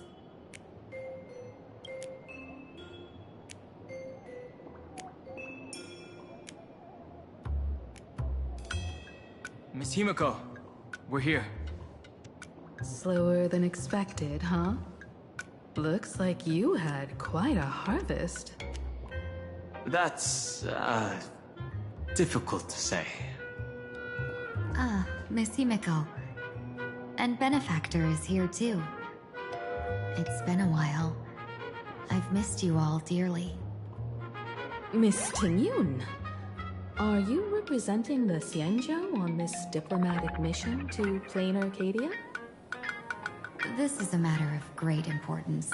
A humble girl like me doesn't have that kind of standing. I'm just tagging along with General Yao Guang of the Yuchui to help out with odd jobs. I happened to run into these two on the way. The seer strategist. What happened on this journey? Sorry, there was a bit of a hiccup. I accidentally put on a mask of elation. Now I'm a supplicant in the Phantom Moon Games. Well, that's quite unexpected. I know the Express has been seeking to join the Phantom Moon Games, and I've been quite curious about that. Sorry. Did I make things more complicated than they needed to be? No need to apologize, Sunday. You are a companion of the Trailblaze. No nameless would ever stop a companion from finding their own path. Many thanks. But Wait. Did you just say accidentally? It's a long story. I'm afraid we'll have to wait for General Yao Guang to explain it herself. She was with us just now, but somehow disappeared without a trace. Madame Yao is always like this. She probably disappeared suddenly to deal with something urgent. This seer strategist is just as elusive as the rumors say. Should we wait for her? No need. I wouldn't dare impose. The tides of fate shifted. I had to delay my steps to arrive at the proper time. I asked for your understanding. Oh my. Counting me, we make exactly 6. Let me do some calculations. Your fortune in the coming days looks grim. You'd better watch out. Wheel. Makes sense. You got what you wanted today. The fates spell danger. This matter is most likely connected to that blade. The little fox's misfortune has overflowed into good luck. She's blessed with constant good fortune, a true harbinger of prosperity. That's weird. I can't see yours. So, you're that trailblazer Fushuan mentioned. Your reputation precedes you, seer strategist. I'm Himeko, navigator of the Astral Express. Whatever's on your mind, you can discuss it with me. My sincerest apologies. When a diviner encounters someone whose fate is unfathomable, we can't help but feel 3 parts excited, 3 parts flustered, 3 parts curious, and 1 part awestruck. What do you mean by unfathomable? My eye of Ishvara can scan the aura of fortune surrounding each of you, manifesting as wheel or woe signs above your foreheads. I'd like to divine your fortunes as a welcome gift. However, this person really surprised me. I can't see anything from her at all. Are you really free to try any choice? To do anything you want? Does an Ishvara like you actually exist in this world?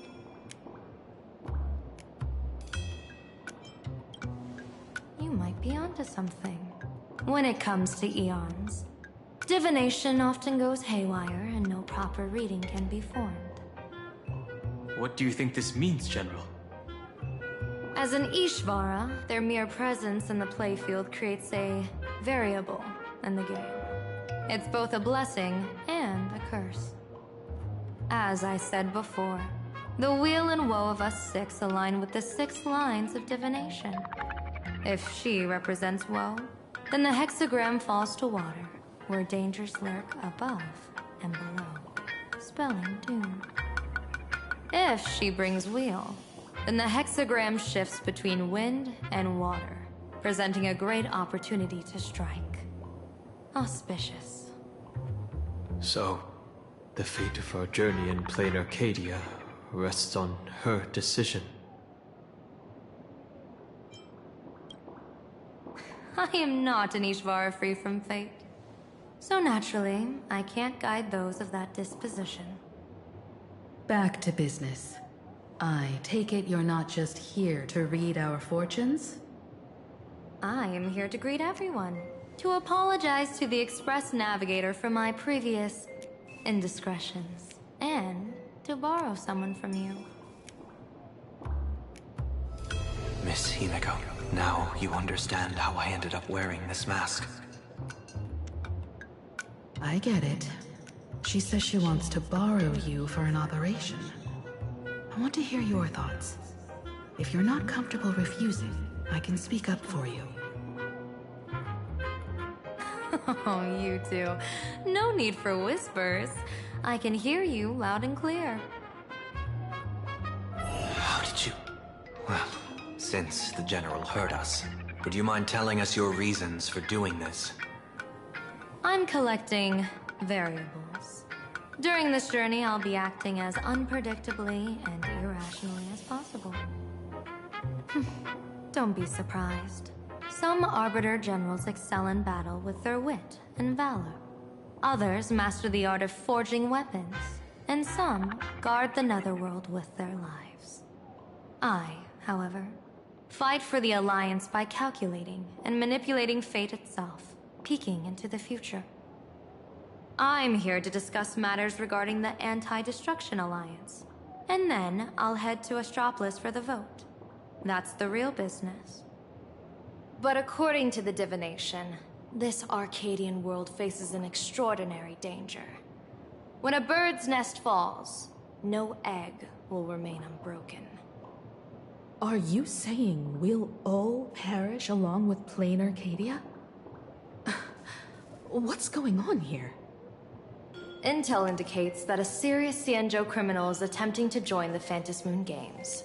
This individual has been infected by the flesh of Shuhu, the emanator of the abundance, and is extremely dangerous. According to my interpretation, his long-suppressed violent nature will eventually become uncontrollable, bringing catastrophic disaster to everyone. There's no way he could do that. That's the divination's answer. Rather than asking whether he could, we should ask, how would he do it? My divination shows dragons clash in the wilderness, their ichor dark and yellow. While the term dragon clash could simply mean fierce battle, could it be foreshadowing a great calamity from your conflict with Blade? Perhaps this prophecy has other interpretations, but with my limited intel right now, I have to prioritize Blade, this most volatile and dangerous factor. I've heard that different interpretations of prophecies can lead to completely opposite outcomes. Until things become clearer, it's better to reserve judgment. Let's put that aside for now. In any case, I've brought along a creation forged by Blade himself. If things get out of hand, it might temporarily restore his sanity, giving us a brief chance at victory. What is it? I'm sorry, but fate has shifted once again. I must take my leave. To put everyone on the Express at ease, I solemnly swear that Mr. Sunday won't be obligated to do anything for the Xianzhou. On the contrary, our delegation will give him every ounce of aid within our power. What did you say, General? Aid within our power? She's gone. Whoa, that was quick. Madame Yao must be really busy. Has she vanished into thin air like this before? Yes. I don't know the details myself. With Madame Yao, it often happens and no one knows when she'll return. She doesn't do it on purpose. Allow me to apologize on her behalf. No worries. At least we know what the Xianzhou is up to. Right now, 2 companions from the Express are still trapped somewhere. She and I must head to the tavern to uncover some clues. If Miss Himiko needs my help, please don't hesitate to ask. Are March and Mr. Yang in trouble? I'll go with you. No, you and Sunday will act together with the Seer strategist. We're not at the point where we need to call in reinforcements yet. The situation with Blade is unusual. That Seer strategist's concerns aren't just baseless worries.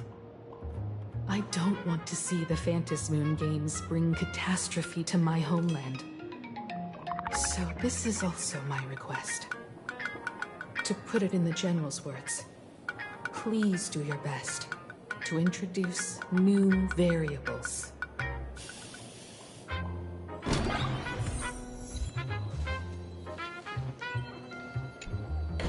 I understand Miss Himiko's intentions. I'll leave March and Mr. Yang in your care. Blade's appearance means the Stellaron hunters are also on the move in this world. From everything we've seen, this mission to Planarcadia is of the utmost importance. I will accompany General Yao Guang to uncover the Stellaron hunters' schemes. Whatever happens this time, I hope it won't put any of you in danger. I'll do my best to make sure of that. What? Those two are trapped in the school, forced to become a student and teacher? And the security officers are turning a blind eye to all this? Though March and Mr. Yang don't seem in mortal danger for now, who knows what Sparksy is plotting. The longer we delay, the worse it could get. Better to rescue them as soon as possible. The Phantasmoon Games. What a bizarre ceremony. What does this type of elation really mean for the people of this place? Why would AHA promote such a game?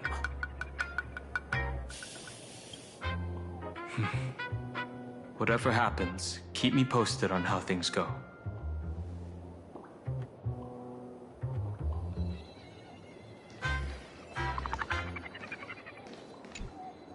Greetings, Benefactor. It's been many days since we met in Penacony, and I've been thinking of you day and night.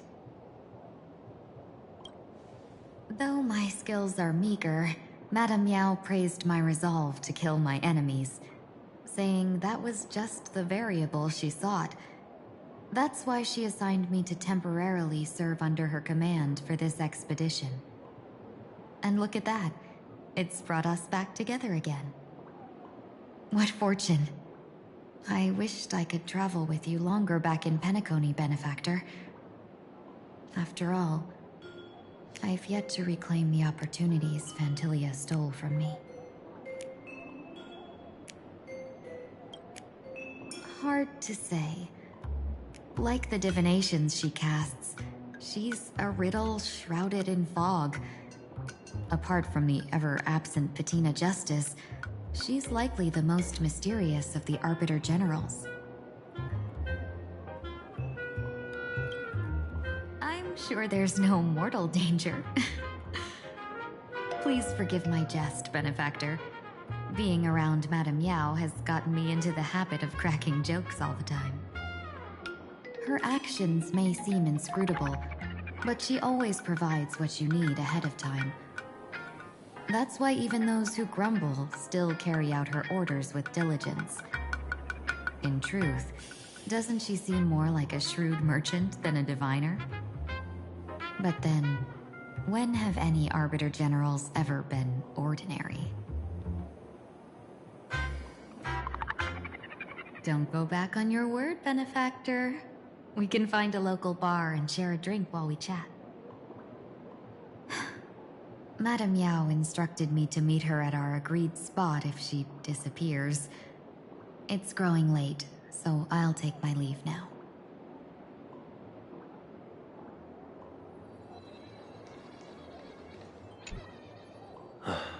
Mask of elation can reflect the shape of one's soul. Sure. In Penacony's decorative arts, ravens often symbolize the hidden desires and whispers of humans' dreamscapes. Don't worry, I once tried to ascend to godhood myself. I won't be dazzled by the honor of an audience with a deity. Taking part in this grand event is also about gaining a deeper understanding of this Arcadia. Just as one cannot miss the Charmony Festival when visiting Penacony.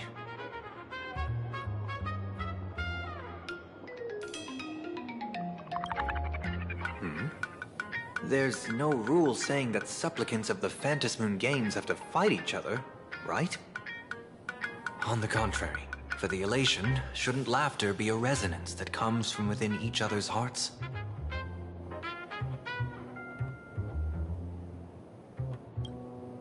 After putting it on, I seem to hear curious voices.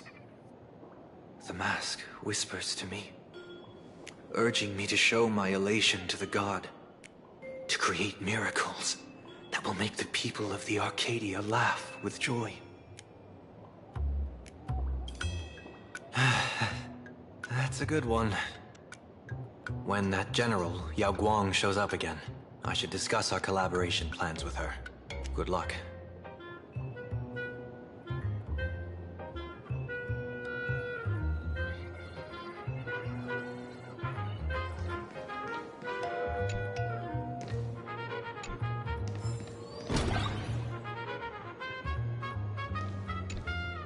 The IPC, Masked Fools, a Cienjo General, the Stellaron Hunters, and the Nameless.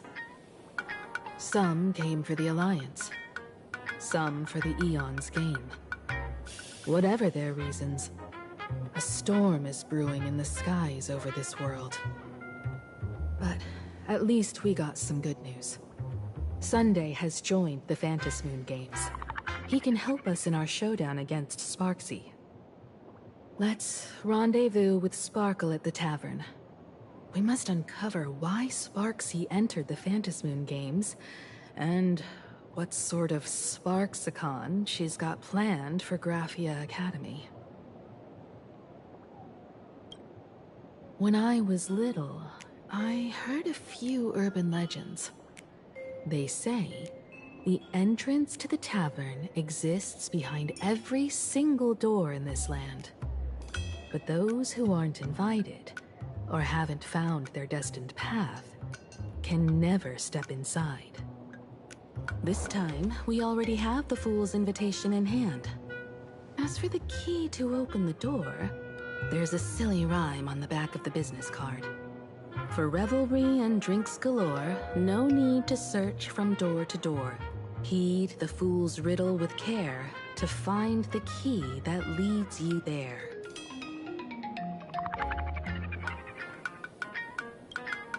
So, about the Fool's riddle, got any leads?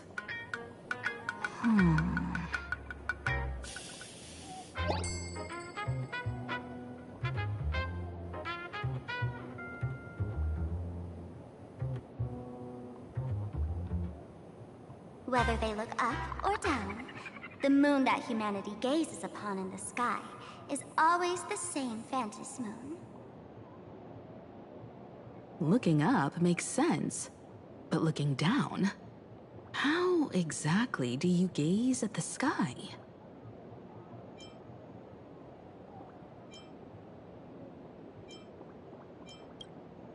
Oh, it seems fate ties you to the tavern.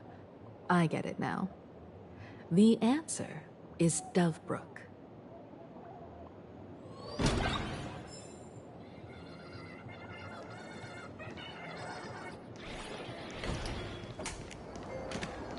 Many generations ago, the Dovebrook was already a river flowing with countless legends.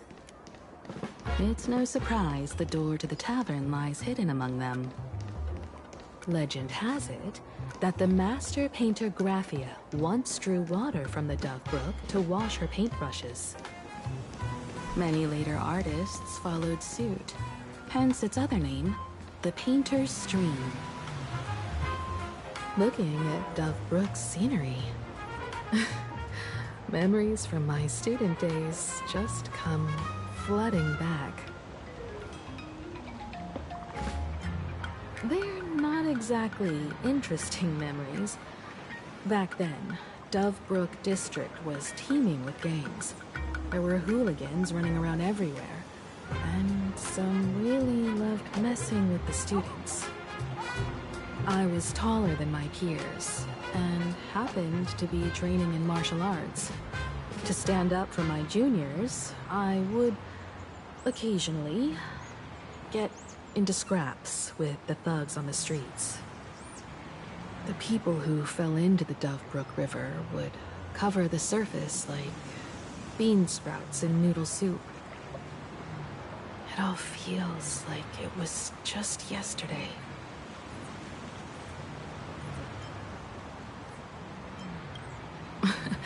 Sometimes the thugs fell in. Other times, I took the plunge myself. Back then, I was a bundle of restless energy. The teachers always said I was like a wind-up toy that never stopped banging its drums and cymbals, stirring up a commotion wherever I went. In the blink of an eye, 15 years have passed. Hard to believe someone as reckless and willful as me became the navigator of the Astral Express. Now's not the time to wax sentimental. We've reached the banks of the Dovebrook. So, where's the tavern entrance hidden?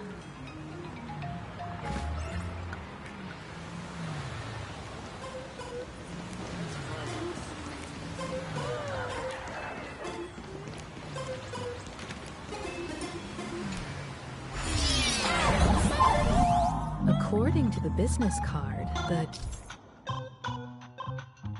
tavern is near the Sinwish Syndicate headquarters. Let's check the other side of the river.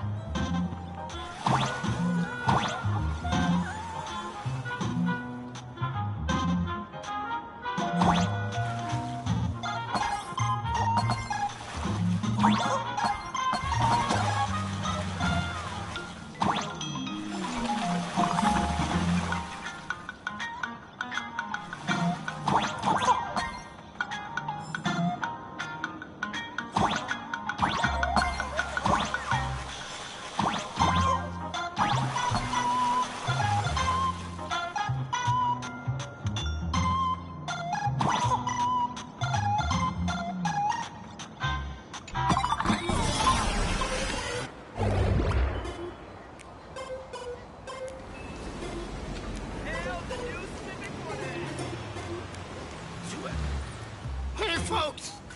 Have y'all heard the joke about the Dovebrook? Yeah, one day, a criminal escaped from prison. He ran for his life, but just when freedom seemed within reach, the Dovebrook blocked his path. With his pursuers closing in, the man prayed to the river.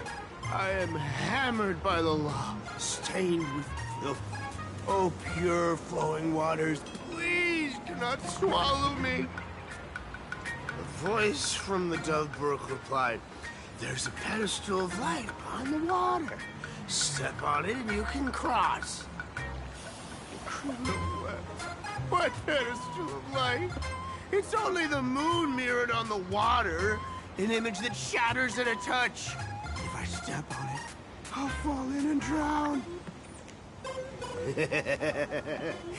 Guess how the Dovebrook answered him. The Dovebrook said, you're not hammered at all. Otherwise, how could you still tell the moon from a pedestal?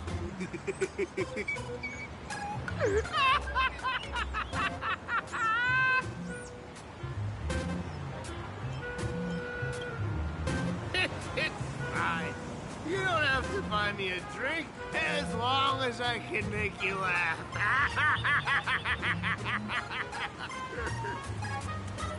That joke sounds like a hint. Could he be a fool from the tavern?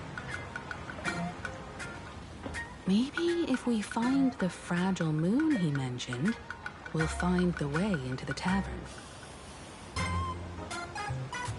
The moon's reflection.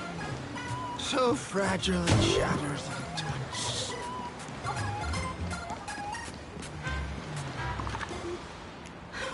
Sparkle's riddle says this. Whether looking up or down, they all see the same phantom moon when gazing at the sky.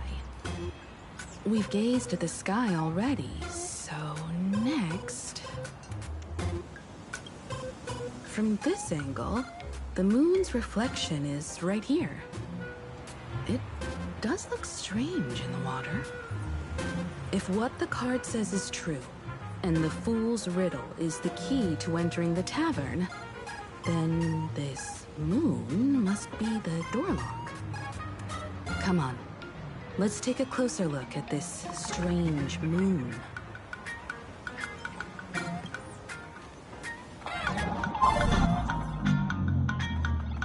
going. Chase that moon's reflection.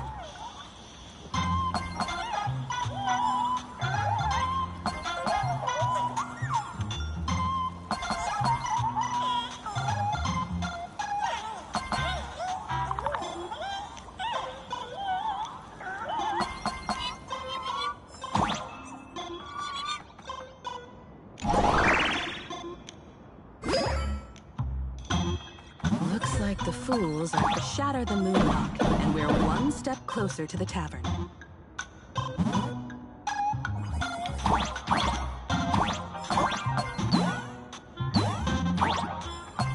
Let's try again. Something's back there. Is that a key? The moon is about to break. Let's try again. The key has dissolved into the water. The water's surface is about to change. Look, the tavern's shadow has appeared.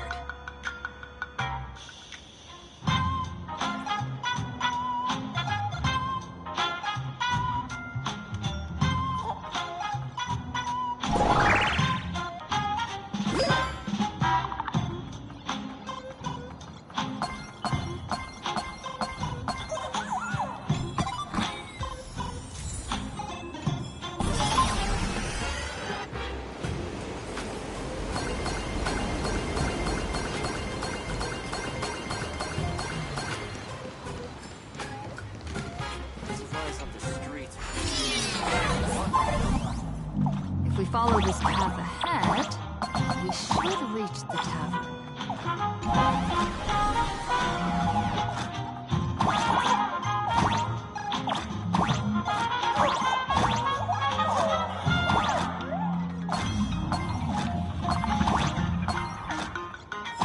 Watch out! I almost forgot. You're a full-fledged trailblazer now.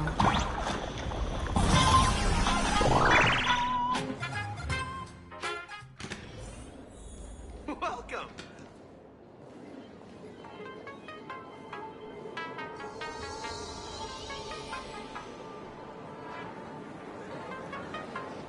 So this is the World's End Tavern. No. Allow me to correct you.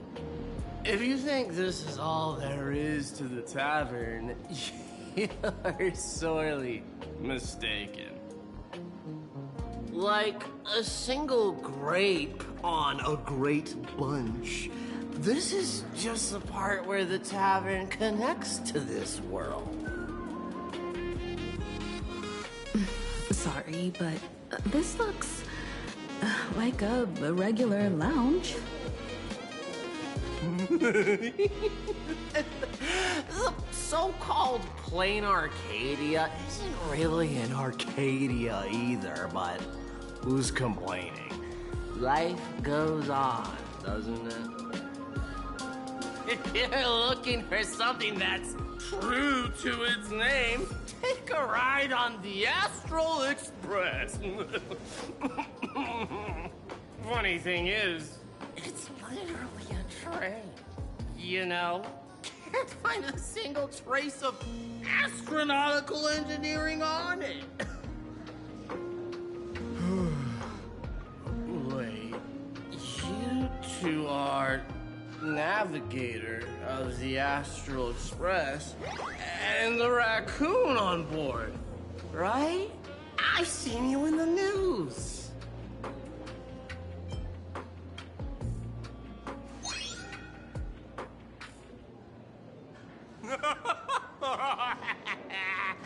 Friends, a big shot is here. A real knee slapper incoming. Really? From the Express? You're not so freaking way enthusiast, are you? Express folks come to the tavern too? Do they even have a sense of humor? Hey, can I get your autograph? Sorry to sole of my foot. I'll never wash it again. Everyone, curb your curiosity. These two are my guests. Even the most mischievous among you should know when to stop and mind your manners. Well, if it isn't Little Sparkle. We've all heard your joke. Take the mask from a masked fool, and what's left but a fool?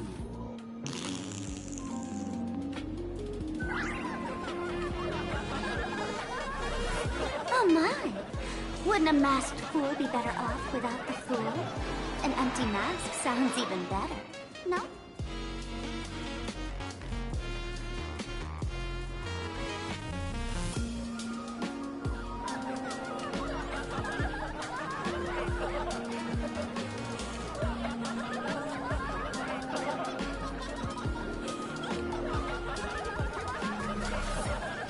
Alive-ish. It depends on how you define alive. Most fools won't even admit they're alive. So he isn't exactly dead either.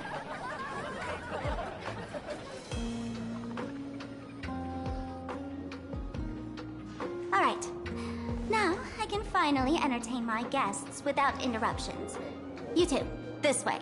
Let's talk about the imposter.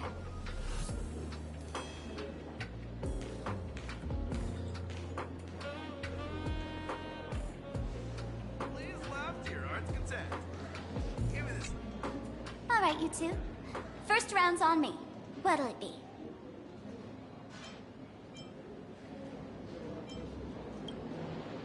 We're not here to drink.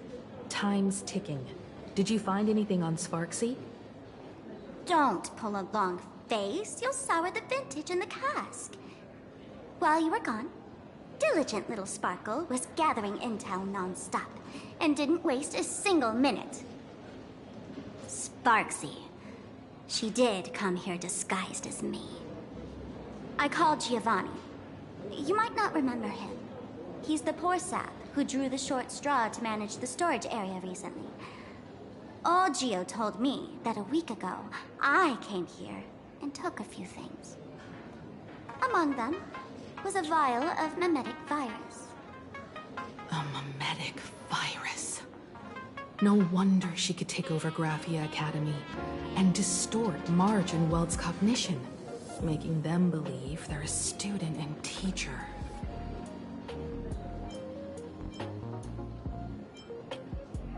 Close enough. This so-called Sparksicon is a front for spreading a mimetic virus. Knowing that isn't enough, what type of mimetic virus is she spreading? What are the symptoms? We need more on her plans and actions before we can counter it. Thought of that already. So I visited a few friends and learned where the imposter's been haunted. To dig up details, we'll have to get hands-on. Lead the way, then. Let's move. Stay close.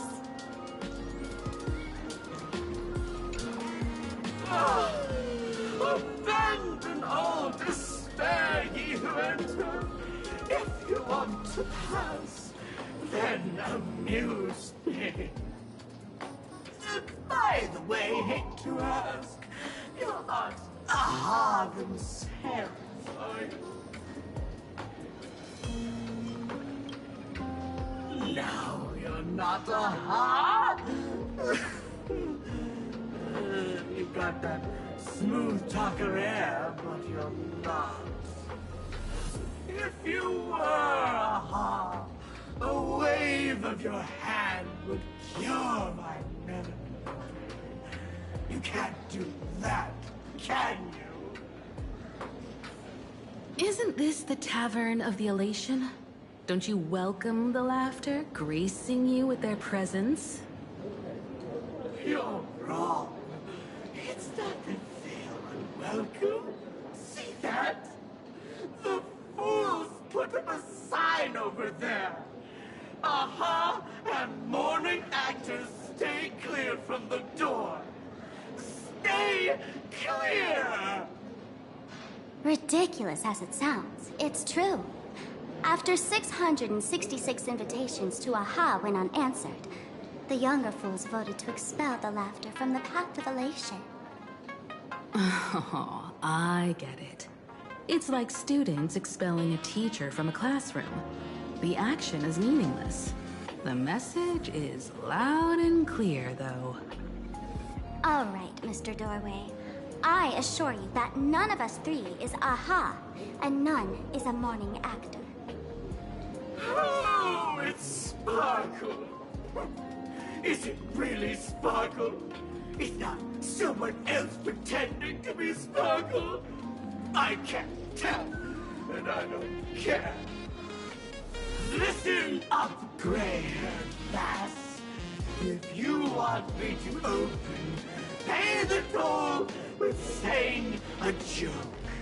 I've been waiting for the one joke that can cure my melancholy. Now, amuse me.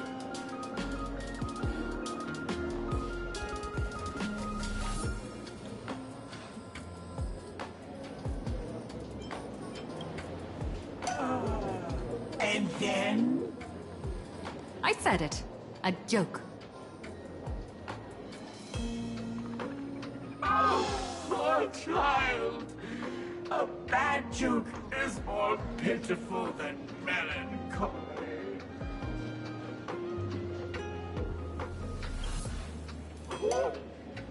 What? Didn't catch it? No joke, Mr. Doorway, or there's no way I'll tell a joke? Interpret it as you like. By Akavili above. I can't believe I've come to explaining jokes to a door.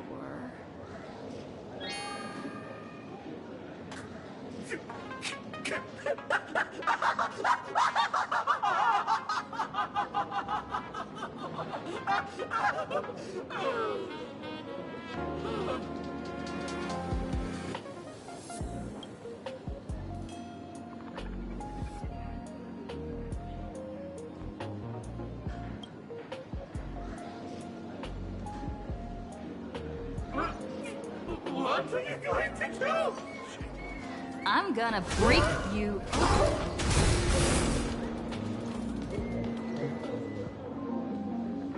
Didn't expect you to have the pull to get me into the tavern. As expected of a detective's assistant. Back when I still had a sense of humor, the fool gave me an invitation. You can thank him for that. You're really going to see the Stellaron Hunter case through? They can only pay you in dirty money, you know.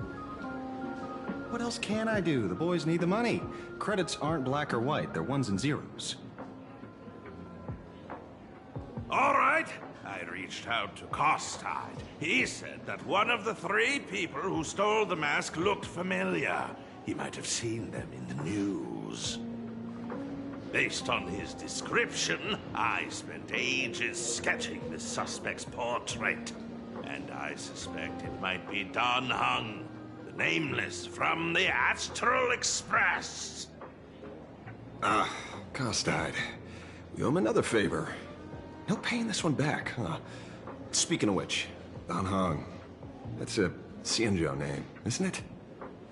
Where have I heard that name before? It sounds so familiar. So, which of these 3 is Don Hung? The one with gray hair? The redhead? Or that black-haired girl who looks like she's ready to stir up trouble at any moment? No, don't tell me yet.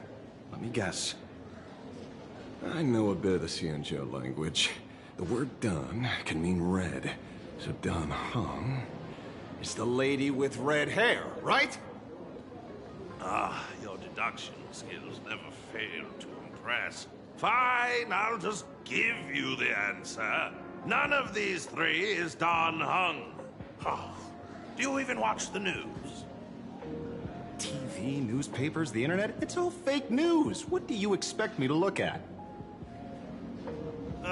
Let's get down to business. I couldn't find any trace of Don Hung's actions. It's like someone wiped them clean. So I decided to try a different approach. Keep tabs on the other members of the Express crew. Maybe following their trail will lead to clues about the mask. Nice work, Mr. Wren. They're heading deeper into the tavern. Follow me. I see, gray hair. The tavern not inviting you sooner was their loss. Come on in. Is the drink in these barrels really brewed from jokes? Yep. You know your stuff, man. Where's this? Ta-da! Welcome to the dazzling lights of the Bliss Star. The heart of the tavern, Planarcadia's dazzling dance floor. There are some tasteless masked fools who consider this place the secret to keeping the laughter going. If life's cruel, don't beg for fairness. Dance! Shake away that sadness until it's all well mixed with the joy in your body. That huge light orb up there. For a tavern, it's as essential as the Phantom moon in the sky. If we get the chance, I can take you inside for a real eye-opener. Speaking of which, 2 months ago, some idiot, after downing hundreds of drinks, had the bright idea to knock it down with a super overlord spinning top. So, we had to reinforce the Blue Star with a steel frame around it, and seal it inside the world in canvas. You know how the masked fools are. Spiking drinks with hot sauce and tossing firecrackers down the toilet. Being a drinksmith is a tough gig. No one volunteers. Since Braji vanished, the fools have been drawing lots to take turns as temporary drinksmiths. This fool you're talking about. It wouldn't happen to be Sparksy, would it? If it were, I'd already be tied to that light orb as the scapegoat. Anyway, the next stop is the Golden Confessional. The eyewitness says Sparksy was there. The Golden Confessional? What kind of place is that? A place where you can let go of all your worries. Well, words won't do it justice. Let's go see it for yourself.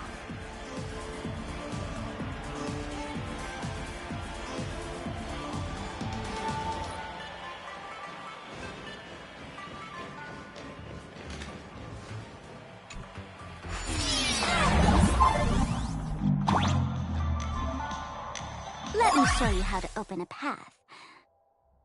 Play according to the sheet music, and the path will naturally open up.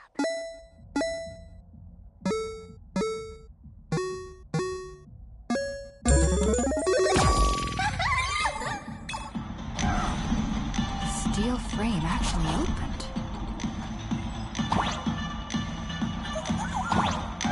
The risque here actually changed color with the lights. Just another night at the tavern. Fun, right?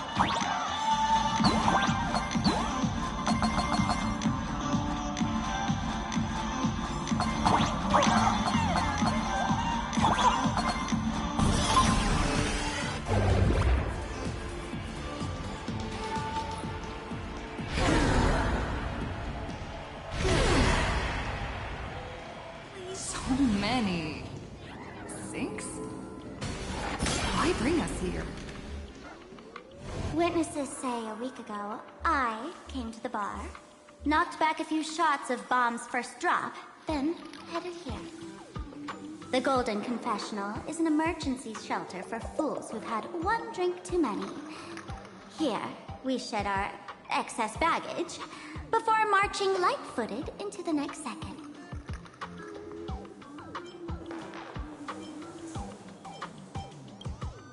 Of course!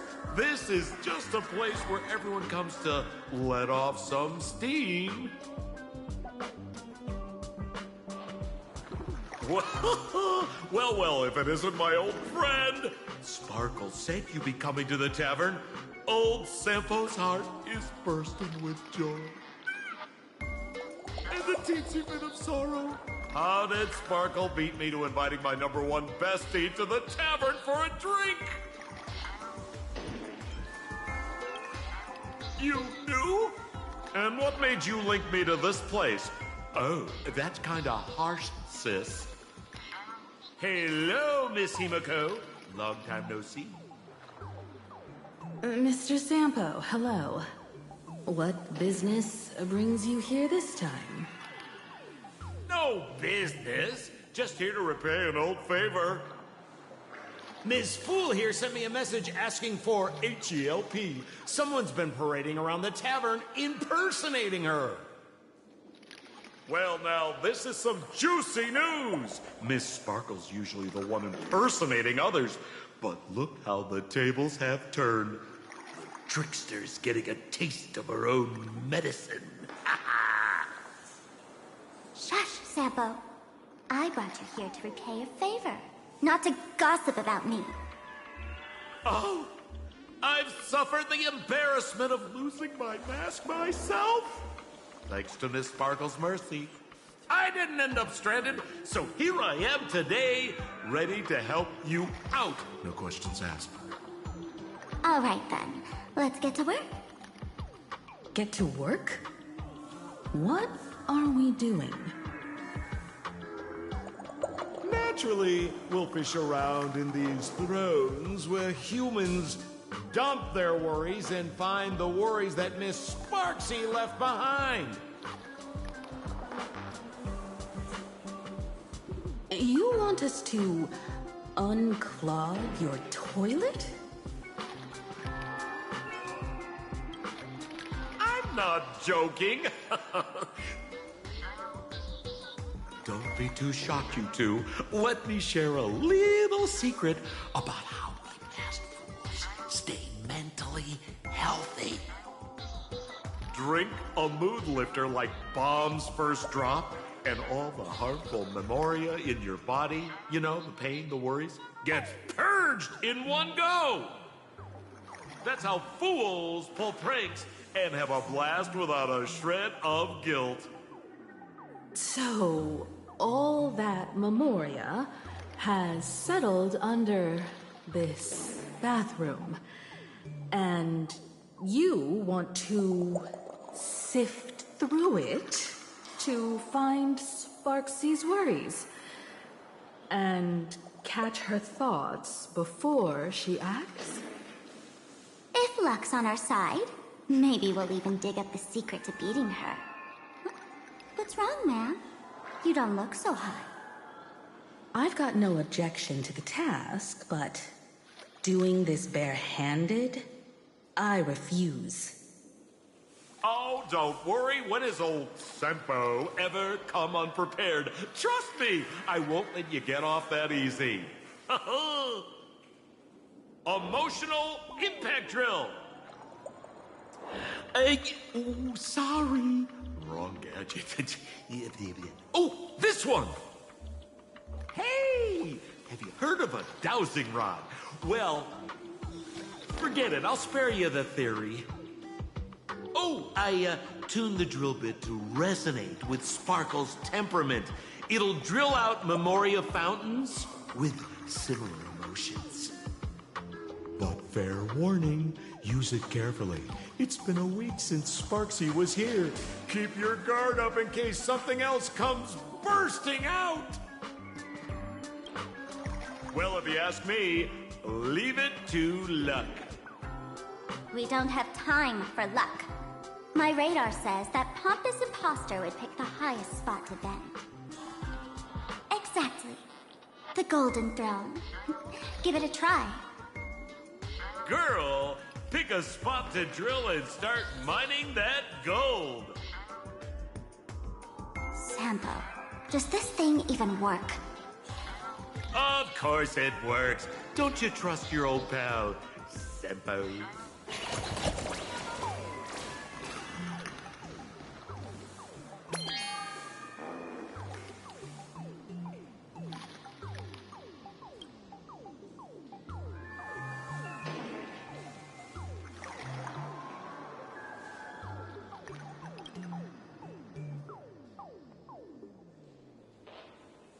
Sampo, how did you get up there just now? Oh, right! Silly me. Through that pipe on the side.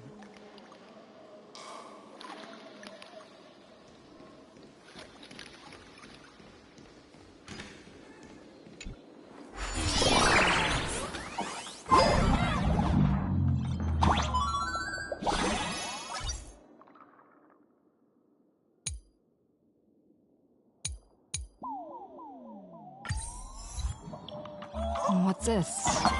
A plunger?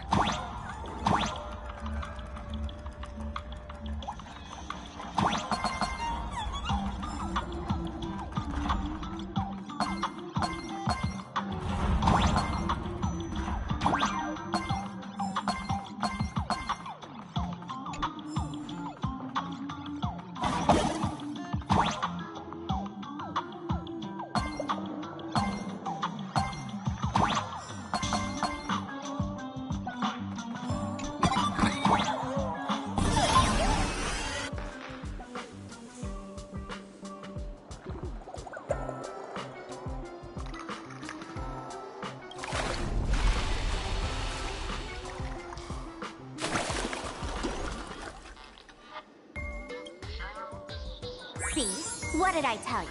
The imposter's worries have appeared.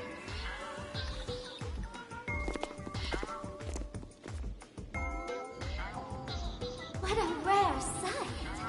Sparksicle used to always connect with everyone online. But now, for the first time, she's meeting her fans through the sewer network. Sorry, but we're your haters. Come clean now. What are you planning to do with that mimetic virus you stole? Use Sparksicon as a front to turn everyone into mindless zombies or dancing monkeys? How could I ever harm my dearest, most beloved fans? You took an entire school of teachers and students hostage and turned them into your puppets to help you enter the Phantasmoon games. You're going to argue that you did it all for them? Of course I did. From the very first day I was created, I've been doing exactly what my creator asked of me. Listening to every fan's questions, empathizing with their pain and troubles. They feel insecure about being ordinary, cry when ignored by those they like, and strive to stand out because they desperately want others' approval. Sparksy hears every wish, and she answers. During these Phantasmoon games, I'll grant their wishes through the ceremony of the Master of Elation.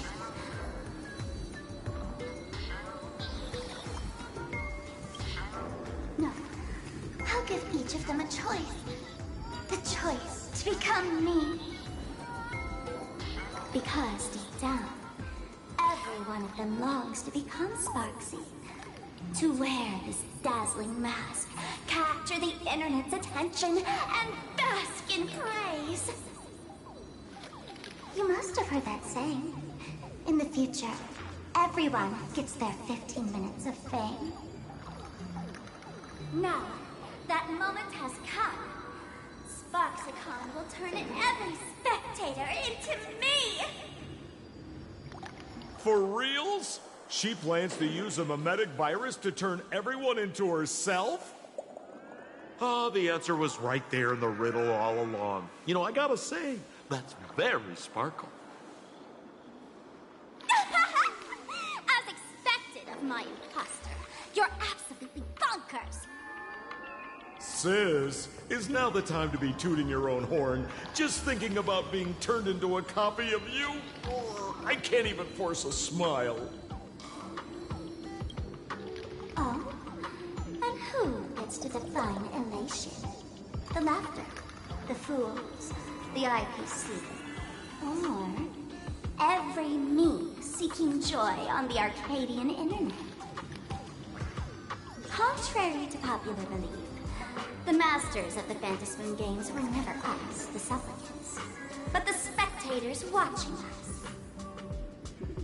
Sadly, the Planar Astral Peace Network showed people other worlds in the cosmos.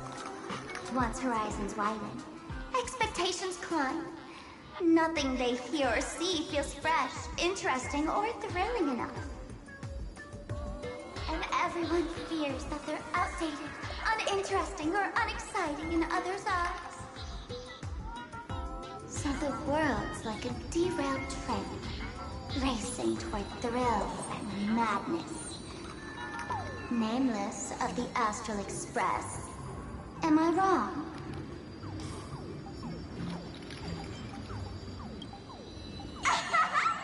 Bingo! You got it. I'm a part of her. Wherever there's a screen, wherever my audience is, my eyes and ears will be there too. I want to see how far you in this outdated model can go. The harder you struggle, the more spectacular it'll be when I live stream the Astral Express cruise derailment at Sparksicon! I'm looking forward to your resistance, Nameless. Oh, heads up, everyone! She's getting serious.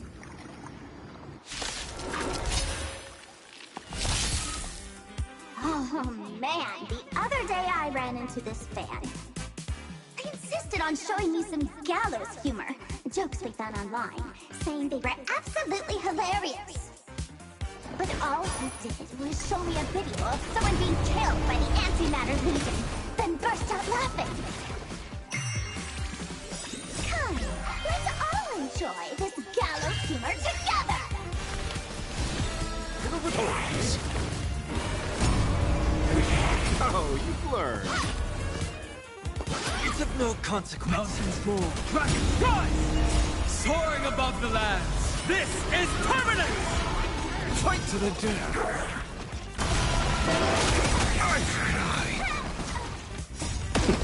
Beasts slaughter each other!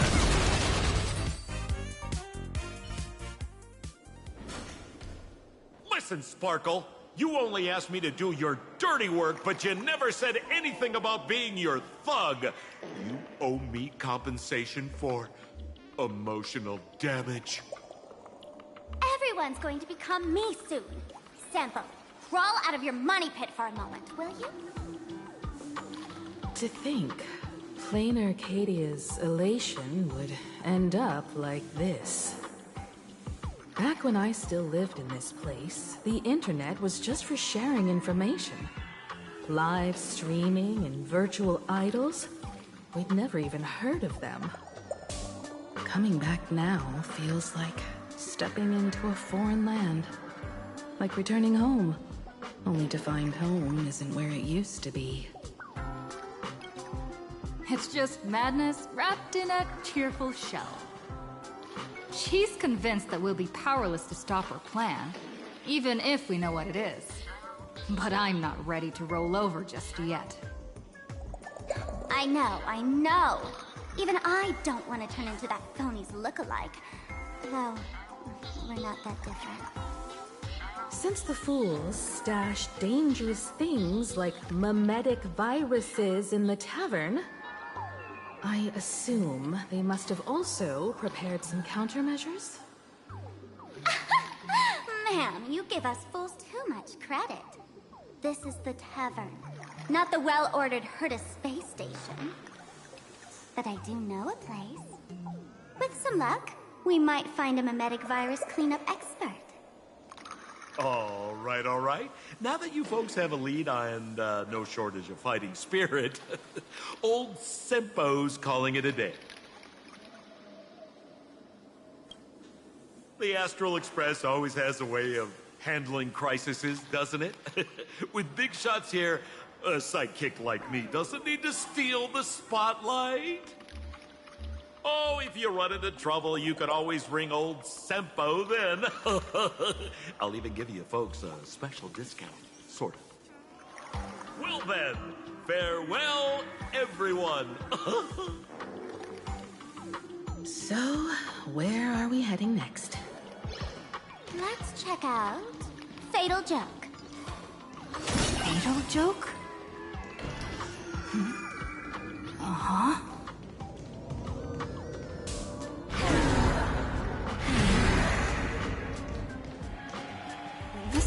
feels more like a maze than a tavern. Well, it is a space-time maze, after all.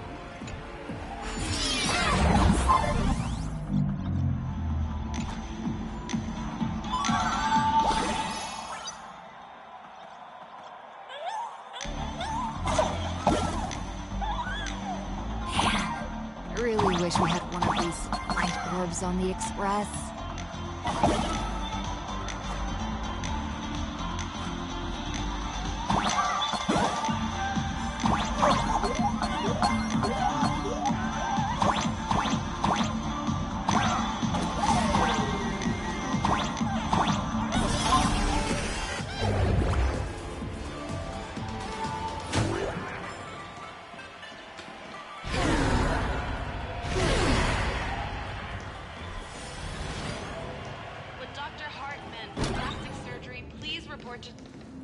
Why is there a hospital hidden inside the tavern?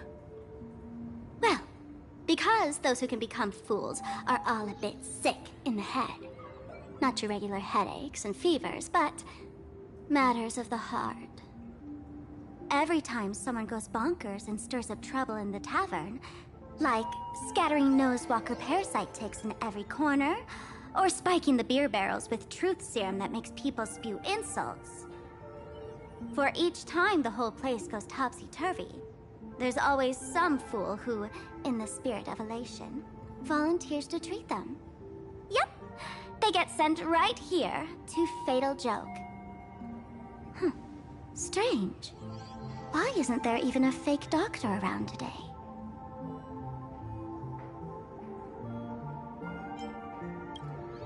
Even if some fool claims to have a legit medical license, you wouldn't dare trust them, would you? Attention patients. Please refrain from eating beef hot pot in the hallway.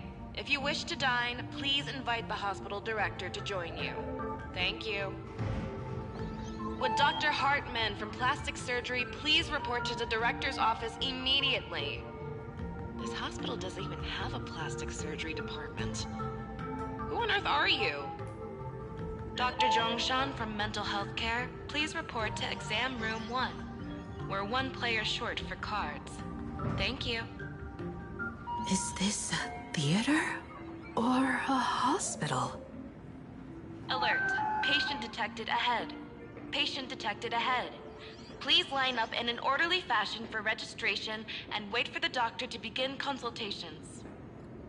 Patient number 01, Akavilli.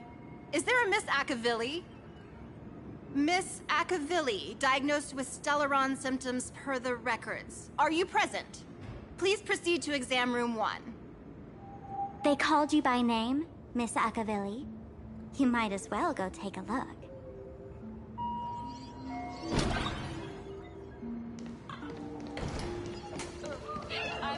Attention, Professor Skaven from the department. You're finally back, Akavilli. I've reviewed your clinical records. Your Stellaron symptoms are stable. Continued observation will suffice. I'm your presiding physician. Good news for you.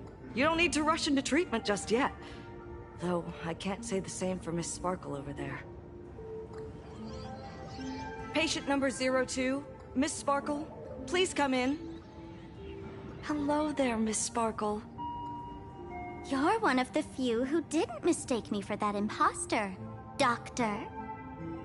But, just a reminder, yours truly isn't sick. I'm perfectly healthy.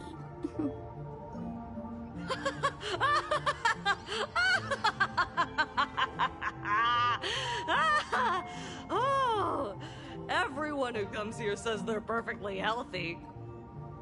I've seen so many patients, and you're among the most severe. I could already make an initial diagnosis at first glance. Your ailment is loss of self. If someone can transform into 10,000 characters, would she still remember her original self? Good question. But if someone could become 10,000 characters, does the original even matter anymore? By the way, Doc, Are you familiar with any treatment protocols for mimetic viruses? Mimetic viruses. I've heard about it. The city sent over a few cases. The patients had one thing in common.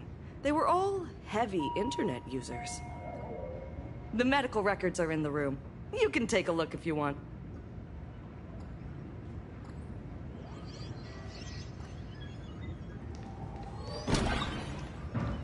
Is this dual mention?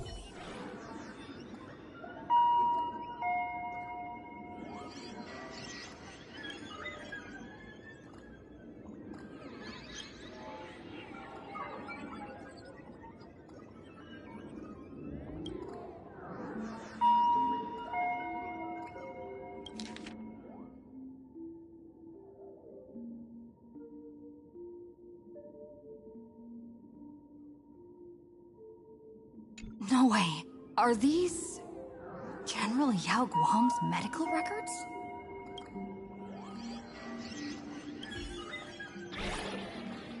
It'd be so funny if you were not... The medical records are on the bookshelf. First file on the left.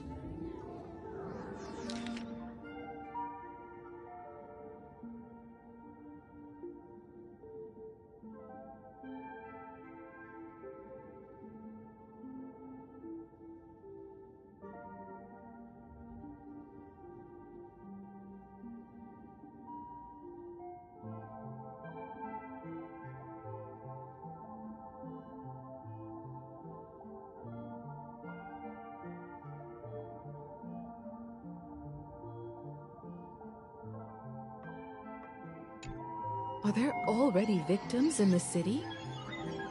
To eliminate the mimetic virus, helping Patient Zero face reality is a crucial phase of the treatment.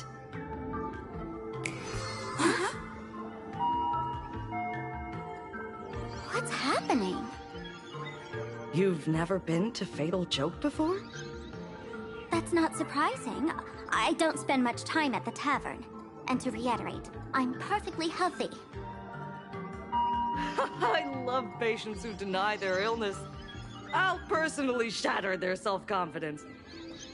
Miss Sparkle, I'm going to write up a detailed diagnosis report for you. In the meantime, why don't you chat with your fellow patients who share your affliction? Gray hair, let's go. I don't want to waste any more time with this quack. Miss Sparkle. Sparkle, you're back! You seem happy. Yeah, I'm keeping my spirits high, just like she asked. Sparkle, Sparkle! You're the one who told me that a smiling mask will never have bad luck, aren't you? This world doesn't want to see too much sadness, cruelty, rage, or pain. You told me that I just need to smile, no matter what. I did everything you asked. But why did you abandon me? Right now, I just want to scream, to cry, to shout. I just want to devour you all. Just how many masks have you thrown away? Don't worry about it. Everyone sheds just as many versions of themselves in a lifetime.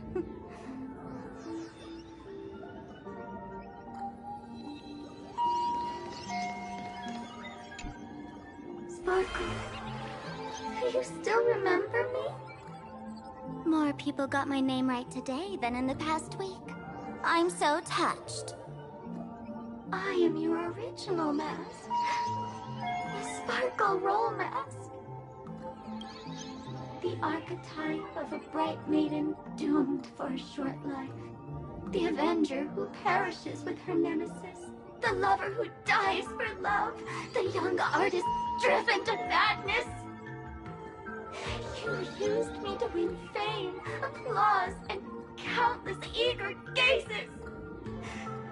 So why would you cruelly cast me aside?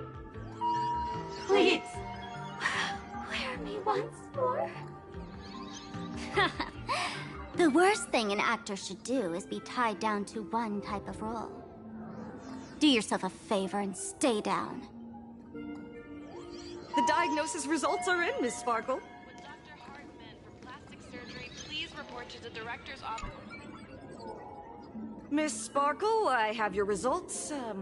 Your main components are madness, humor, and a theatrical personality. Unfortunately, the proportions are badly imbalanced. You're beyond saving. But the silver lining is your mask has fallen off. She's free of blast. And that's where everyone's misfortune began. None of the masks I've cast off ever had such strong opinions or such a temper. She no longer needs to be corroded by your cancer of rationality. Now she can do anything that you wanted to do but didn't dare to do. Ha! As if there's anything Miss Sparkle wouldn't dare to do. For example, you don't dare wear any one mask for too long. Like a butterfly shedding old skin, you keep discarding every mask just so you won't be defined or bound by them. You're afraid to stop, to be stuck in some stereotype. You're afraid that one day you won't be elating enough. That's why you drew Miss Sparksy and became her online. As a dazzling mask, everyone confides in her. Everyone wants to be her. Everyone feeds her their clever ideas.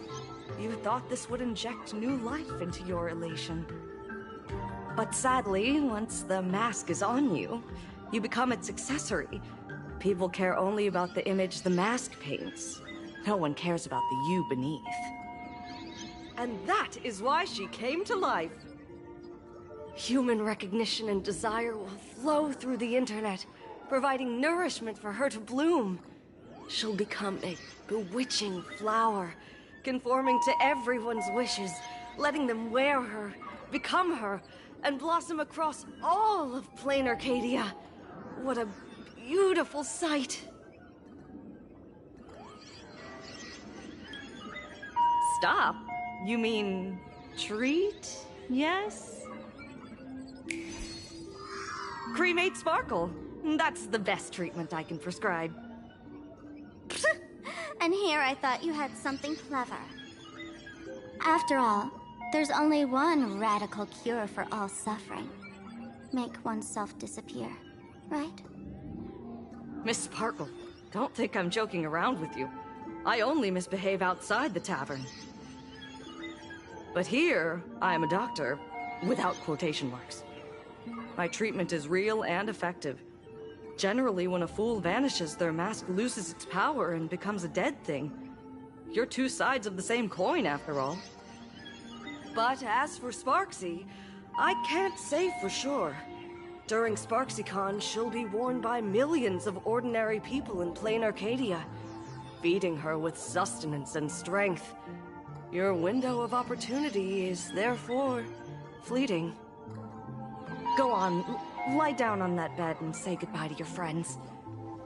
Press that button and the nurse will come wheel you away.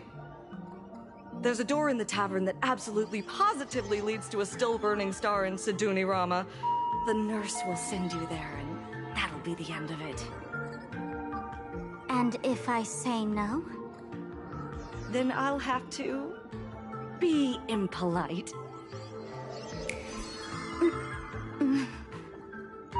Miss Sparkle, nameless, the choice is yours. As for me, by the laughter above, I've got to catch the next ship out of this dump. Hey! What's going on? Why am I pinned here? Gray hair. Ma'am, navigate. The mask of the masked fool represents what you wish to become. You use it to focus your power, but the mask will gradually bind you as well. That's why you've been avoiding Sparksy all this time. She didn't just steal a vial of mimetic virus. She stole your strength. No wonder the fool at the bar joked, when a masked fool loses their mask, what remains is just a fool.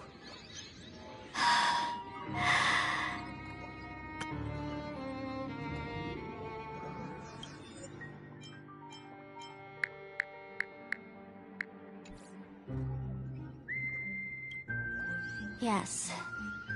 Every fool has at least one such mask. Not mere decoration, but a part of our destiny, crafted by our own hands. It might be a mourning actor mask you took a liking to and stole from them. It might be a head accessory you personally sketched in a moment of inspiration. Or it might be something that one day fell from the sky and latched onto your face. To become a fool, one must experience at least one such instance of destiny. The moment of masking one's face. Through the mask's eye holes, we gain a different perspective. Finally seeing how the universe is simply churning with endless jokes, and the absurd nature of our existence as living beings. The mask is who we want to be. And now, this imposter is more me than I am. Do it! Press the button. Call the nurse and cremate Miss Sparkle. At least then, the imposter will lose her power for a little while. You should be able to take her down easily, right? You're not actually going to press it, right? Give us a moment to hesitate, to think. Waiting is torture, you know. You're not doing this on purpose to punish me, are you? Hey, gray hair! Say something!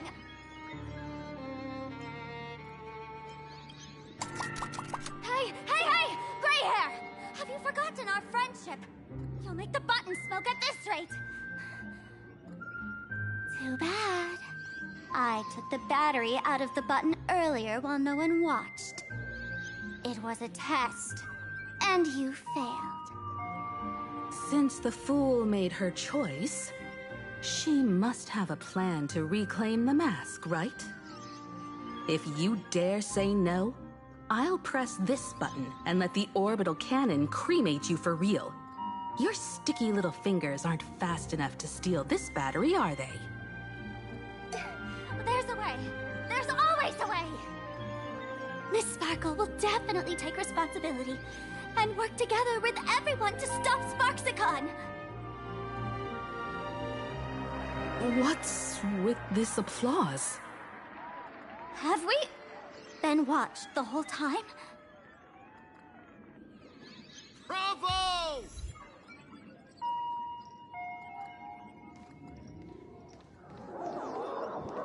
That's hilarious!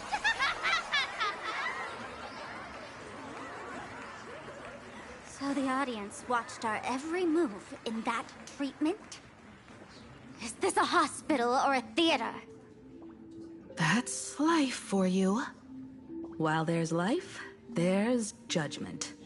In every unseen corner, countless judging eyes are watching, diagnosing, and writing their own prescriptions. I must admit, Fatal Joke is a fascinating place. Real shame I didn't come check it out earlier. Ignore the spectators. They're just here for laughs. They won't help and couldn't if they tried. You said you had a way to stop Sparksy. Let's hear it. What's the plan? I've got a few anti-sparkle weapons in my collection. I've always had this premonition that one day Miss Sparkle would become an unstoppable terror in this universe. Someone has to find a way to stop me before that day comes. On a trip, I met a girl who shared my tastes. She had quite the knack to be a fool. In our battle of wits, she nearly turned me into sparkle paste using the local tumbleweed specialty. She also had a massive mech with beam cannons up the wazoo, ready to blast away any time. I quietly replicated those powerful goodies from my travels. With these anti-sparkle weapons, that imposter won't know what hit her. I gotta say, I'm quite the visionary. You two, let's head to the storage area next. I've already contacted Giovanni. He's doing an inventory check of the lost items there.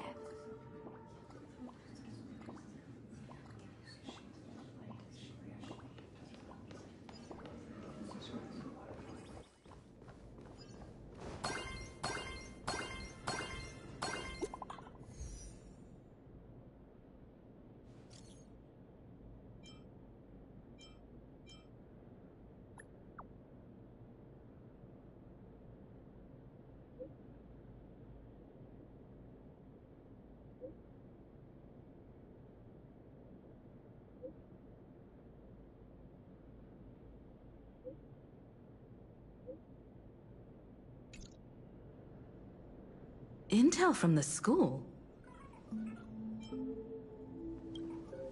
The Furbo journalists couldn't find March or Mr. Yang, but they did spot Sparksy taking down the wave mural in the school courtyard. Oh? That's noteworthy. Looks like Sparksy is busy making preparations too. But why do all this? Never mind her for now. Let's check out the Fool's storage area.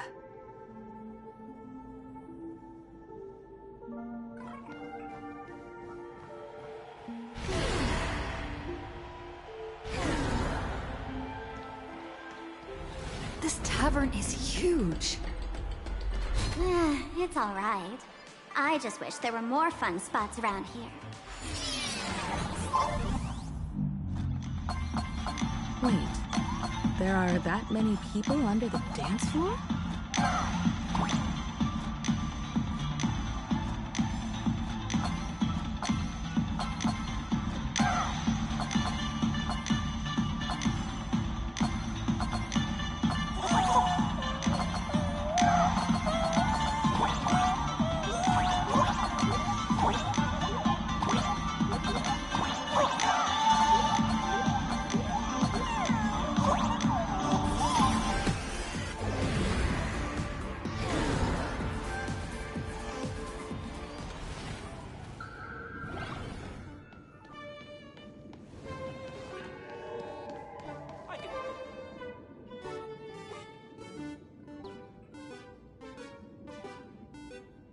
Hey, Gio! What are you doing up there? Working my tail off for you, tallying the losses. Wait, who'd you bring with you? Oh, it's Miss Trailblaze. I knew you'd step into the tavern and become one of us someday. Those with the makings of masked fools are naturally drawn to one another. You sure know quite a few fools. Ah, and the lovely lady behind you. You must be Miss Himiko, navigator of the Express. A pleasure to meet you. Mr. Giovanni, just call me Himiko. Normally only fools may enter, but since Sparkle brought you, and you are practically an old friend, I can make an exception as the caretaker. Let me show you around. Gio, cut the spiel. Sampo says you recite that intro so often he's grown calluses on his ears. Want the Fool's treasures, souvenirs, and prank gear? Come to the Grand Treasury Storage. They've stashed everything here. You stole my line again. Picked it up on a trip to another world. You've heard this phrase too, haven't you? I'll admit it's catchy. That's why I used it as a slogan. Storage area visits went up by 26% after that. Business first. Did you see my pickup message I sent? Where's my stored anti-sparkle weapons? Well, your storage list is a total mess. You never leave any notes. If I hadn't been called to audit, who'd know how many surprises you got stashed away? As for the anti-sparkle weapons, oh, I'd love to know what on earth that's supposed to be. Why don't you go in and look for yourself? As requested, I've linked the vault entrance to your collection room. Gio, did the imposter leave this behind? How should I know? I've been doing inventory of... Huh? What's this? Whoa!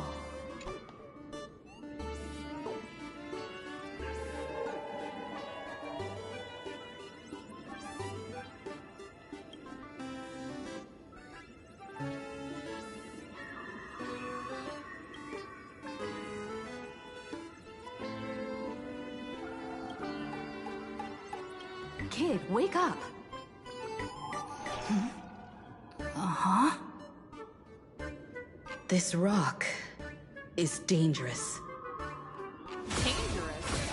I'll smash it with one swing!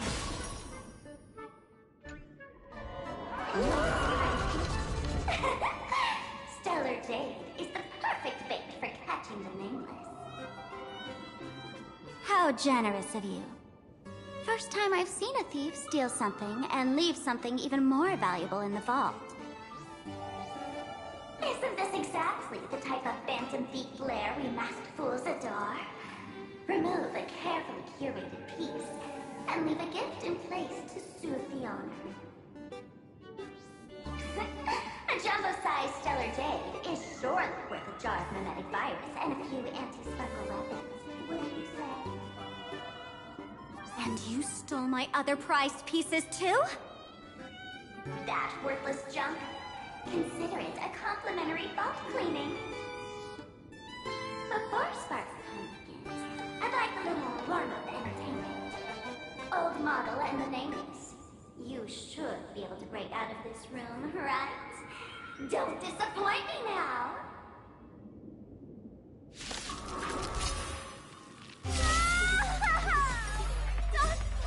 Game over! My anti-sparkle weapon has turned into a failed science project! Torment and doubt, farewell. I see through you.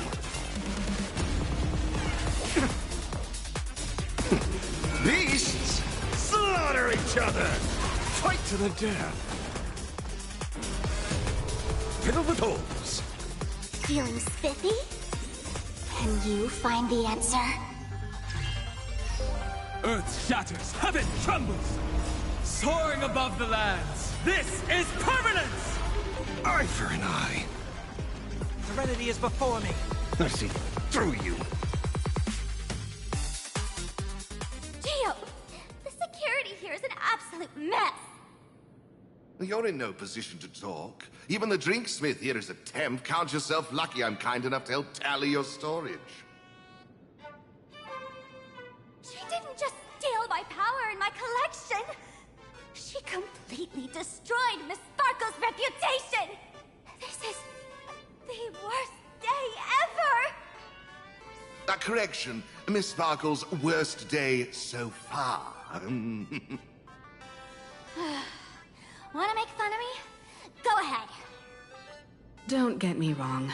I also don't think gear tumbleweeds and giant mechs would work on someone spreading mimetic viruses. I thought of a way just now that might suppress the mimetic contagion at Graphia Academy. You can fight fire with fire, but a mimetic virus can be scoured away with water. What do you mean? Our informant at the school reports Sparksy is removing the central mural there. The imaginated mural, World Breaker Waves, is said to be a work left behind by Graphia herself. Legend says the wave comes from the Dove Brook river water she used to wash off her painting mistakes. The artists say it is blessed. That's why they kept it in the school. I couldn't understand why Sparksy went to such lengths to tear it down. Now I do. Painting mistakes are redundant information that stain a painting. A mimetic virus is redundant information that stains the mind. If someone knew how to harness this Dovebrook wave to wash over the school, they could cleanse the infection she spread. That's why Sparksy wanted to hide the mural.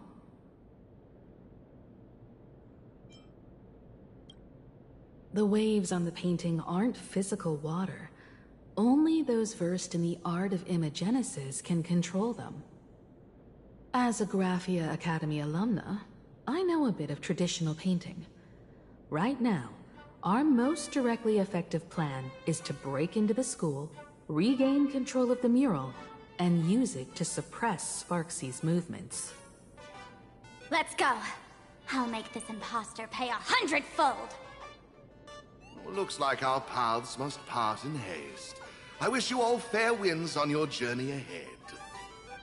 Oh, if any of you feel uncertain about what's next, here's a small suggestion.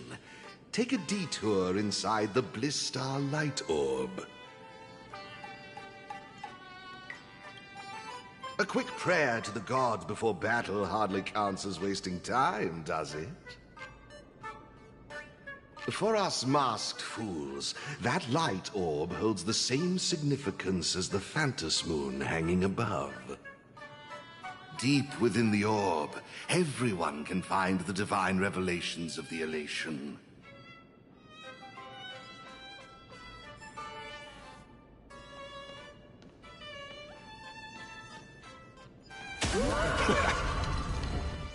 This doesn't look like where we came in. Don't worry.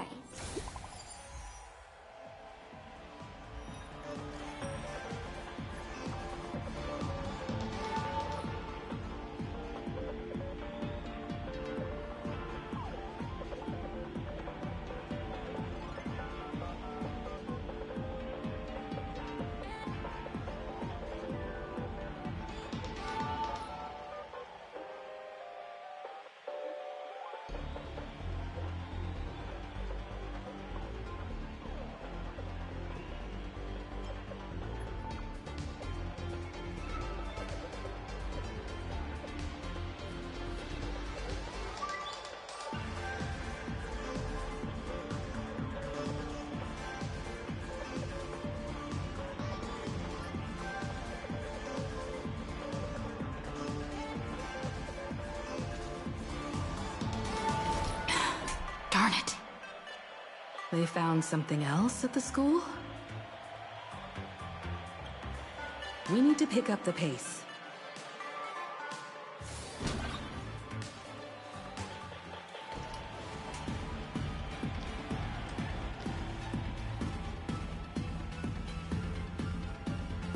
Giovanni said we could find the divine revelations of the elation inside the light orb. Don't tell me this orb is another tavern room. Bingo, your intuition's spot on. It isn't just a light-polluting orb. Think of it as a shrine for fools.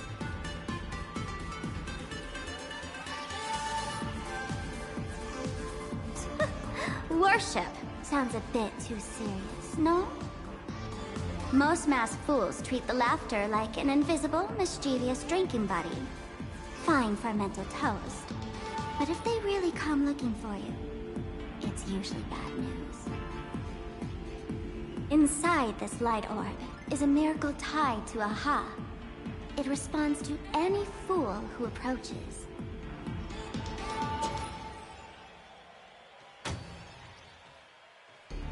Let me show you something mind-blowing. Here we go. Open sesame!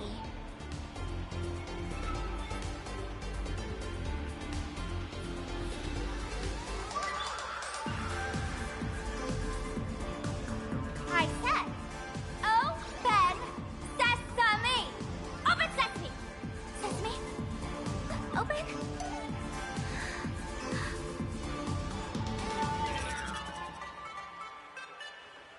Hooray! So in their eyes, I don't even count as a masked fool anymore? What a wonderful surprise! The imposter stole my identity too!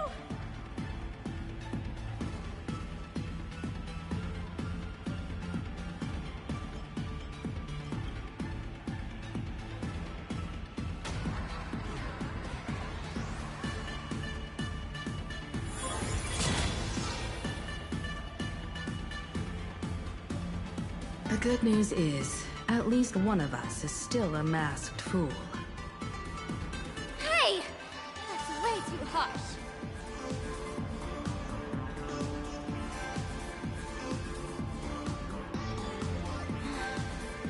I hate to admit it, but gray hair, it's opened for you.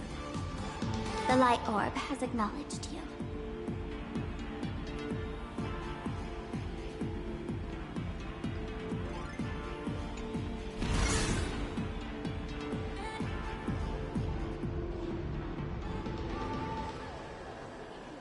So, this is the miracle you meant? Yes. Among the masked fools, a myth is told.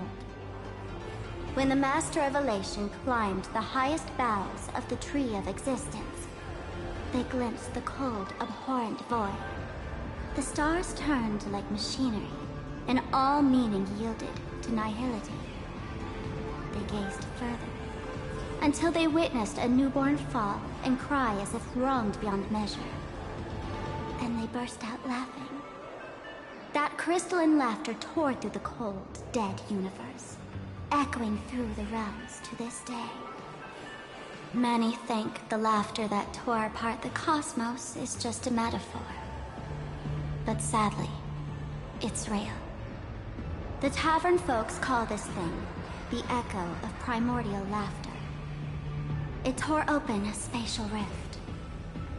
They say other tavern branches have this too, in multiple locations. No one knows how many there are, or what their existence means. When we shout into it, there's no echo. Toss in trash, and it merrily swallows it. No one knows if this thing will keep widening and swallow the tavern whole. Either way, it just sits there, right over there, motionless, grinning at us forever.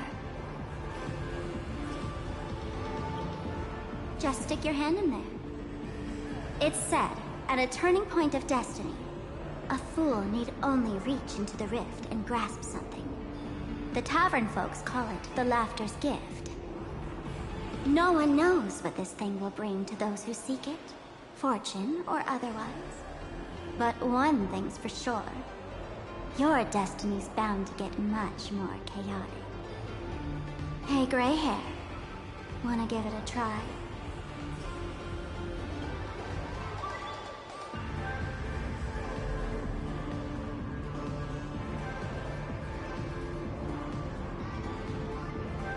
Billy, have mercy. In Billy's name. Please don't hurt me. My hand doesn't taste good.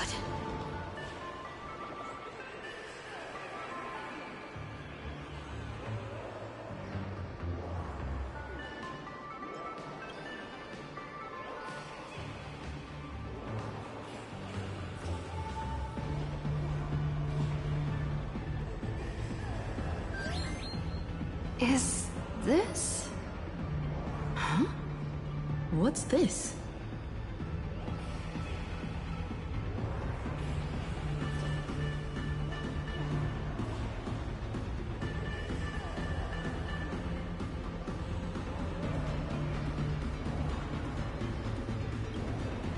Laughter above, they really answered! But what's their deal giving you another mimetic virus?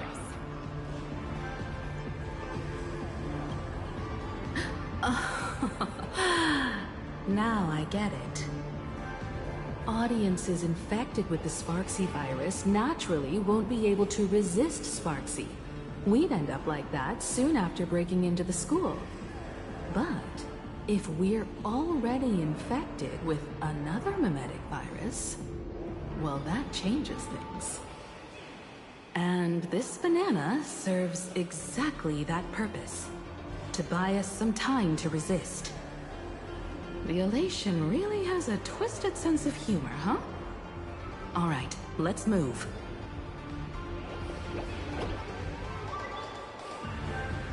Who are you two? Haven't you heard the rule? Only one fool's allowed in here at a time. Who am I? Well, just a passing detective and his assistant. Have I been asleep too long?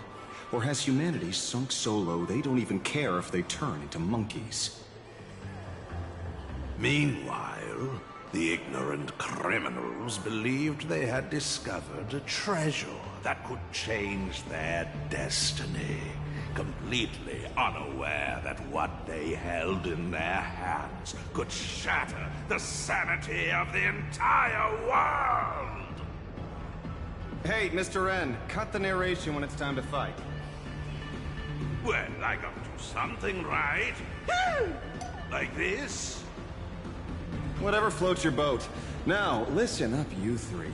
Put that banana down and walk away, and I'll let bygones be bygones. But if you try anything funny... If you want to get to them, you'll have to get through these little toys first!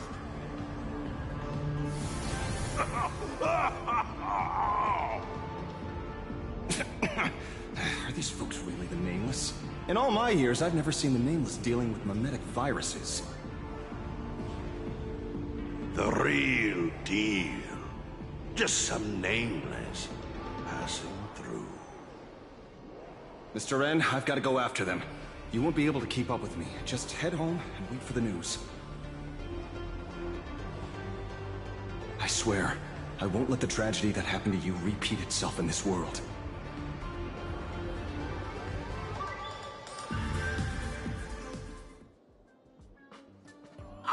Over here! This way! Run faster! You don't want to get caught by that guy back there, do you? Yo, sis! Just how many troublemakers did you people manage to tick off when you landed?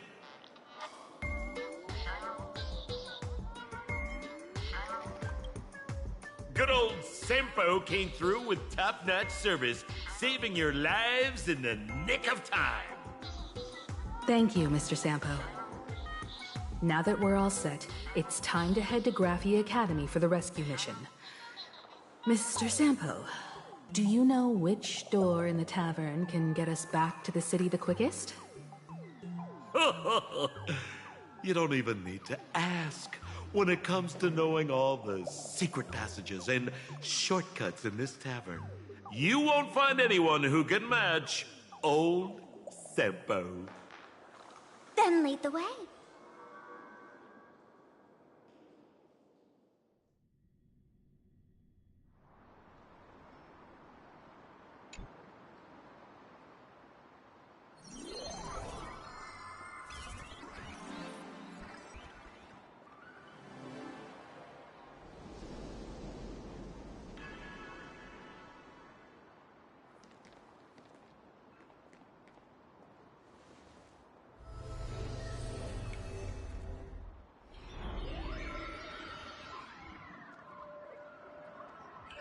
Your thoughts tell me that you still have doubts about me. Did you ask to meet here so I could clear up some of your doubts? Greetings, Lady Yao Guang. Being able to hear others' thoughts anytime. This tuning ability sure comes in handy. Compared to the seer strategist's ability to come and go as she pleases, this is nothing but a parlor trick. I've heard that Xianzhou folks are big on etiquette, yet here I am, and you're still playing hide and seek, General. Isn't that a bit discourteous? Sorry. I have this old problem of suddenly disappearing. It's really something beyond my control. As for the reason, I'm afraid I can't disclose it. Please forgive my rudeness. Or, if you're truly that curious, why not use your tuning and find out? You know I won't do that. Besides, I couldn't even if I wanted to right now. Couldn't?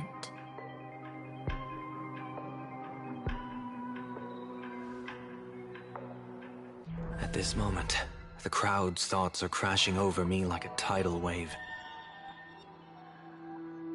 I can't block out all this mental noise. Just keeping my own thoughts from getting tangled up in everyone else's is hard enough. I see. So that's why. When you were speaking with Miss Himiko earlier, I accidentally intruded on your private conversation.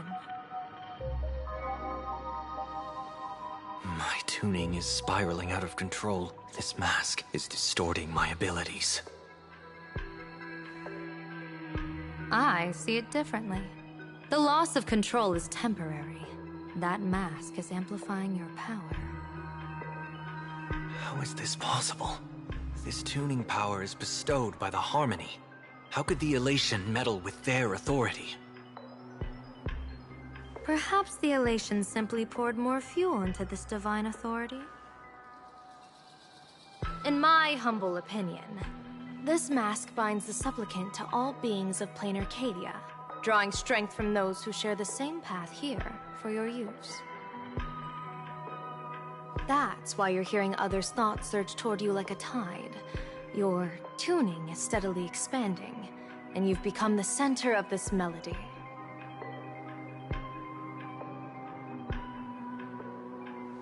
You sure gave me quite the gift, General. But why would such a precious gift be placed on my face? I need an honest answer.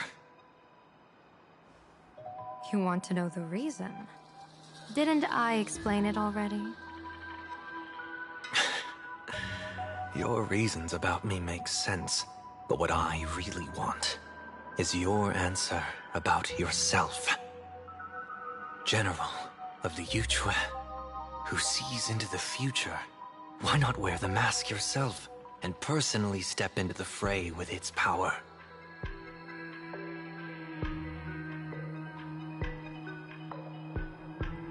Words can deceive, but only tuning lays the truth bare. Mr. Sunday, why not use your enhanced tuning to feel the weight of that answer for yourself? Well then, pardon my intrusion, Lady Yao Guang.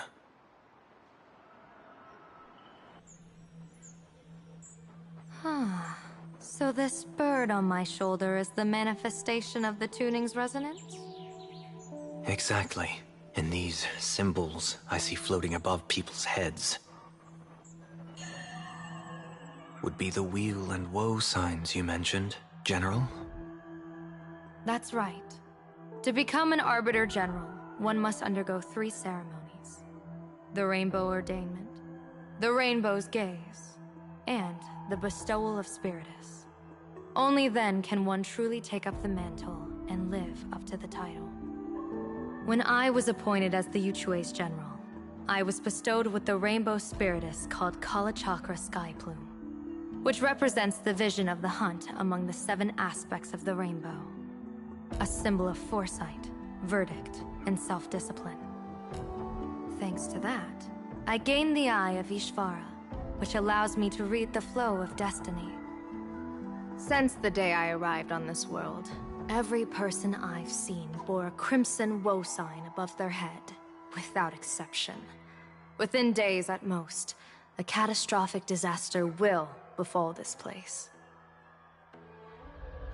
So, that red glow rising from the edge of the city is... The blazing light, formed by the convergence of all those woe signs in Planarcadia. In that case, General, it's all the more reason for you to wear the mask. Once your sight into the future is strengthened, you won't need to fear the deathly omen in your readings.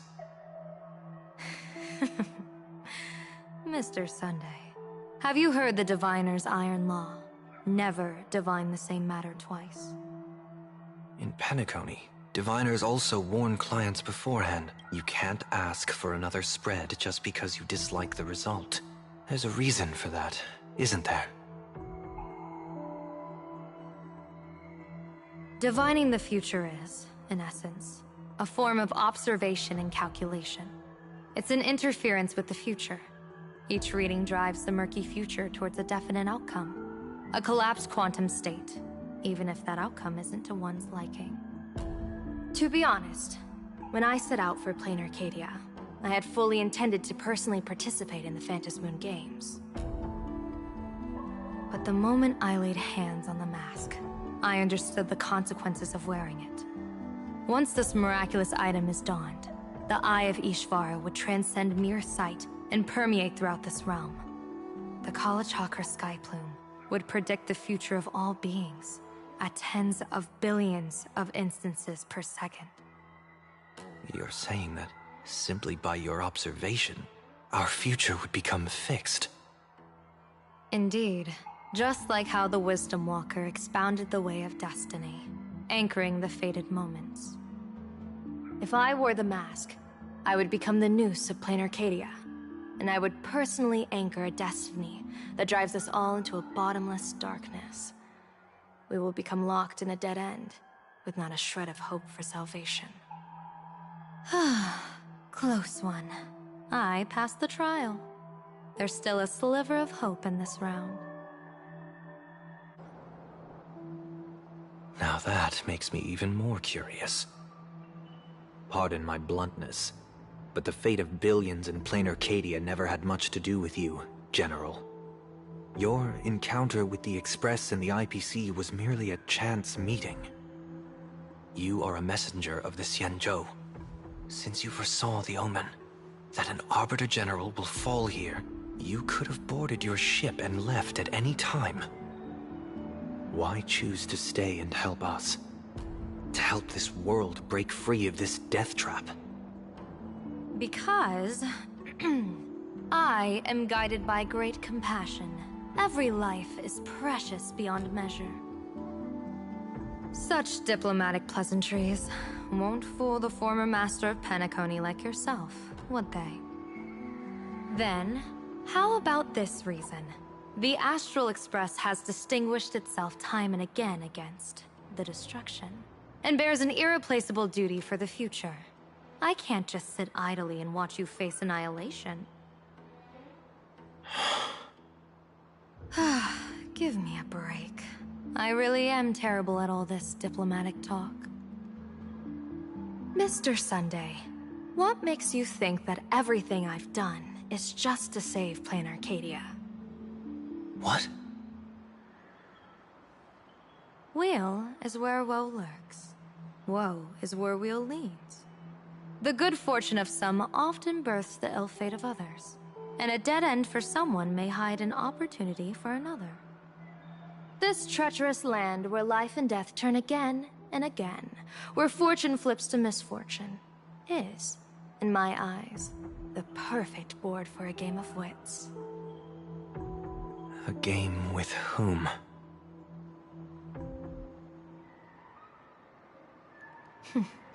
With the gods. Mr. Sunday, have you heard of the Battle of the Fanghu 30 years ago? I've heard rumors of that war, but not the details. General, are you suggesting Planarcadia is now facing dangers just as perilous as the Xianzhou Fanghu was back then? You got that right. 30 years ago, the Abundance Axis broke our lines and invaded the Fanghu homeland. The abominations awakened a living demonic star, intending to sink the Xianzhou Fanghu. With no other options, the Alliance staked everything on my Junior Soar's plan to operate the astronomical observation device, the Cloud Pier Telescope, to signal the Rainbow for aid, using their Lux arrow to strike down the Demon Star.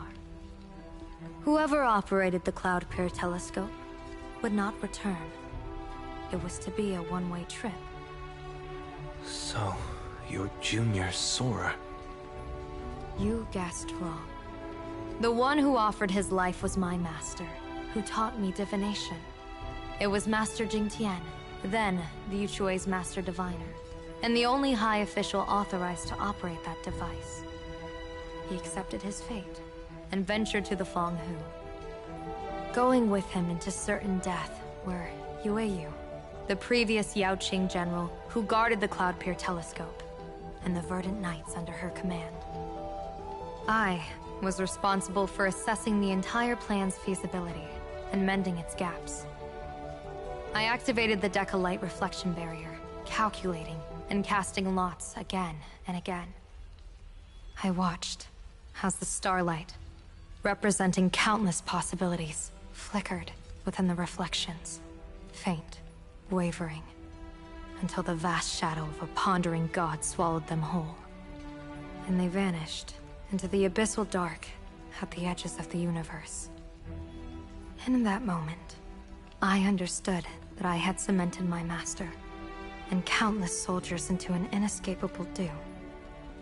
When the Lux arrow fell, they would perish along with the enemy and that demonic star.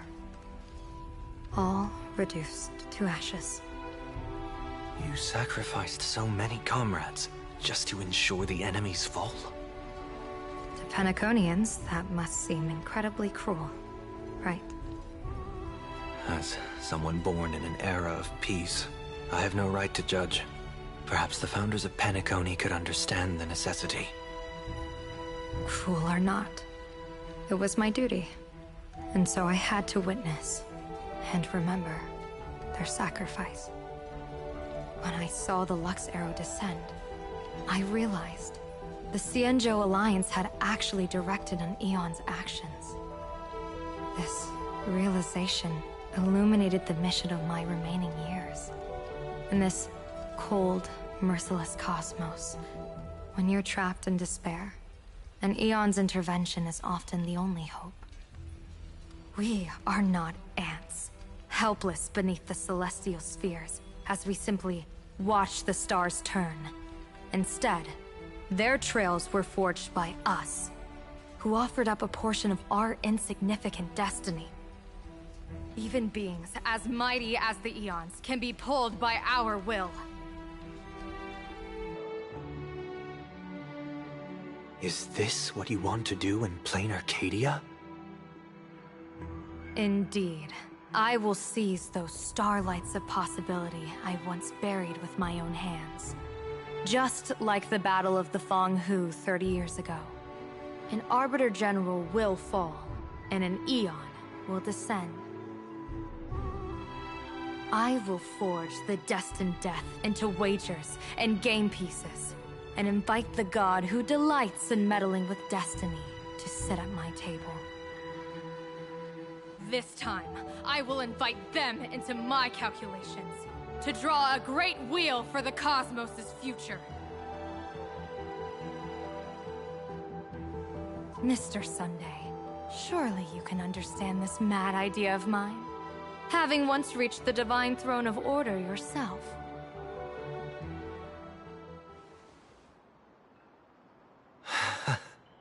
Our common ground goes far beyond mad ideas. But I was reviving a god who already lay dead and buried in the infinite dark. General, how can you be sure that the most capricious Eon would be led by your fancy?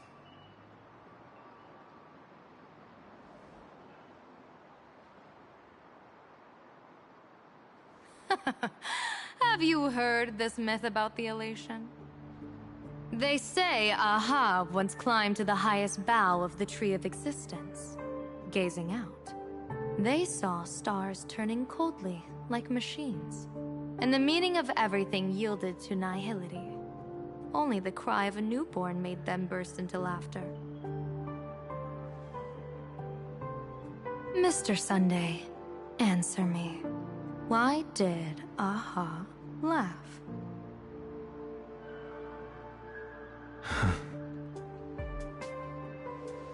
I think it's because they finally saw an audience arrive at this long, empty stage we call the universe. Oh, well said. You're way funnier than you look.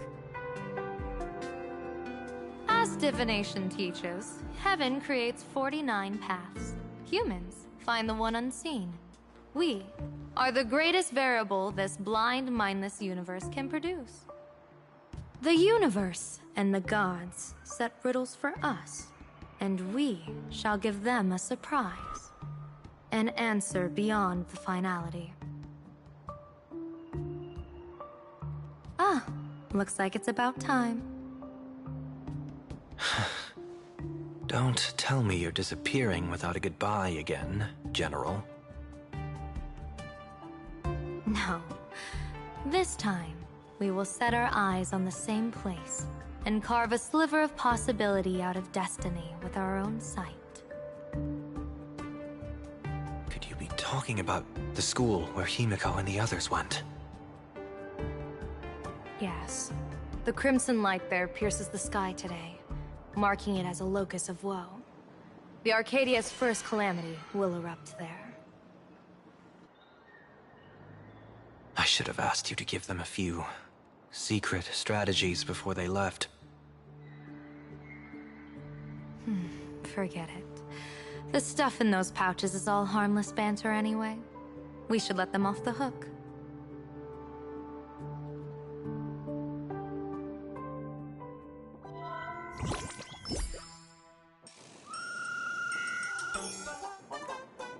Hello, everyone.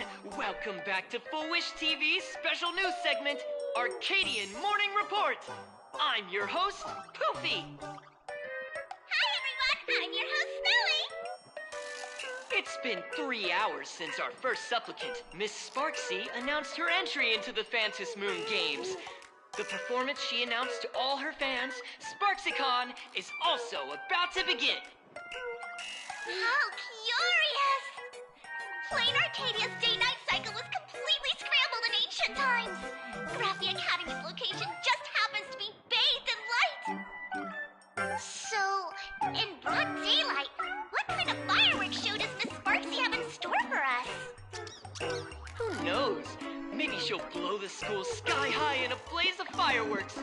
After all, at the Phantom Moon Games 15 years ago, Graphia Academy also. Hey, Senior, you can't joke about that.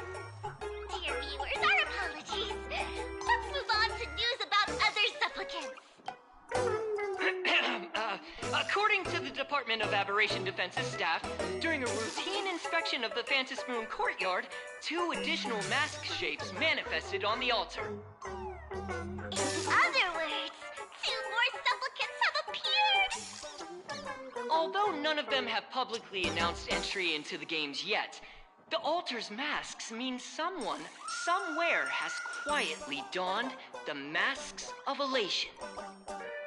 As for the 2 masks, Department of Aberration Defense staff describe one as a raccoon and the other as some kind of bird. A raccoon mask, huh? Hard not to think of the Astro Express that just arrived in Planarcadia. Will the nameless from the Astro Express join the Phantom Moon Games? I hear they've even invited them to SparksyCon as special guests!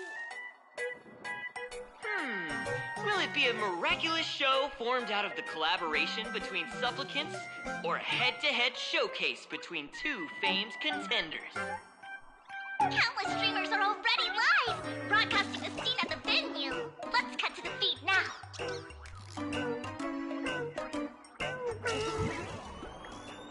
Ah! Look, it's the nameless from the Astral Express! One girl, 1,000 faces. 1,000 faces, one girl. Welcome to the SparksyCon live broadcast. Dear lovely fans, please be patient. SparksyCon is about to begin. This horror stream is about to end. Time for you all to log off. That woman has Miss Sparksy's face. What a pathetic imitation. What? My face is the original! Miss Sparksy's face alone is the greatest masterpiece in the world!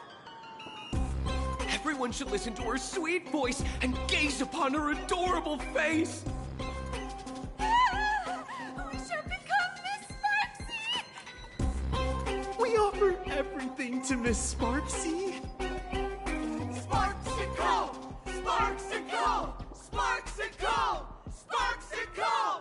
Sparksicle! Ugh, my eyes! I've seen something cursed. The mimetic virus spread among people is way worse than we imagined. There are walking Sparksy shrooms growing on the ground.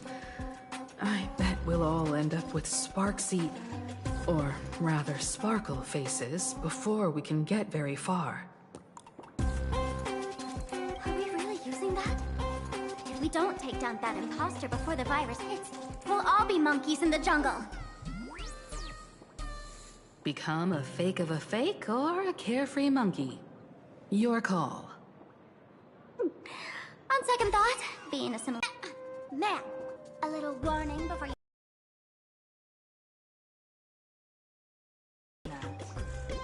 Remember the plan we made at the tavern.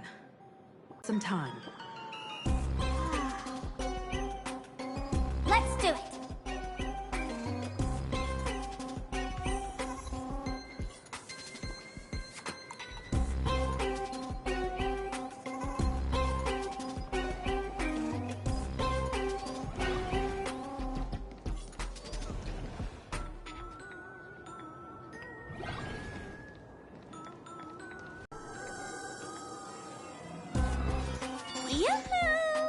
Welcome, dear guests.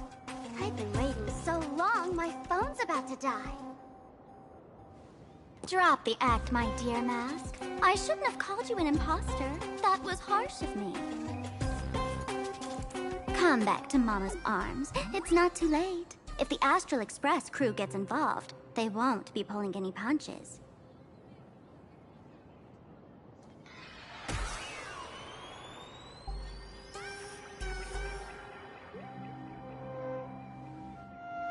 Of course I get it. Surrendering now would ruin the stage you so carefully set. Total buzzkill, right?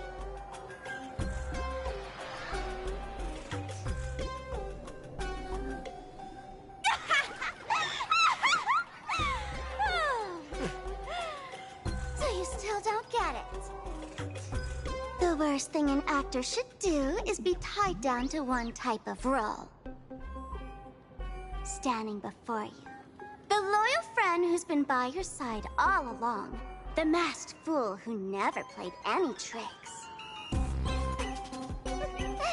She is actually the old mask I have shed.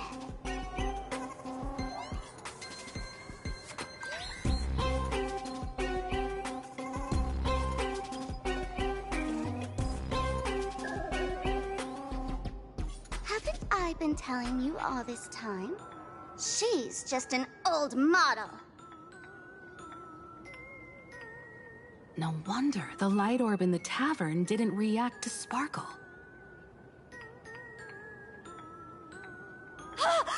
For real? That explanation is kinda awesome.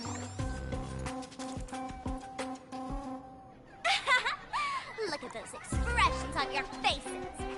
This is the best opening act for Sparksicon ever! I shed that old mask, and with it, the weak, timid, all too human me. This new me will break free from all shackles, gather my fans' wish power, and stride onto the stage of the Phantom Moon Games!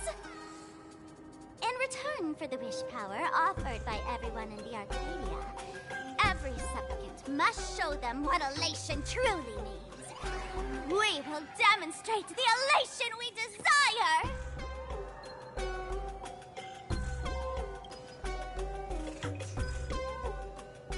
There's no coercion involved anywhere in this. It's a simple yes or no, like scrolling to the bottom of the terms of service. Want attention, talent, quick cash, universal praise? Download the Sparksy virus.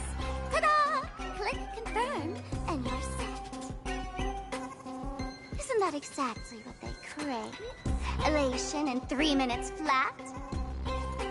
Nameless, you're doomed to lose. You can't stop what people desire.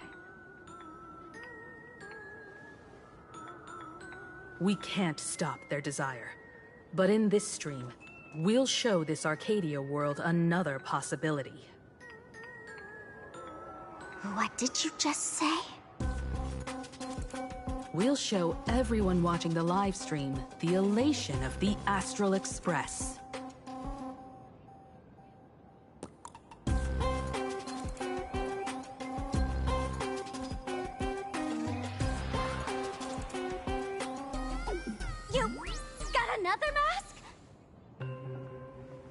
Before Sparksicon begins, the hero of the Express will defeat the villain who tried to spread the virus. And soon, the world will watch it happen live. In their hearts, they'll long for the Trailblaze too. You were never the only option for the audience, Sparksy.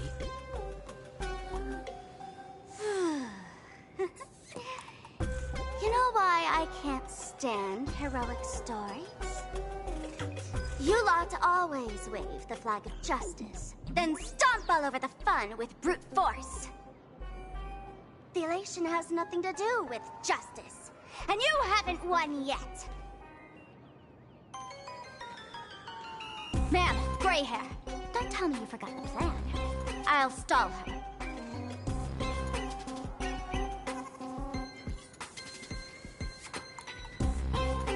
A long, long time. Come on, gray hair, have a little faith in me. There's one thing I've always wondered. Who's the real Sparkle, and who's just a mask? Shouldn't the last one standing decide that? Then let's settle it, right now! I'll make you the opening firework of Sparksicon!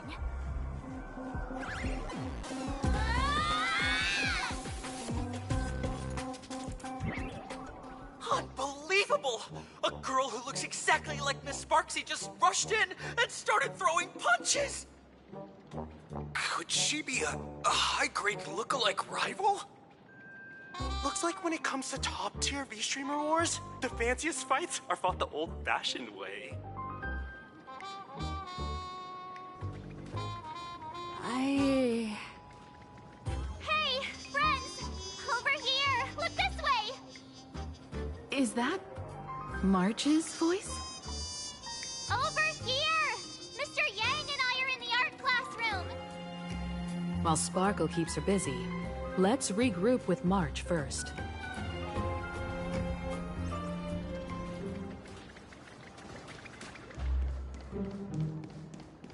Love the sparks! Guard the sparks! Never fear the dark! What kind of trash rhyming is that?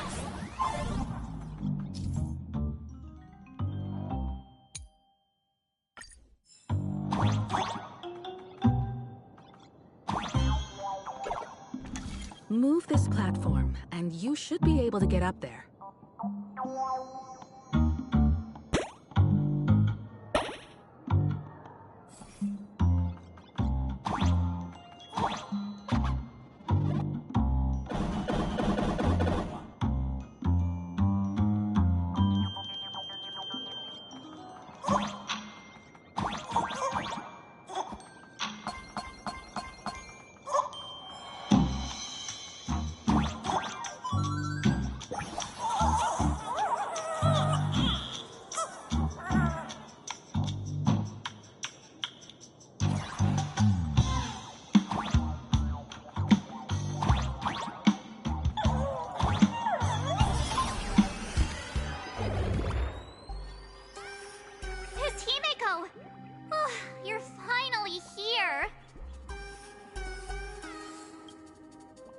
March, I'm just so happy you're safe, Bana.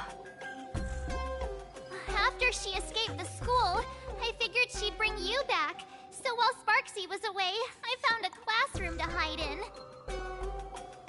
The students around here have been acting weirder and weirder. Good thing my heart is pure and untouched, so her tricks don't work on me. Hold up. Were you two just talking with some weird verbal tick?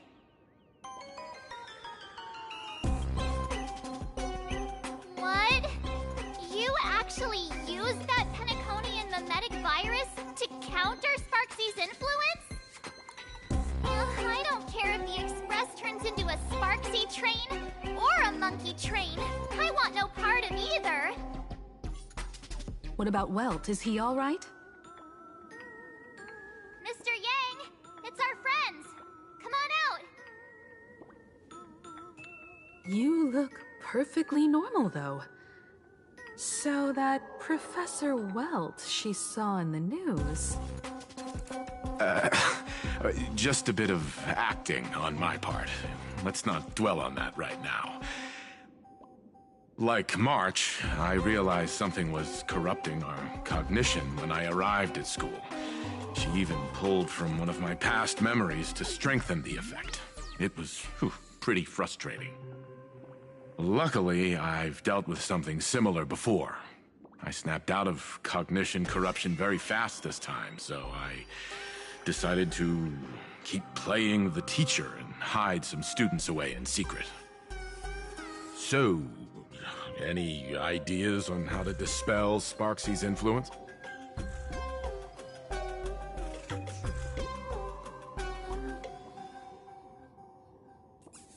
No wonder these students took down the seascape painting from the central courtyard. Sparksy had them break it into 3 parts: the waves, the wooden boat, and the moon. I don't know where they hid the waves and the moon, but I managed to retrieve the wooden boat that was stored in the archive room from the students. As expected from Teacher Yang. We might have a lead on the other 2 painting pieces. Have you seen Furbo, Nana? You mean a furbo? We sent a local reporter into the school, but his luck turned sour, Nana. Sparksy caught him red-handed.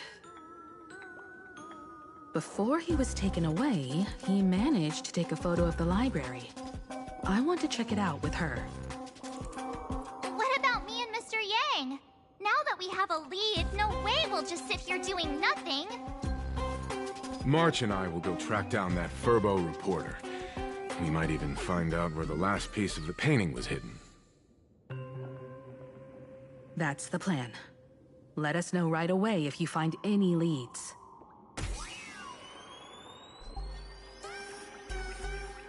Himiko, where's the library? I know the way. I just hope they haven't renovated the academy in the past 15 years.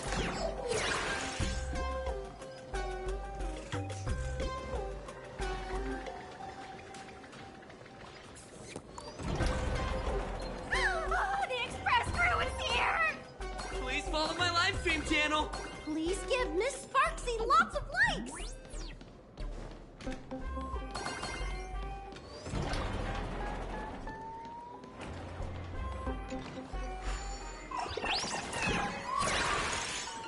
The library's just up ahead. Finally, I can get away from all these live stream obsessed students. We're here, Bana. But I don't see any waves or moon.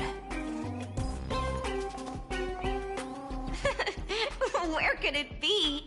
Like I'd ever tell you. Miss Sparksy herself ordered us to guard this place with our lives. Hey, get that stream running. Ugh, kids these days. They ignore their studies just to focus on the internet. As an alum of Graphia Academy, it's my duty, as tradition dictates, to give you all a proper extracurricular lesson. Hey, juniors, ready to roll?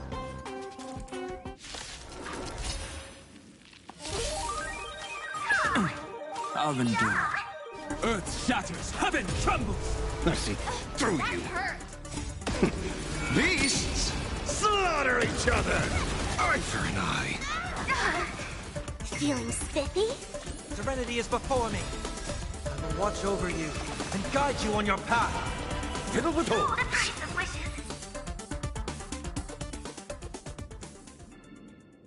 Where could they be hiding the landscape painting? After all, it's an image-nanted thing. Once sealed in a scroll or something, it'll be a pain to retrieve, Bana. Oh, right. Let's check out that photo, Nana, the reporter left us. Maybe we can find some clues.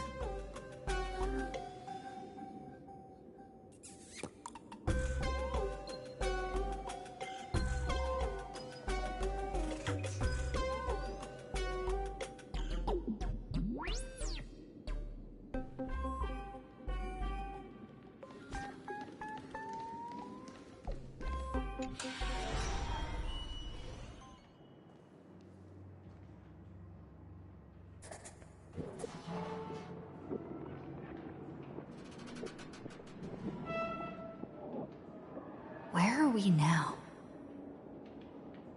This place looks just like any other classroom.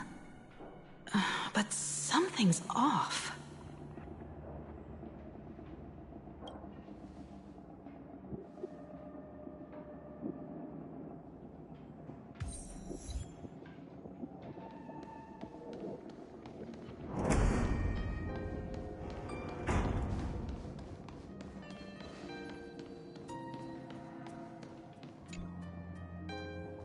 So this is where they stashed the wave. Did you hear something? I think I heard someone laughing. Something's not right. Is there something hidden here?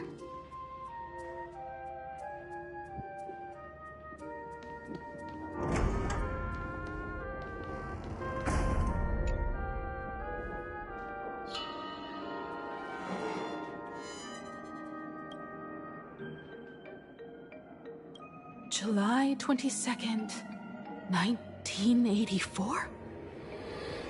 Belle? Could this classroom be...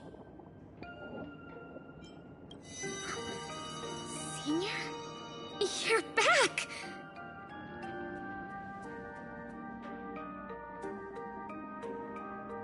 Belle? And you are? But... how is this possible? It really is you, Senior! You look so different. We almost didn't recognize you.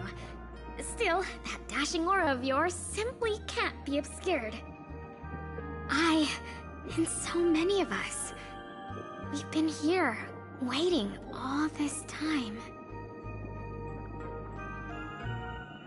I'm so sorry. I was gone too long. It's unforgivable that I never came back to visit you all. You apologizing so seriously? That's not like you at all, Senior. Yeah. After all this time, the least I can do is smile. But all of you are already dead. Himiko, these students, who are they? They're the shadows cast by my past regrets. Young lives buried here by a tragic accident. What? Oh no, Senior, he's here! That thing is coming! Wait, what did you just say? Everyone, hide! We mustn't let that monster find us! Run, Senior! The Herald of Death is back! No!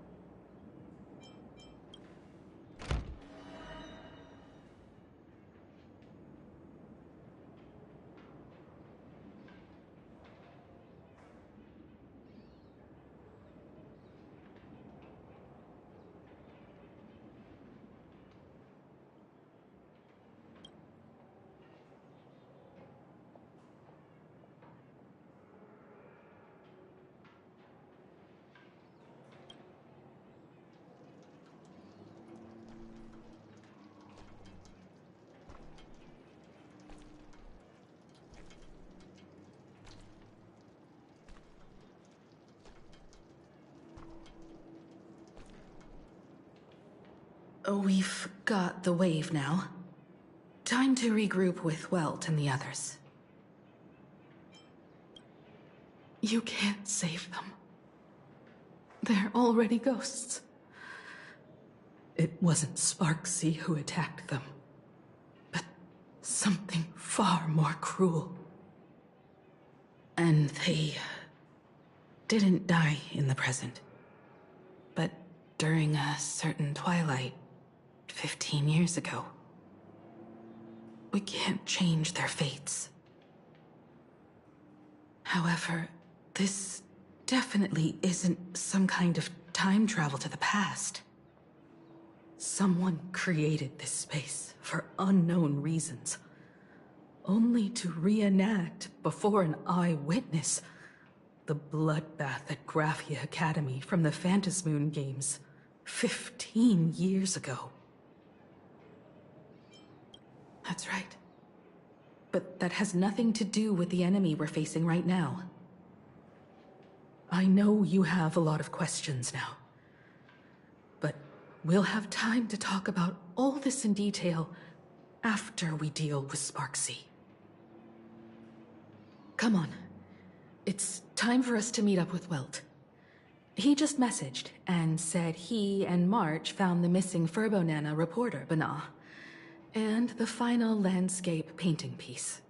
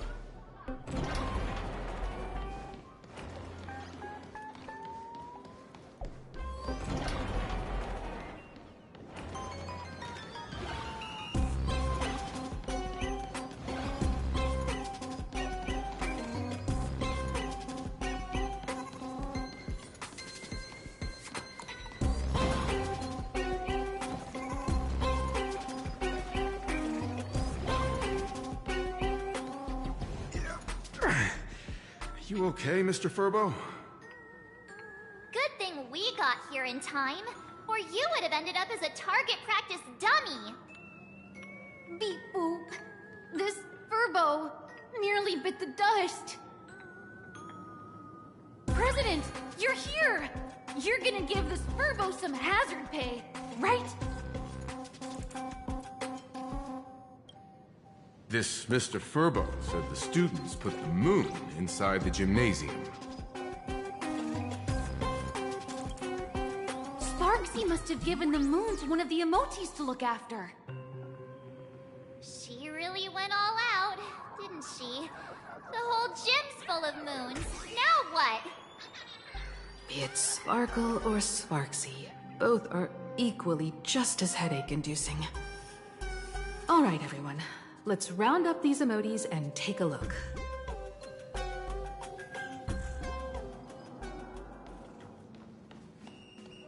You, fess up! Did you stash the moon somewhere? I pried open its mouth to take a look. Seems this little guy didn't swallow the moon.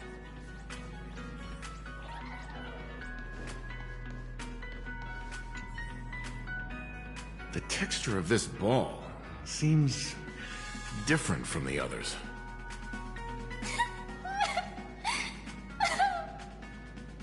Okay, don't cry. No one's going to hurt you.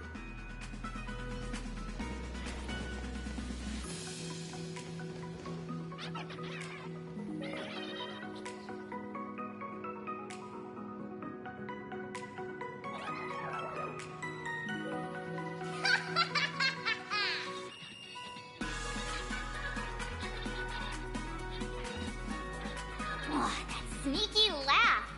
It probably does know where the moon is hiding. But how are we meant to even reach the thing?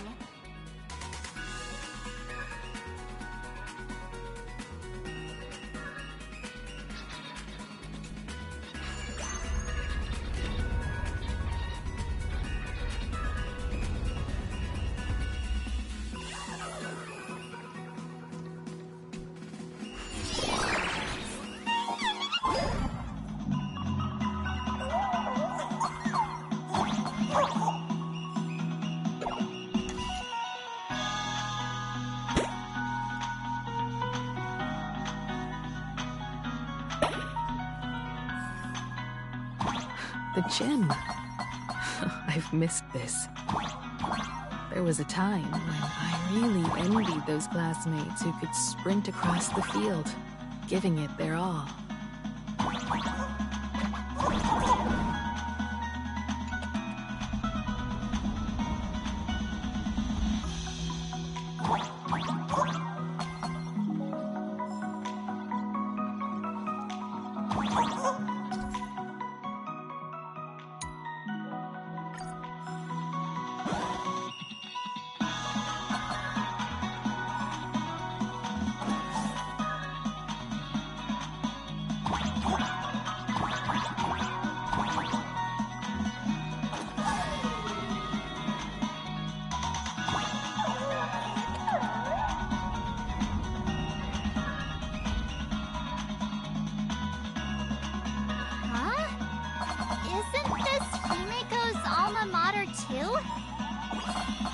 Don't tell me Himeko was the quiet type who stayed— Not quite.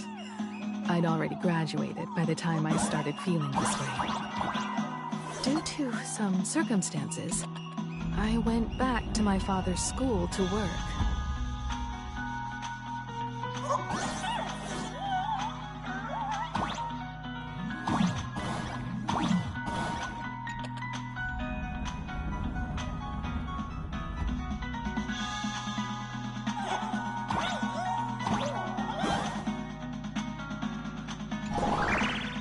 One good jump, and we should be able to reach that emoji.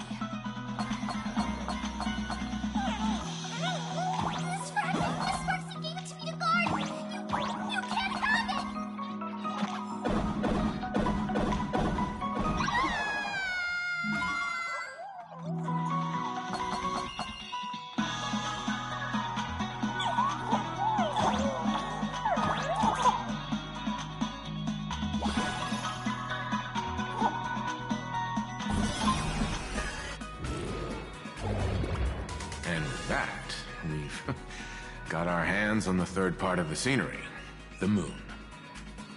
All right. Time to settle the score with Sparksy. Since Sparksy dared to target the Astral Express, treating us like stepping nanostones in the Phantasmoon games, she had better be ready to become a spoil of war herself. She and I will head to the atrium next, piece the imaginated landscape back together, and help Sparkle take down Sparksy. Welt, March, I'm counting on you to protect the students at the Academy. Dovebrook's waves should suppress the mimetic contamination they're experiencing, but they might panic and run into the combat area. This time, I truly hope no innocent people get hurt during the Phantasmoon games. Don't worry, Miss Himeko. Mr. Yang and I have got this. You better give that girl a taste of her own medicine for messing with us like some comedy act.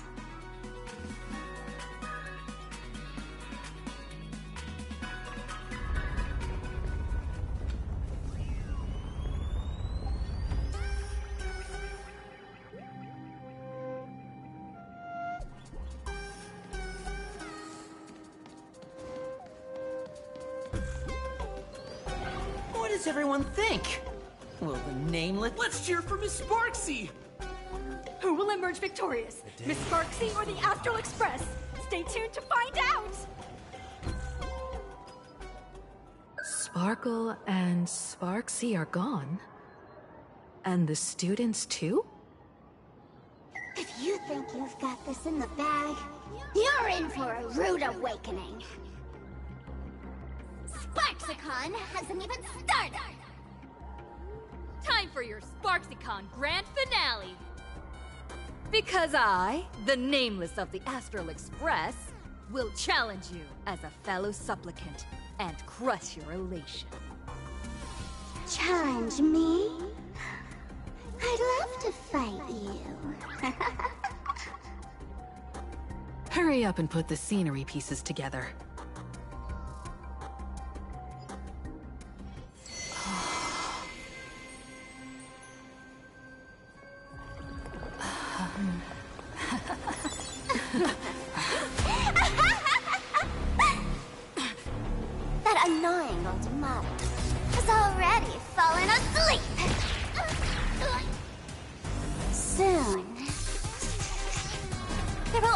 one sparkle in the rock.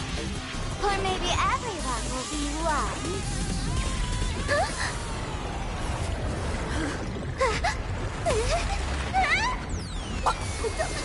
During my transformation! Despicable! Too bad. The Awesomes has all arrived! Our heroes play the first battle of the Fantasy Supplement has commenced!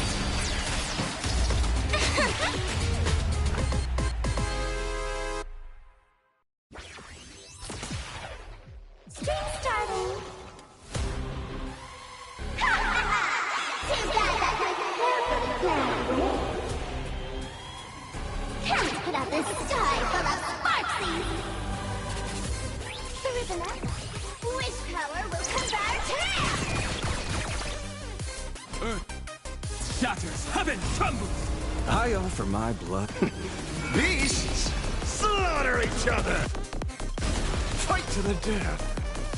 Dragons soaring above the lands! This is permanent! Eye for an eye. My job is to be nosy.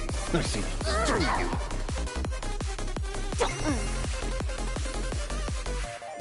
Torment and doubt, farewell. You're so cool! Fight to the death!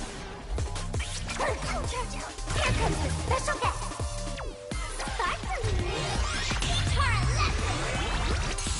Where the heck did she drag me to? Fiddle with holes. Eye for an eye. I offer my... Beasts slaughter each other! Fight to the death! Still hanging on?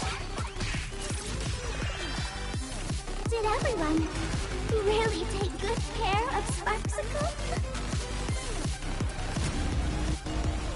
Feeling spiffy? My purpose is to protect. Let's play. Can you find the answer? Mountains roar, dragons rise! Serenity is before me. My job is to be nosy. Fiddle with holes. Dragons soaring above the lands! This is permanent! Eye for an eye. Go, my little cutie! This mortal will watch over you and guide you on your path. I offer my blood to Beasts slaughter each other! I had all of the internet behind me! Oh, some mere nameless surpassed my popularity! Eye for an eye. Sparkle rabbits fire spoon! I've heard the call. Torment and doubt, farewell. Gut says you're shady. Fiddle with holes. Cyberbully! Fight to the death! Earth shatters, heaven trembles! Go, my little cutie! Here comes the special guest! Get in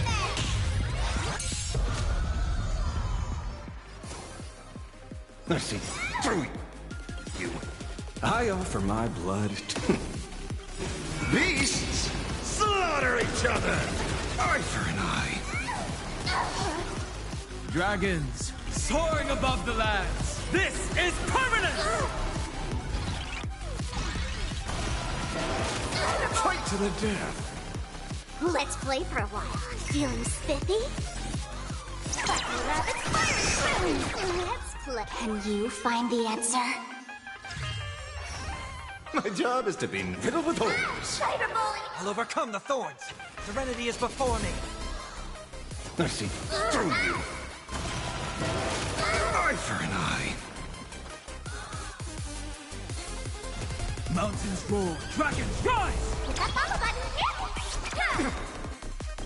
I offer my blood to Beasts slaughter each other! Fight to the death! Cyberbully!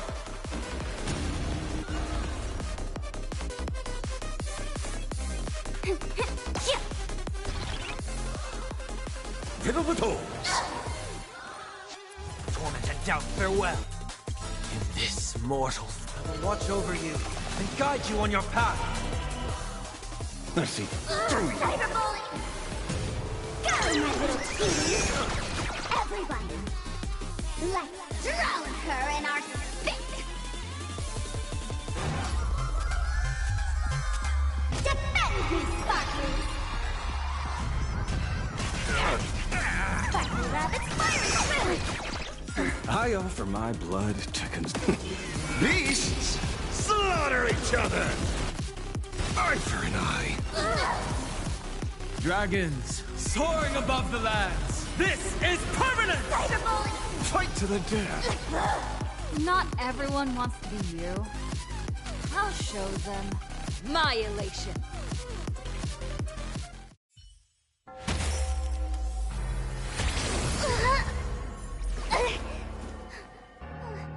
Sparks isn't over yet. Stop her! She's trying to escape into the crowd!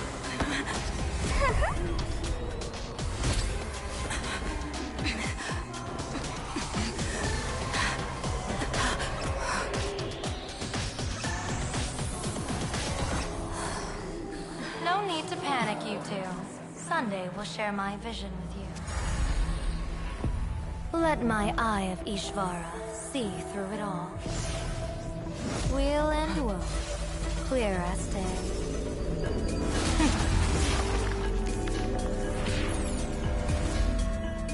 I see where the culprit is. Thought you.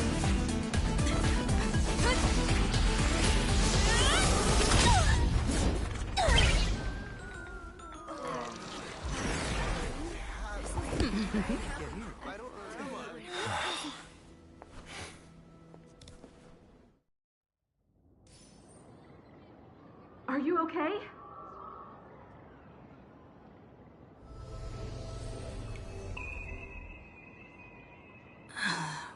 Where did everyone go?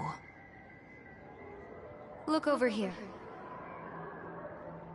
General Yao Guang? Am I seeing things? We're just attuned to each other, that's all. Feeling dizzy? Don't worry, it's just a minor side effect. When I first opened my eyes, I couldn't even conduct basic self-care for nearly a month. Don't worry though.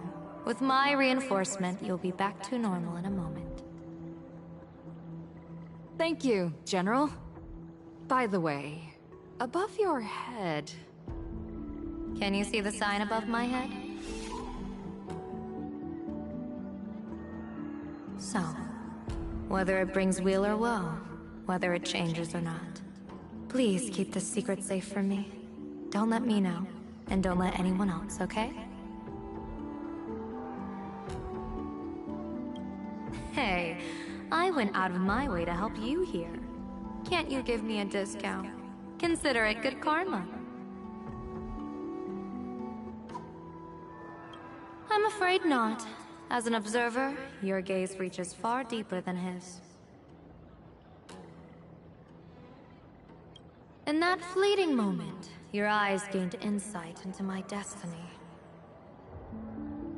For those who wish to defy their own destiny, the best approach is to avoid gazing too long into fate, especially not letting powerful observers do so.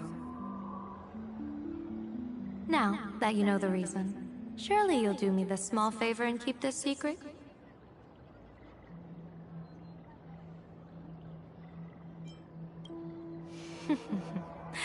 If you dare to spill the secret, I'll tell everyone all about your true identity. You're a former Stellaron hunter, aren't you? Oh, just imagine the chain reaction that would cause. I don't even want to think about it. Doesn't this feel like the opening scene of a comedy? Two people who barely know each other, yet they're keeping each other's destiny a secret. I guess you could say we're now partners in fate. No surprise there. After all, both comedy and fortune-telling thrive on unexpected twists and turns of fate, don't they? Alright, looks like the side effects have worn off. Time for us to say goodbye. And you? Are you okay?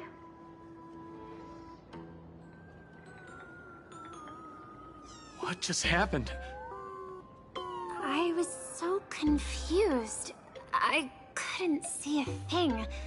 All I remember is Sparksy and the Nameless got into a fight. I saw everything. The Nameless from the Express smashed Sparksy right into the wall with one swing. That strength was unreal. That was such an epic fight, as expected from a cosmic hero. That was seriously awesome. Astral Express! Astral Express! Astral Express! Astral Express! Looks like the students have all recovered from the contamination. Did they recover?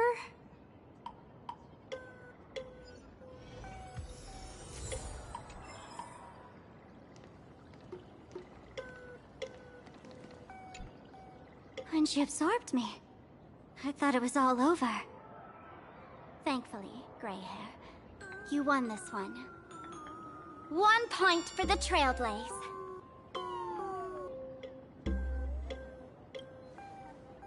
Who knows? But come on, doesn't that sound insanely cool? I'm totally adding this to Miss Sparkle's 132 origin stories. Maybe we're all just masks that someone else has shed. The tavern? They might kick up a fuss about Sparksy's defeat for a few days. Maybe some foolish hotheads might even come knocking to fight you. But trust me, give it a couple days and the tavern will act like none of it ever happened. If I really am a mask, then naturally I should return to my wearer's face. But if I'm not, then maybe I need to reclaim the mask I've lost. I understand.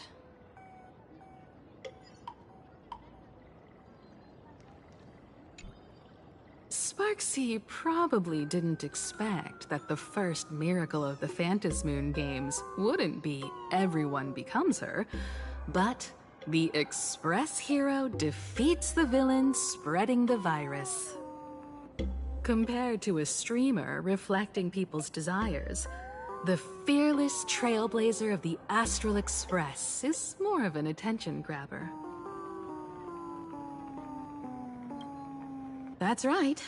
Sometimes the supplicants work together, sometimes they clash. It's like a coin toss. No telling which side will land until the moment it hits the ground. At least this time, I hope it doesn't end in bloodshed. You're one step closer to an audience with AHA. Right now, all of Planarcadia is watching you, and all of their attention's flooding over you, and the mask you wear. Make the most of that attention. From now on, you'll represent the Trailblaze to show this world of elation what elation is. Show mercy. Or don't.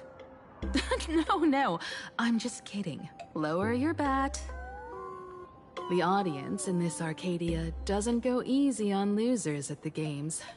She'll lose her wish power soon enough, and the Sparksy virus will fizzle out.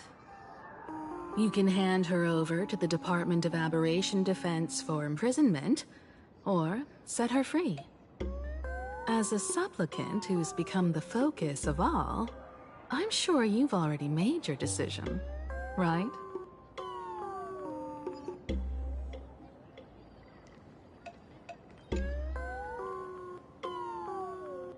So, Victor, here to claim your prize? Very well. Sparksicle has no objections to that. So what'll it be? Gonna hand me off to the Department of Aberration Defense? Lock me up as a hardened criminal? But knowing you, you're not that heartless, are you? Or maybe you want to take away my streaming account as punishment. I'll livestream 24/7 and sing praises of your valor. All right! Let what belongs to the Graffia family return to the Graffia family. But don't let this little win get to your head.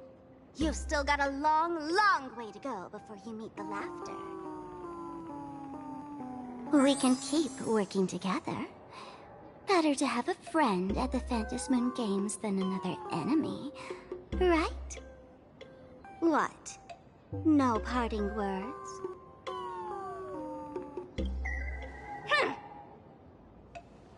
How do you like this ending, Sparksicle?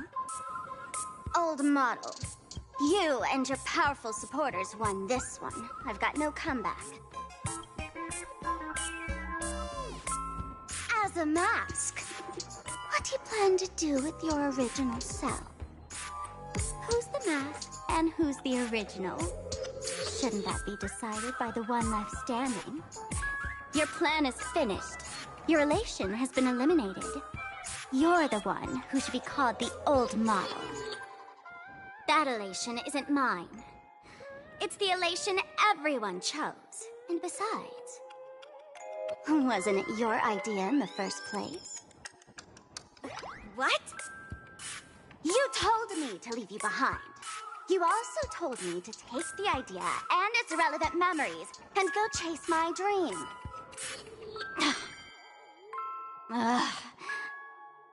That's totally something the Sparkle would do. How do you like this ending, Sparkle? How does that joke go again? Take the mask from a masked fool, and what's left but a fool? But take the fool out of a masked fool, and all that's left is the mask. Come on, Sparkle. Time to end this little charade. No show is complete without a curtain call. Shall we become one at last?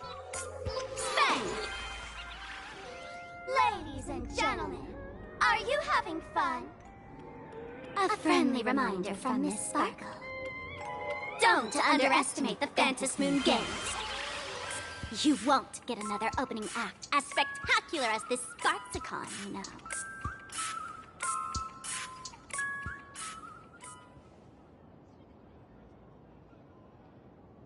Sparksy! No. Sparkle? Which one is which? Perhaps it was just a masked fool, playing a harmless trick under the watchful eyes of the gods. Or maybe she just wanted to remind us that the elation in Planarcadia has become something even the gods no longer recognize. In any case, everything here has come to an end. We should move on and unravel the next plot.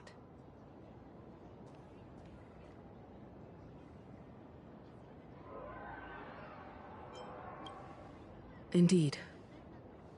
I want to investigate and find out who exactly created that place and why. Let me know when you're ready to head out.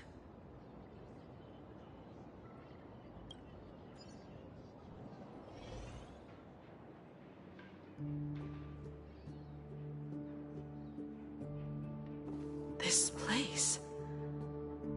it's like nothing ever happened. The ghosts are gone.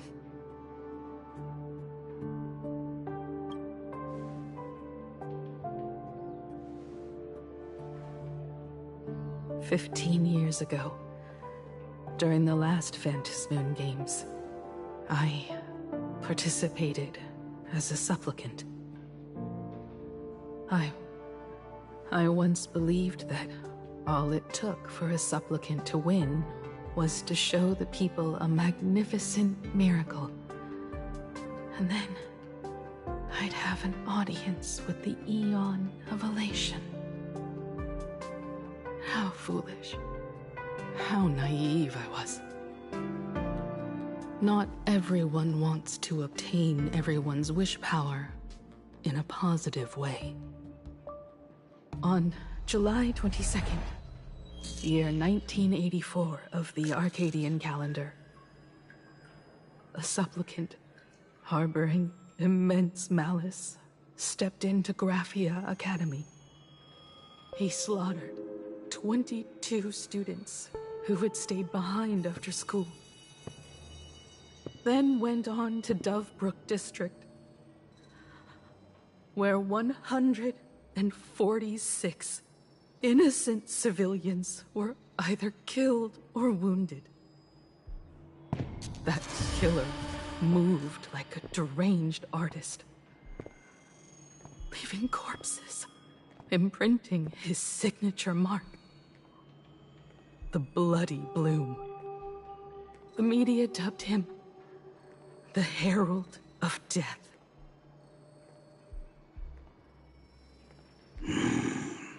It was a tragedy that the world could not forget. The Phantom Moon Games of that year came to be remembered as the Blood-Stained Games. So many parents lost their children. So many people lost those dearest to them. One of the victims was my very own daughter. Upon my return, I stood before the grave where she was laid to rest. Her name was Himeko.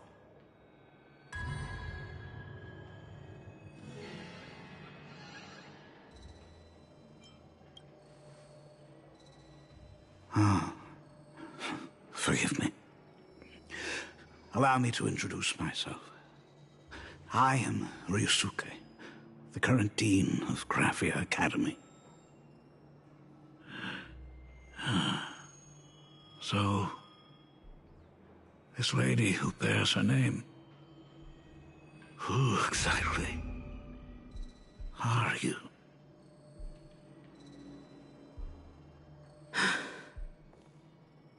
15 years ago, when I made up my mind to join this Phantom Moon Games, my father wasn't with me. Even as I fought for my life against the Herald of Death, my father was still off somewhere, wandering the cosmos. Strictly speaking, ever since I can remember, his presence in my life has been as thin as the air in space. So, I would ask you, who bears his name, who exactly are you?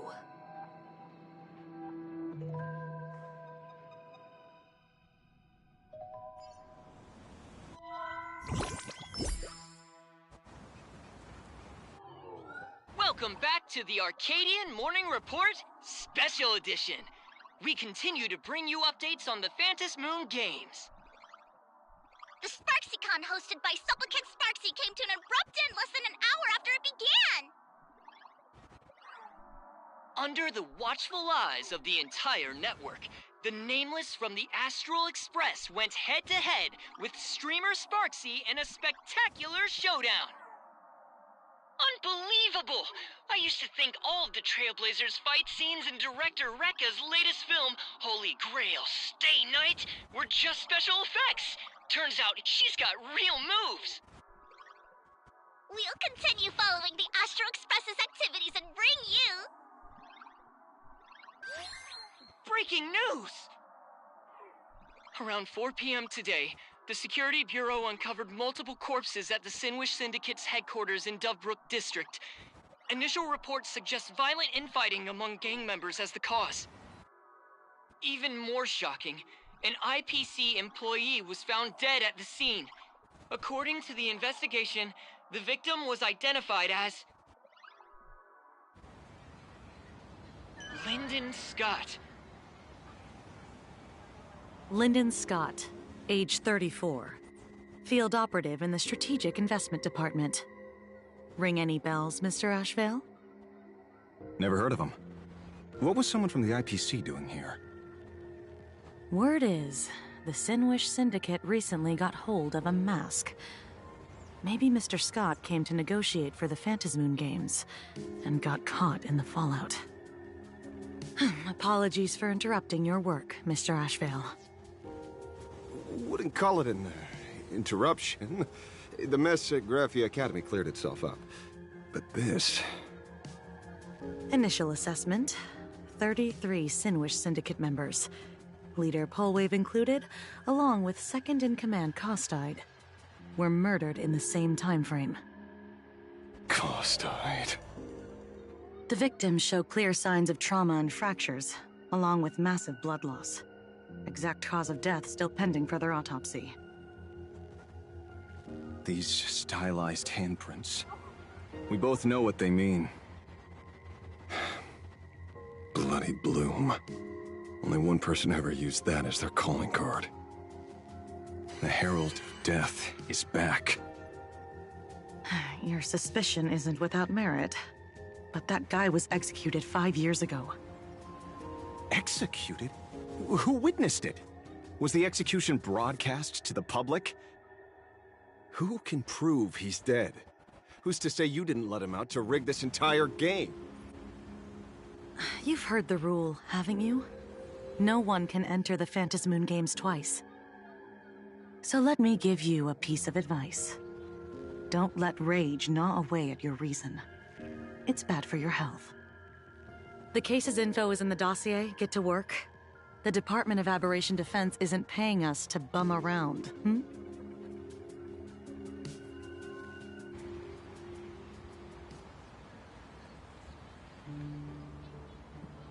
Rage sparked quietly in the detective's chest, and not even the wind from Dove Brook could dispel the metallic tang of blood clinging to his nose. When he first heard the Sinwish Syndicate had obtained the mask, a grim premonition stirred within him, but he never expected it to be the omen of a friend's death. Mr. N, he's no longer with us. Now he's just a body, another nameless casualty buried beneath a headline. People only care about the stars twinkling above, about the epic tales of the eternal conflicts among the cosmos' great figures.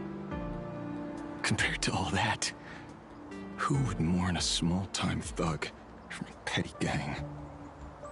What should we do next? I've been slacking off for far too long. It's time to make a choice.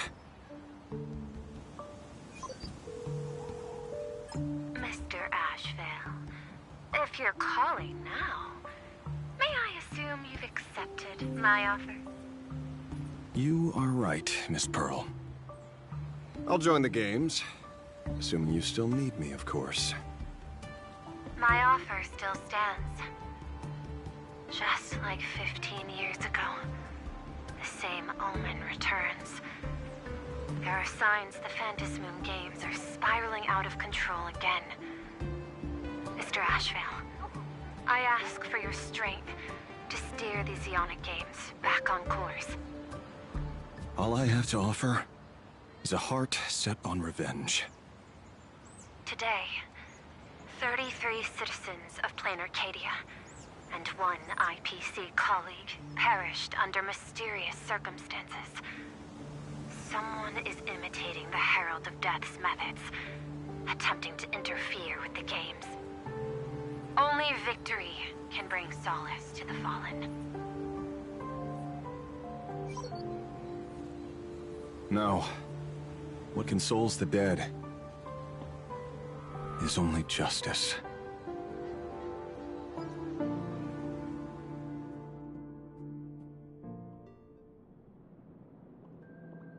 What's the matter? Found a better candidate? Don't I even make the short list? This is a game shaped by the most capricious Eon. Surprises and twists are its very nature. It's only right I choose the strongest players. Even so, I have to ask, what makes you so sure that I'd hire a wanted criminal to fight in the Phantasmoon games, instead of tossing you into an IPC cell? But the Strategic Investment Department in Penacony clearly extended an olive branch to us Stellaron hunters. No? Changed your minds already? You suits sure turn faster than a page in a paperback. So let's cut the fluff. Give me a mask. Call it your first strategic investment in us. What do you say? Understanding comes first, then the investment. Tell me, how do you plan to earn my trust? Apologies in advance. Before I came to meet you, I broke into your collection room. I know what you've been working on. Imaginate. Tell me, have you heard of Zero? Greatest hacker and most feared player in all of Punk Lord? Some say she's an emanator of elation, while others say she enters the dark zone created by Mythos, as if it were her own backyard. She caused Punk Lord's data meltdown and infected IPC branches in 28 segmenta, isolating them from each other. Most information about Zero is half true, half false, much like the rumors surrounding you Stellaron hunters. But one thing is certain. Zero suffered a major downfall, and is now a prisoner of the IPC. It's obvious she left a deep impression on you. Traumatic, even. In that case, you should also know that ether editing and imagenesis stem from the same technological source. Or art. I know. I've studied it. How could I forget? You stole Zero's tech to make that lousy cash grab game Ethereum Wars. Of course, you'd know all this. But you corporate moneybags will never comprehend it. The fleeting, ever-changing power of the elation. Zero once tampered with a parameter of reality, creating an independent realm that belonged solely to her, just like that other one. Just like Graphia. Are you willing to trade the secrets of imagenesis? I can think about it. Deduction. You may be lying. I've heard that those who join the Stellaron Hunters have long since abandoned the path they once walked. Who knows? You're in the Arcadia of Elation. Wouldn't it be a waste not to test your luck? Deal, Ether Hacker. And to seal it with confidence, let me show you a little trick of the trade. A hacking trick?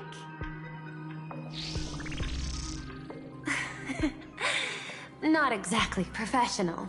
Negotiating while soaked in a bathtub. I took one of your data slices.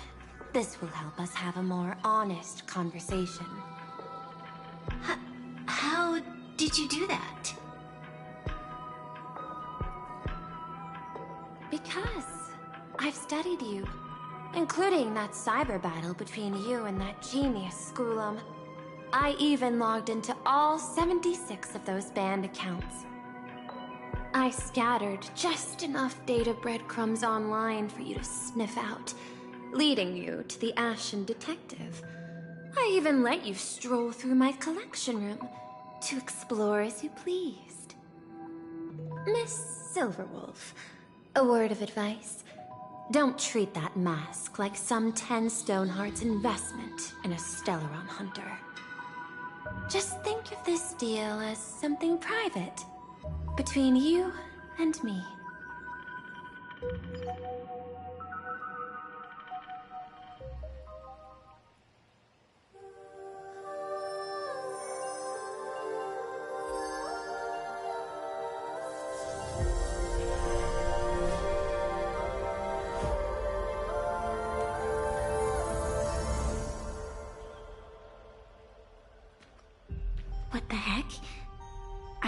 blinked and suddenly half the supplicants are wearing masks?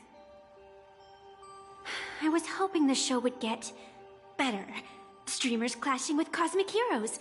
A flashy brawl without anyone getting hurt. Wouldn't that have been nice? But now we've got a crow, a shell, a cat, a wolf? How many more mystery guests are crashing the stage? And this thing? When did it sneak in?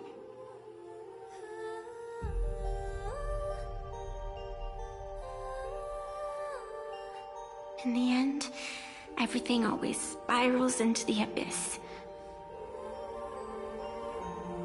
But you're the rare exception. Your first battle wasn't bad for a greenhorn protagonist. Since you came out on top, let's wipe the slate clean on that doom-filled oath.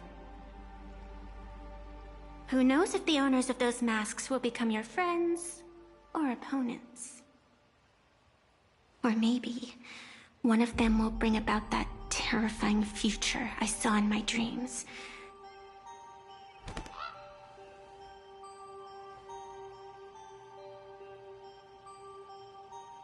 Little one, how'd you find your way here?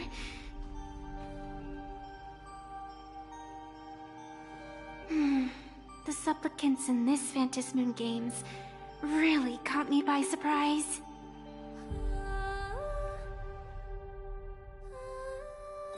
Why don't those people in the Go Home Club...